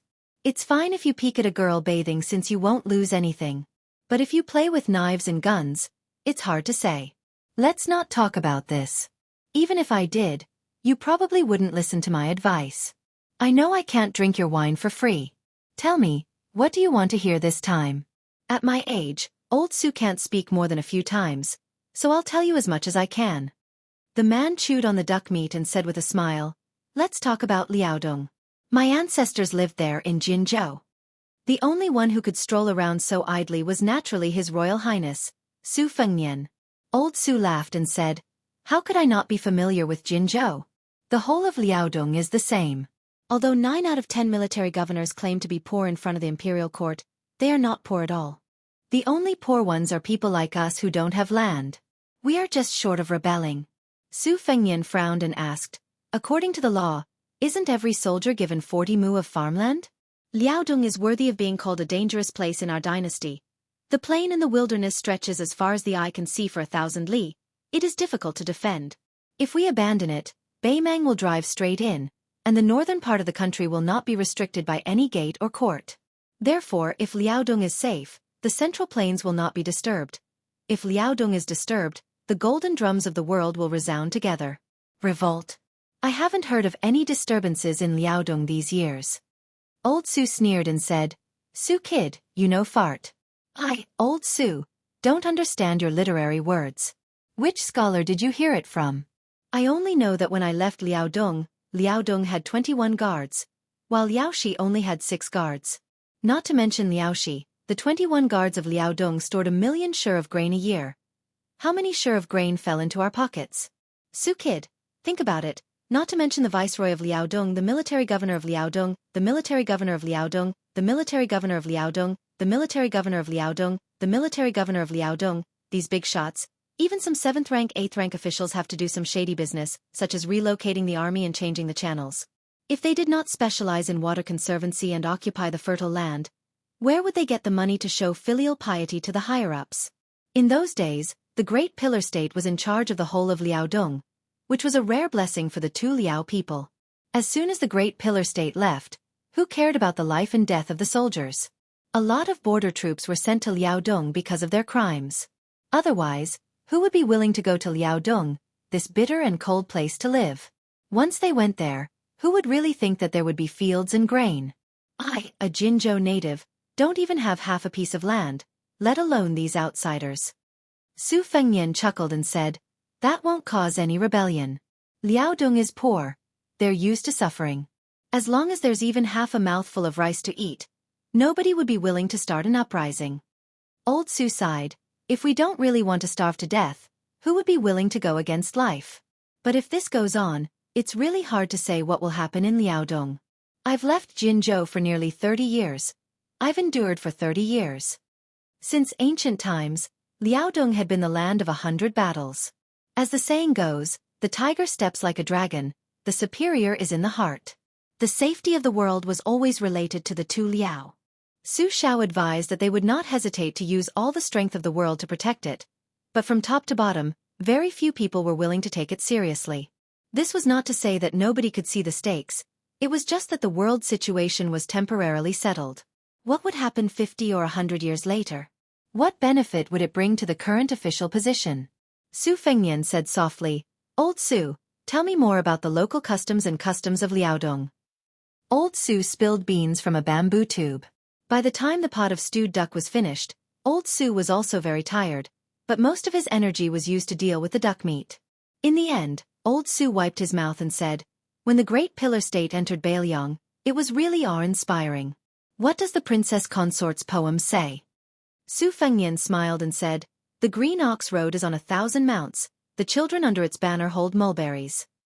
Old Su leaned on his walking stick with a fascinated expression. Su Fengnian left the wine pot and quietly walked out of the thatched hut. Blue Bird stood in the distance, watching His Royal Highness slowly walk over. Every time he came to the thatched hut by the river, she accompanied him, and she never asked why His Highness was dealing with a blind old soldier. When Su Fengnian saw Blue Bird's cold face, his eyes were a little absent-minded. Back then, when the blind old Su was in the 1,000 mounts, his legs had not been broken. That child still held the mulberries and raised his head to ask his mother if they tasted good. Blue Bird was a little confused by his gaze. Su Fengnian suddenly bit her cheek and said with a smile, delicious, it tastes like mulberries. Chapter 84. While walking through the fields and crisscrossing paths, Su Fengnian casually asked, why doesn't Sweet Potato like to leave the prince's mansion? Why do you like to run out every 2 to 3 days? Blue Bird replied in a methodical manner, she's a bit lazy. Su Fengnian jumped up and asked, Su Shao clearly knows that this time, Zhang Julu is in power, reorganizing the imperial court and adjusting the border army. Since the beginning of last year, he has been clearing up Liaodong's land, the path has been bumpy, No less than 10 geography department officials have died from assassinations, the number of people who asked for leave even more so reaching 30.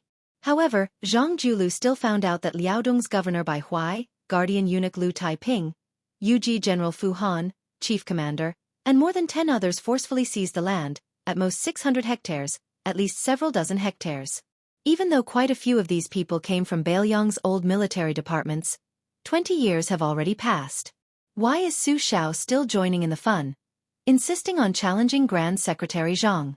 Isn't this going against the general trend? Moreover, even though Su Xiao says that he wants the imperial court to build the Tu Liao into a boulder, those fattest vermin, half of them are related to him, no one would believe these words. Tell me, what exactly do you think Su Xiao is thinking? How could Blue Bird dare to answer this type of question? Su Fengnian didn't expect to get an answer either. Only asking would make his heart feel a bit more comfortable. The Tu Liao soldiers grumbling about the lax civil administration and other things, these weren't things that His Royal Highness was interested in. For example, on Beiliang's side, their military equipment was the most majestic under the heavens. There wasn't any exaggeration, but if one were to talk about Beiliang's peaceful ways, perhaps even Su Xiao himself would blush. If de Zhuguo was a moral saint, then the Lingzhou prefecture magistrate would not need to go to the capital and implicate the daughter of Beiliang's grand scholar to become a canary with an uncertain future. Su Fengnian felt a burst of anger when he thought of this and how the four evils of Beiliang had separated and severed their ties with each other. In the end, only the bastard Li Hanlin remained in Beiliang. He sat down on the soil by the edge of the field and said in a muffled voice with a dark face, "Blue Bird, help me have some fun." Blue Bird calmly said, "Spiced beef." Su Fengnian stood up and said with a smile, "Blue Bird still understands me." The two of them, who were master and servant but did not act like master and servant, walked for a while before sitting in a grand and beautiful carriage. The decorations of the carriage were secondary. Most importantly, the two colorful horses themselves were worth thousands of taels of gold. In the dynasty, no matter which province it was, the most direct way was to see the wealth of a hedonistic son and the price of the horses. Of course, there were some idiots who would puff themselves up at their own cost.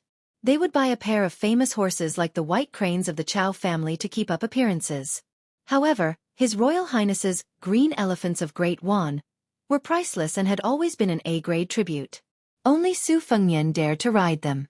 If it were any other descendant of a vassal king, they would not dare to take them out to show off. Su Fengnian entered the spiced beef shop and saw a familiar scene that he had not seen for a long time. The shop owner, old merchant, was busy with his business while Miss Jia was sitting on the stairs in a daze. She was holding a green bamboo branch between her fingers and slowly twirling it. Old merchant loved his distant relative's daughter dearly. No matter how the shop was doing, he did not want her to help. It could be assumed that the childless old merchant treated her as his own daughter. After all parents had the same heart. The little girl's name was very interesting. Her surname was Jia and her given name was Marrying Family. What was more interesting was the big cat that she led when she entered the city. It was a pity that it had not appeared in the past 2 years. It was unknown whether it was lost or dead. Blue Bird went to get the beef from the shopkeeper. Naturally, she would take it. Did she need to buy it? In Beiliang, whatever His Royal Highness wanted, there was no such thing as buying, stealing, robbing, or borrowing. He would just take it. Su Fengnian walked to the stairs and asked with a smile, "Haha, miss, where's your big cat? Is it gone? Do you want me to give you one and you can come with me to the prince's mansion to play?" The young girl nicknamed Miss Haha by Su Fengnian had always been ignorant of the ways of the world. In the past, she dared to stare at Li Hanlin, the big dandy, in the shop. She was also indifferent to His Royal Highness and did not have much fear of him. However, she seemed a little strange today. When she saw Su Fengnian, she subconsciously shifted her butt. It was probably because she saw His Royal Highness kill someone with a knife at the corner of the alley last time. She seemed a little absent-minded these days. With Su Fengnian's cautious personality, he had already ordered people to keep an eye on this place for some time. As for why Miss Jia was nicknamed Miss Haha, there was a story behind it. It was said that this girl did not like to laugh. At most, she would laugh a few times with an expressionless face. Once to express amusement, twice to express amusement. Ha ha ha. Until now, no one had heard of it. Su Fengnian saw that she did not move. A one-man show was always boring, so he awkwardly turned around to find a seat. The shop was empty in an instant. Old Merchant's wrinkled old face squeezed out a smile as he stood beside the table in a flattering manner. In fact, there was nothing for him to do. Bluebird had already arranged everything. The bowls and chopsticks were brought down from the carriage. The ivory chopsticks, the jade porcelain bowl, and the marinated beef were all neatly cut with a small silver knife and piled neatly in the bowl. Su Fengnian did not use the chopsticks. He grabbed a few slices and stuffed them into his mouth. This was the taste he wanted. It was rich but not greasy. The sauce was authentic, but it did not cover up the original taste of good beef. After Su Fengnian finished the beef, he leaned back on the chair as if he was about to fall asleep. He closed his eyes and lowered his eyelids. His tongue touched the roof of his mouth and his knees together. He gently knocked his teeth 36 times. His qi returned to his Xian acupoint and his breathing was natural. The shop owner, Old Merchant, did not know what was going on. He only thought that His Royal Highness was a little tired and did not dare to flatter him blindly. He only hoped that he was not dissatisfied with today's beef. Su Fengnian's breathing was abnormally stable. Just like the so-called true essence of Buddhism was nothing more than eating, drinking and defecating, the Heart Sutra of the Su Fengnian was ultimately an unremarkable skill of breathing. When Su Fengnian could listen to a person's heartbeat, he would be able to ascend to the second level of the 6 heavenly pavilions. Su Fengnian suddenly turned his head and looked towards the stairs. He only saw the young girl staring at the bamboo stick in her hand with a pair of lifeless eyes. Su Fengnian stood up and smiled. "Old Merchant, give me 2 more portions." Old Merchant's face was full of joy as he said, "All right, I'll go right away." Su Fengnian did not have to wait for long before Bluebird took the 2 portions of cooked beef.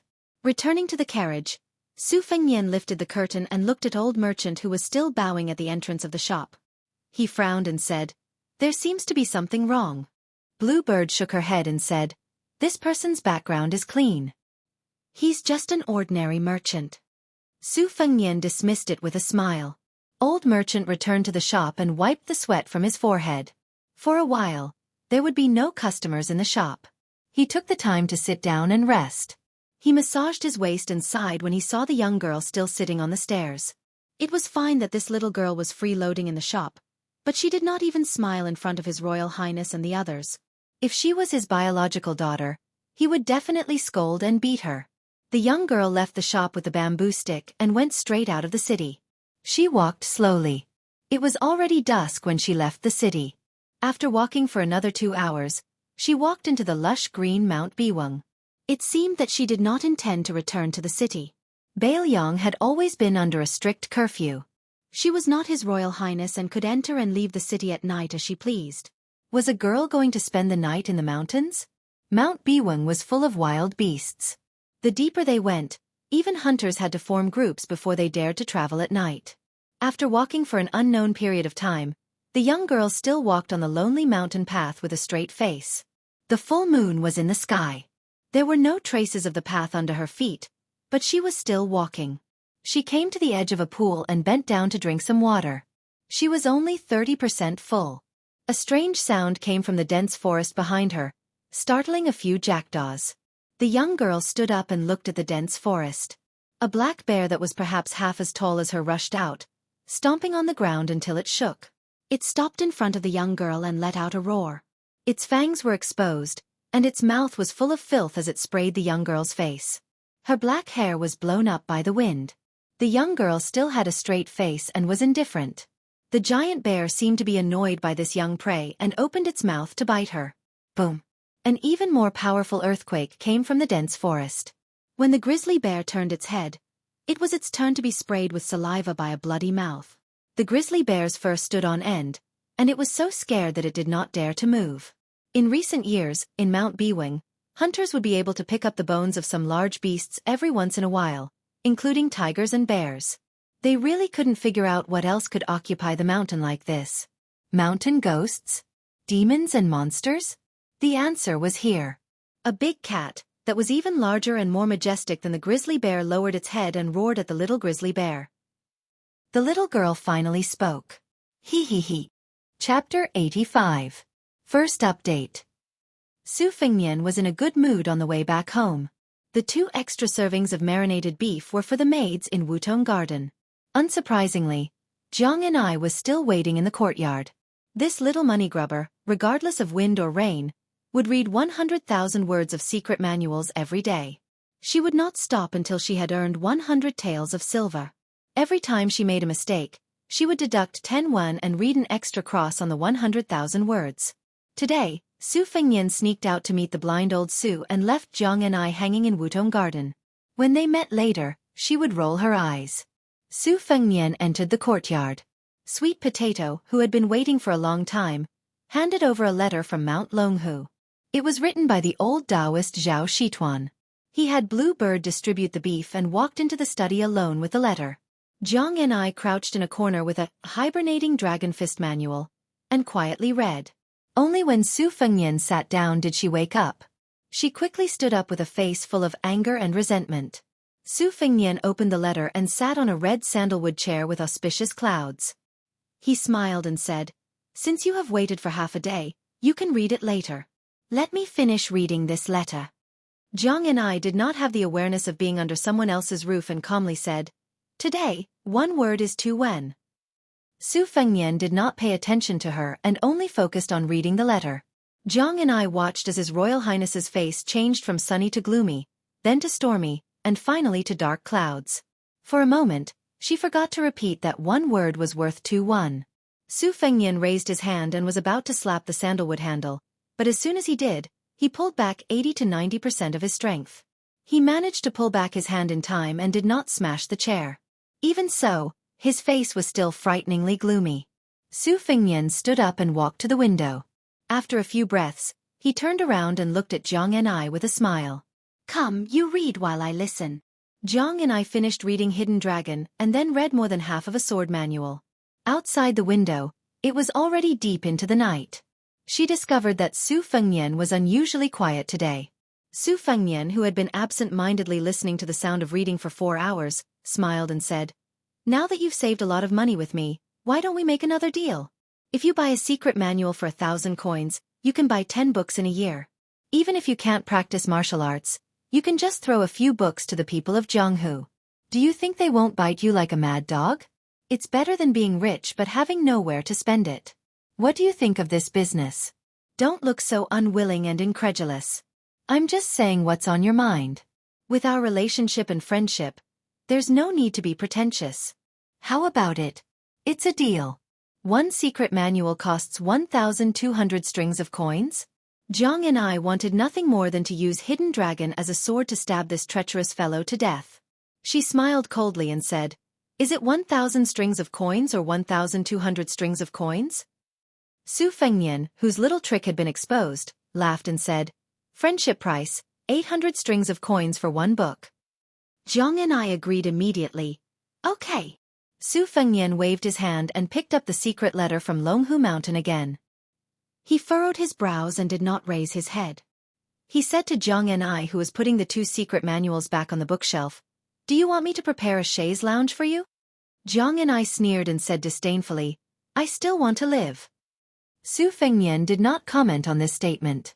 As soon as Jiang and I left, Sweet Potato carried a sparkling and translucent colored glass cup full of fruit into the room. Colored glass was a treasure that could only be encountered but not sought. Ordinary wealthy families could only have substandard colored glass medicine jade, which was the limit of their wealth.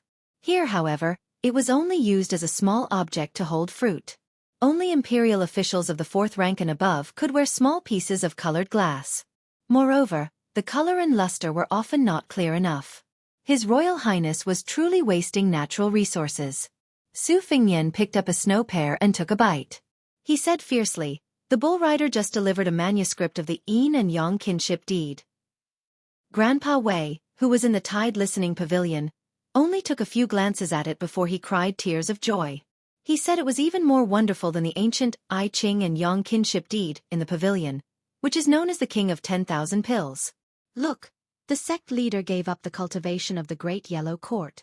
I've already left the mountain, but Wudong is still willing to add flowers to brocade. Look at this Mount Longhu. It's only been a little more than a year, and there are already people from the Taoist master's mansion bullying Huang Maner. This group of yellow-purple Taoist priests is really looking for trouble." Sweet Potato said softly, "Longhu Mountain has been powerful for 200 years, but Wudong Mountain has been declining for 300 years. Moreover, Wudong Mountain is in Bailiang, but Longhu Mountain is thousands of miles away. Naturally, their style is different. Su Fengnian said calmly, I originally planned to go to Longhu Mountain, but now I want to go to the Taoist master's residence to see the style of Yue Minister. Sweet Potato gently kneaded Su Fengnian's shoulders. After His Royal Highness started practicing the knife, his originally weak body became much stronger. His physique and spirit improved by leaps and bounds. If Sweet Potato's kneading skills were like embroidery in the past, now even Su Fengnian felt like scratching an itch if she did not beat a bell or beat a drum. Sweet Potato said softly, Your Highness, do you really want to go to the cold ground again? Su Fengnian nodded and said with a half-fake smile, But this time I'm not going to be a stray dog. As His Royal Highness, I have to bring out all the pomp and circumstance. Longhu Mountain, Shangyin Academy, Shenyuan family's Dima Villa, Yuwang Sword Pond, Luotian Garden by the Luoshui River. These are all places I didn't dare to go before. Sweet Potato, shall we go together? Sweet Potato shook her head and said pitifully, Can we not go, Your Highness? Chapter 86. Su Fengnian dismissed it with a smile and asked Sweet Potato to put away the letter. He took 2 pots of wine and walked out of the courtyard to the Tide Listening Pavilion. Every time Su Fengnian saw the plaque with the words Grand and Magnificent written on it, he felt uncomfortable. If it was just the 9-dragon plaque alone, it would be fine, but there were 2 other plaques with the words Flying Dragon written on it. Everything in the world was afraid of comparison, which made the 9-dragon plaque seem even more inferior. When Su Fengnian was 14 years old, the old emperor who had died unexpectedly could be said to be a man of great talent and bold vision, but his handwriting was really not flattering. Su Fengnian thought of his second sister, Su Weisheng, who also wrote like an earthworm rolling in mud. He could not help but lament that if his second sister was a man, the 300,000 cavalrymen of Bailiang would be firmly in the hands of the Su family. No matter if Su Fengnian was really stupid or not, he would not be able to escape. Su Fengnian pushed the door open and walked into the Tide Listening Pavilion Hall. He said helplessly, Second sister, your anger should have subsided by now, right? If not, I'll go to Shangyin Academy and let you scold me. Other than drinking with White Fox's face, he also went through the ancestral records of the Taoist master's residence on Longhu Mountain. Among the 4 Taoist masters of this generation, Huang Manor's chief master, Zhao Shituan, was the second in seniority, but he had the least real power. On the surface, it was Zhao Donxia, the national preceptor, who was the leader of the world's Taoist sections. However, it was said that Zhao Danping, the national preceptor, was not easy to deal with. This Taoist master spent most of the year preaching in the capital, and his various immortal deeds were known to the children. His reputation was not inferior to Zhao Donxia's. The last one, Zhao Shi, was the most senior, but it seemed that no news of him was leaked. Every family had its own difficulties, let alone the residence of a Taoist master with countless Taoist scriptures. Su Fengnian wanted to go upstairs today to find out more about the residence that said, No one can be a Taoist master unless they are related to my clan. The outside world only knew that the Tide Listening Pavilion was an armory, but very few people knew that the pavilion's collection of insider information was even more flourishing. Su Fengnian arrived at the 2nd floor. As soon as he turned the corner, he saw a fresh face. It was an old man with a broken arm. He was short, had a goatee, and was wearing an old and tattered sheepskin coat. He stood on his tiptoes and struggled to pull out a martial arts secret manual. He dipped his saliva and opened it to read. Su Fengnian could not feel any flow of qi, so he decided to make a joke. He tiptoed over and whispered, Old brother, are you here to steal books as well? The old man ignored him. He read 10 lines at a glance and flipped through the book extremely quickly. The only sound that could be heard in the quiet loft was the sound of him flipping through the pages. Su Fengnian stretched out his head to glance at the book, wanting to see the contents clearly. The old man was cautious and stingy, so he moved the secret book away from him. Su Fengnian put on an act and stuffed a few books into his bosom. He kindly reminded the old man, Old brother, don't look. Take as many books as you can. The old man tightened his sheepskin coat and ignored His Royal Highness as if he were deaf. Su Fengnian whispered, Didn't you see the face of a white fox? Isn't that the man with the saber who is more beautiful than a beauty? His temper is extremely bad. Let's take it easy.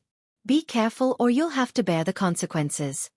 The old man finally raised his head and glanced at His Royal Highness with his cross-eyed eyes. Su Fengnian pretended to be friendly and put his arm around the old man's shoulder.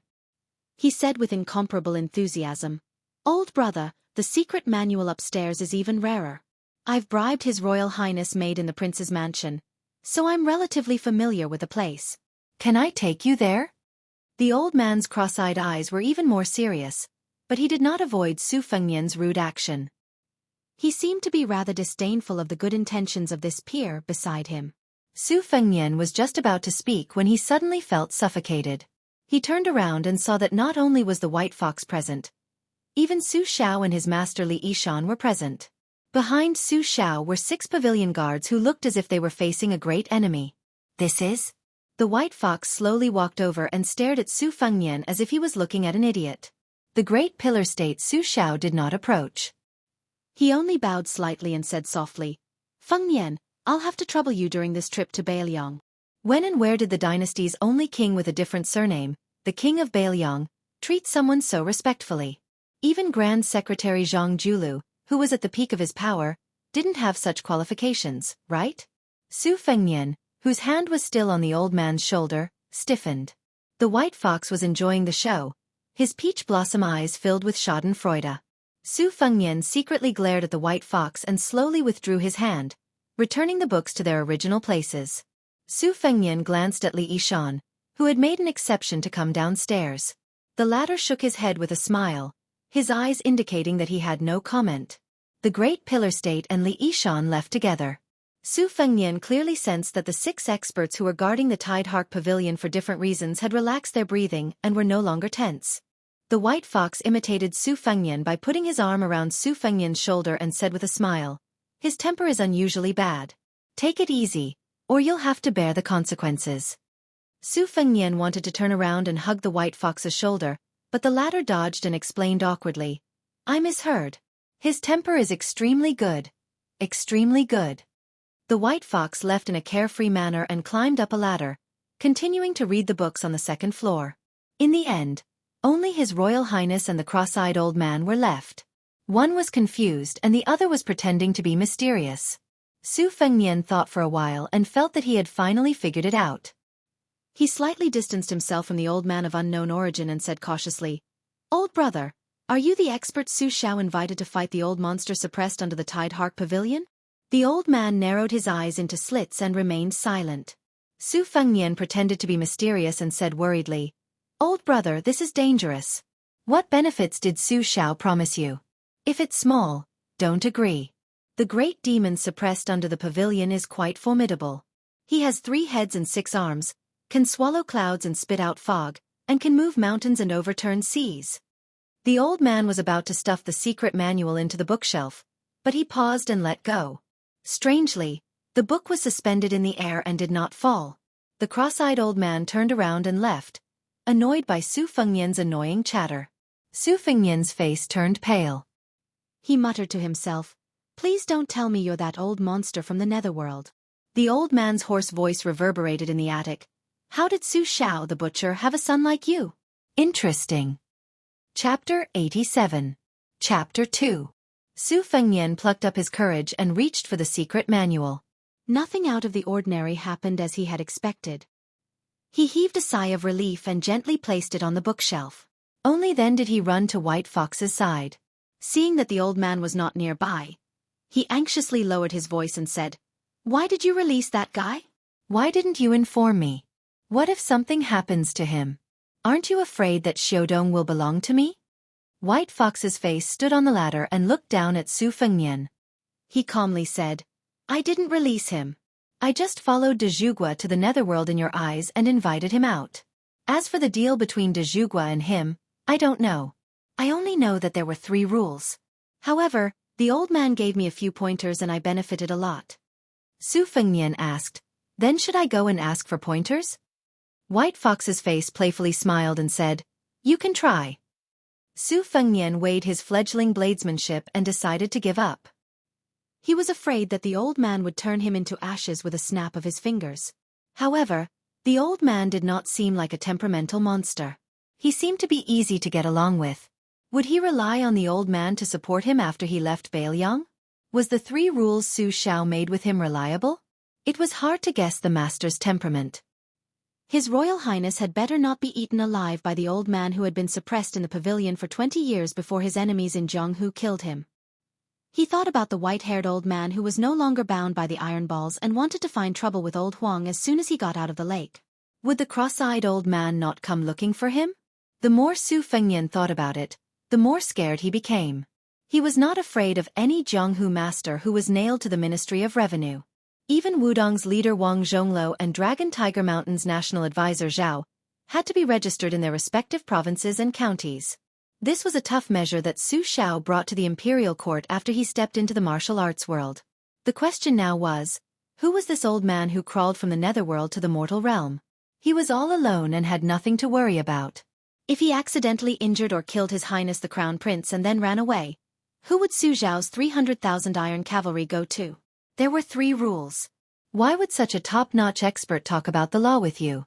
Su Fengnian silently squatted under the bookshelf, carefully calculating and calculating. This was the benefit of living a poor life with old Huang in the past. Haggling over every penny. Was a penny not money? Regardless of whether it was big or small, he had to be calculative now. Back then, for a few copper coins, His Royal Highness had borrowed a tattered Taoist robe to have his fortune told. In the end, he didn't get many copper coins and was molested by a fat woman for an entire afternoon. The most unlucky thing was that before he received the copper coins, Su Fengnian still had to put on a smiling face and waste his breath to praise the woman who weighed about 200 kilograms for her slender waist and beautiful face. The past was unbearable to look back on. Damn it! Just as Su Fengnian couldn't bear to look back, White Fox's face had quietly walked down the ladder and knocked on Su Fengnian's shoulder with the embroidered winter knife. Su Fengnian raised his head blankly. From his angle, White Fox's face was indeed as flat as a flat plane. It was even flatter than Princess Taiping when Xiaohe revealed her sharp horns. Alas, this beauty was actually not a woman. It really made people sigh. Su Fengnian came back to his senses in horror and saw that White Fox's face had narrowed her red phoenix eyes, overflowing with murderous intent. Su Fengnian stood up and saw that the embroidered winter knife was still on his shoulder. He deliberately looked confused and asked, "What's wrong?" White Fox's face said calmly, "You want Beiliang, I'll lend you the embroidered winter knife." Su Fengnian was puzzled, "But I already have the spring thunder." White Fox's face sneered, "You've been using your right hand to practice the knife, but you think I don't know that you're left-handed? Left-handed knife is stronger than right-handed knife. Look at your insidious style. Why don't you leave a way out? Don't pretend. Just lend me the embroidered winter knife. Other than me, who doesn't think that you're just using it for decoration?" Su Fengnian, whose deeply hidden secret was exposed, wasn't angry. He just smiled and picked up a pair of wine pots and said happily, "You're indeed my confidant. Come, let's drink." White Fox's face let go of the embroidered winter knife and shook her head. "I'm not drinking." Su Fengnian caught the embroidered winter knife, which was more exquisite than the spring thunder, and said regretfully, "You're not drinking? Then wouldn't your boring life be even less interesting?" White Fox's face changed the topic and asked, "How many secret manuals do you need to bring with you?" Su Fengnian knew that White Fox's face had no room for negotiation once she decided on something, so he smiled and said, "I need at least 30 to 40 books in a box. I'll throw away one book after I finish reading it." White Fox's face said helplessly, "Are you fishing again?" Su Fengnian held the wine pot in one hand and the embroidered winter knife in the other, and said softly, "Confidant, confidant. Then I'll have to trouble you to pick the books." White Fox's face nodded, as if she was asking him to leave. Su Fengnian went to the top floor and did not see his master. When he went downstairs, he saw Su Xiao sitting on a chair on the 5th floor. In front of him were 3 strangers with different sizes, ages, and qi. Su Xiao threw the 3 secret manuals in front of them and said calmly, "Southern Tang Lu Qiantang, you snuck into the prince's mansion to steal this crouching dragon mound sword manipulation technique. You were defeated by Jian Huang. I saw that you blocked 4 strikes, so I spared your life. Today, this secret manual is in front of you. It's your reward. West Chu Shu Xiao, what you want is White Emperor's pure embracing secrets. East Yu Yang Qing Feng, open your eyes and let this king have a good look." This is your family's ancestral spirit nourishing scripture. None of the three dared to pick up the item that they had been dreaming of for years. They lowered their heads, almost touching the ground, and crawled even more humbly.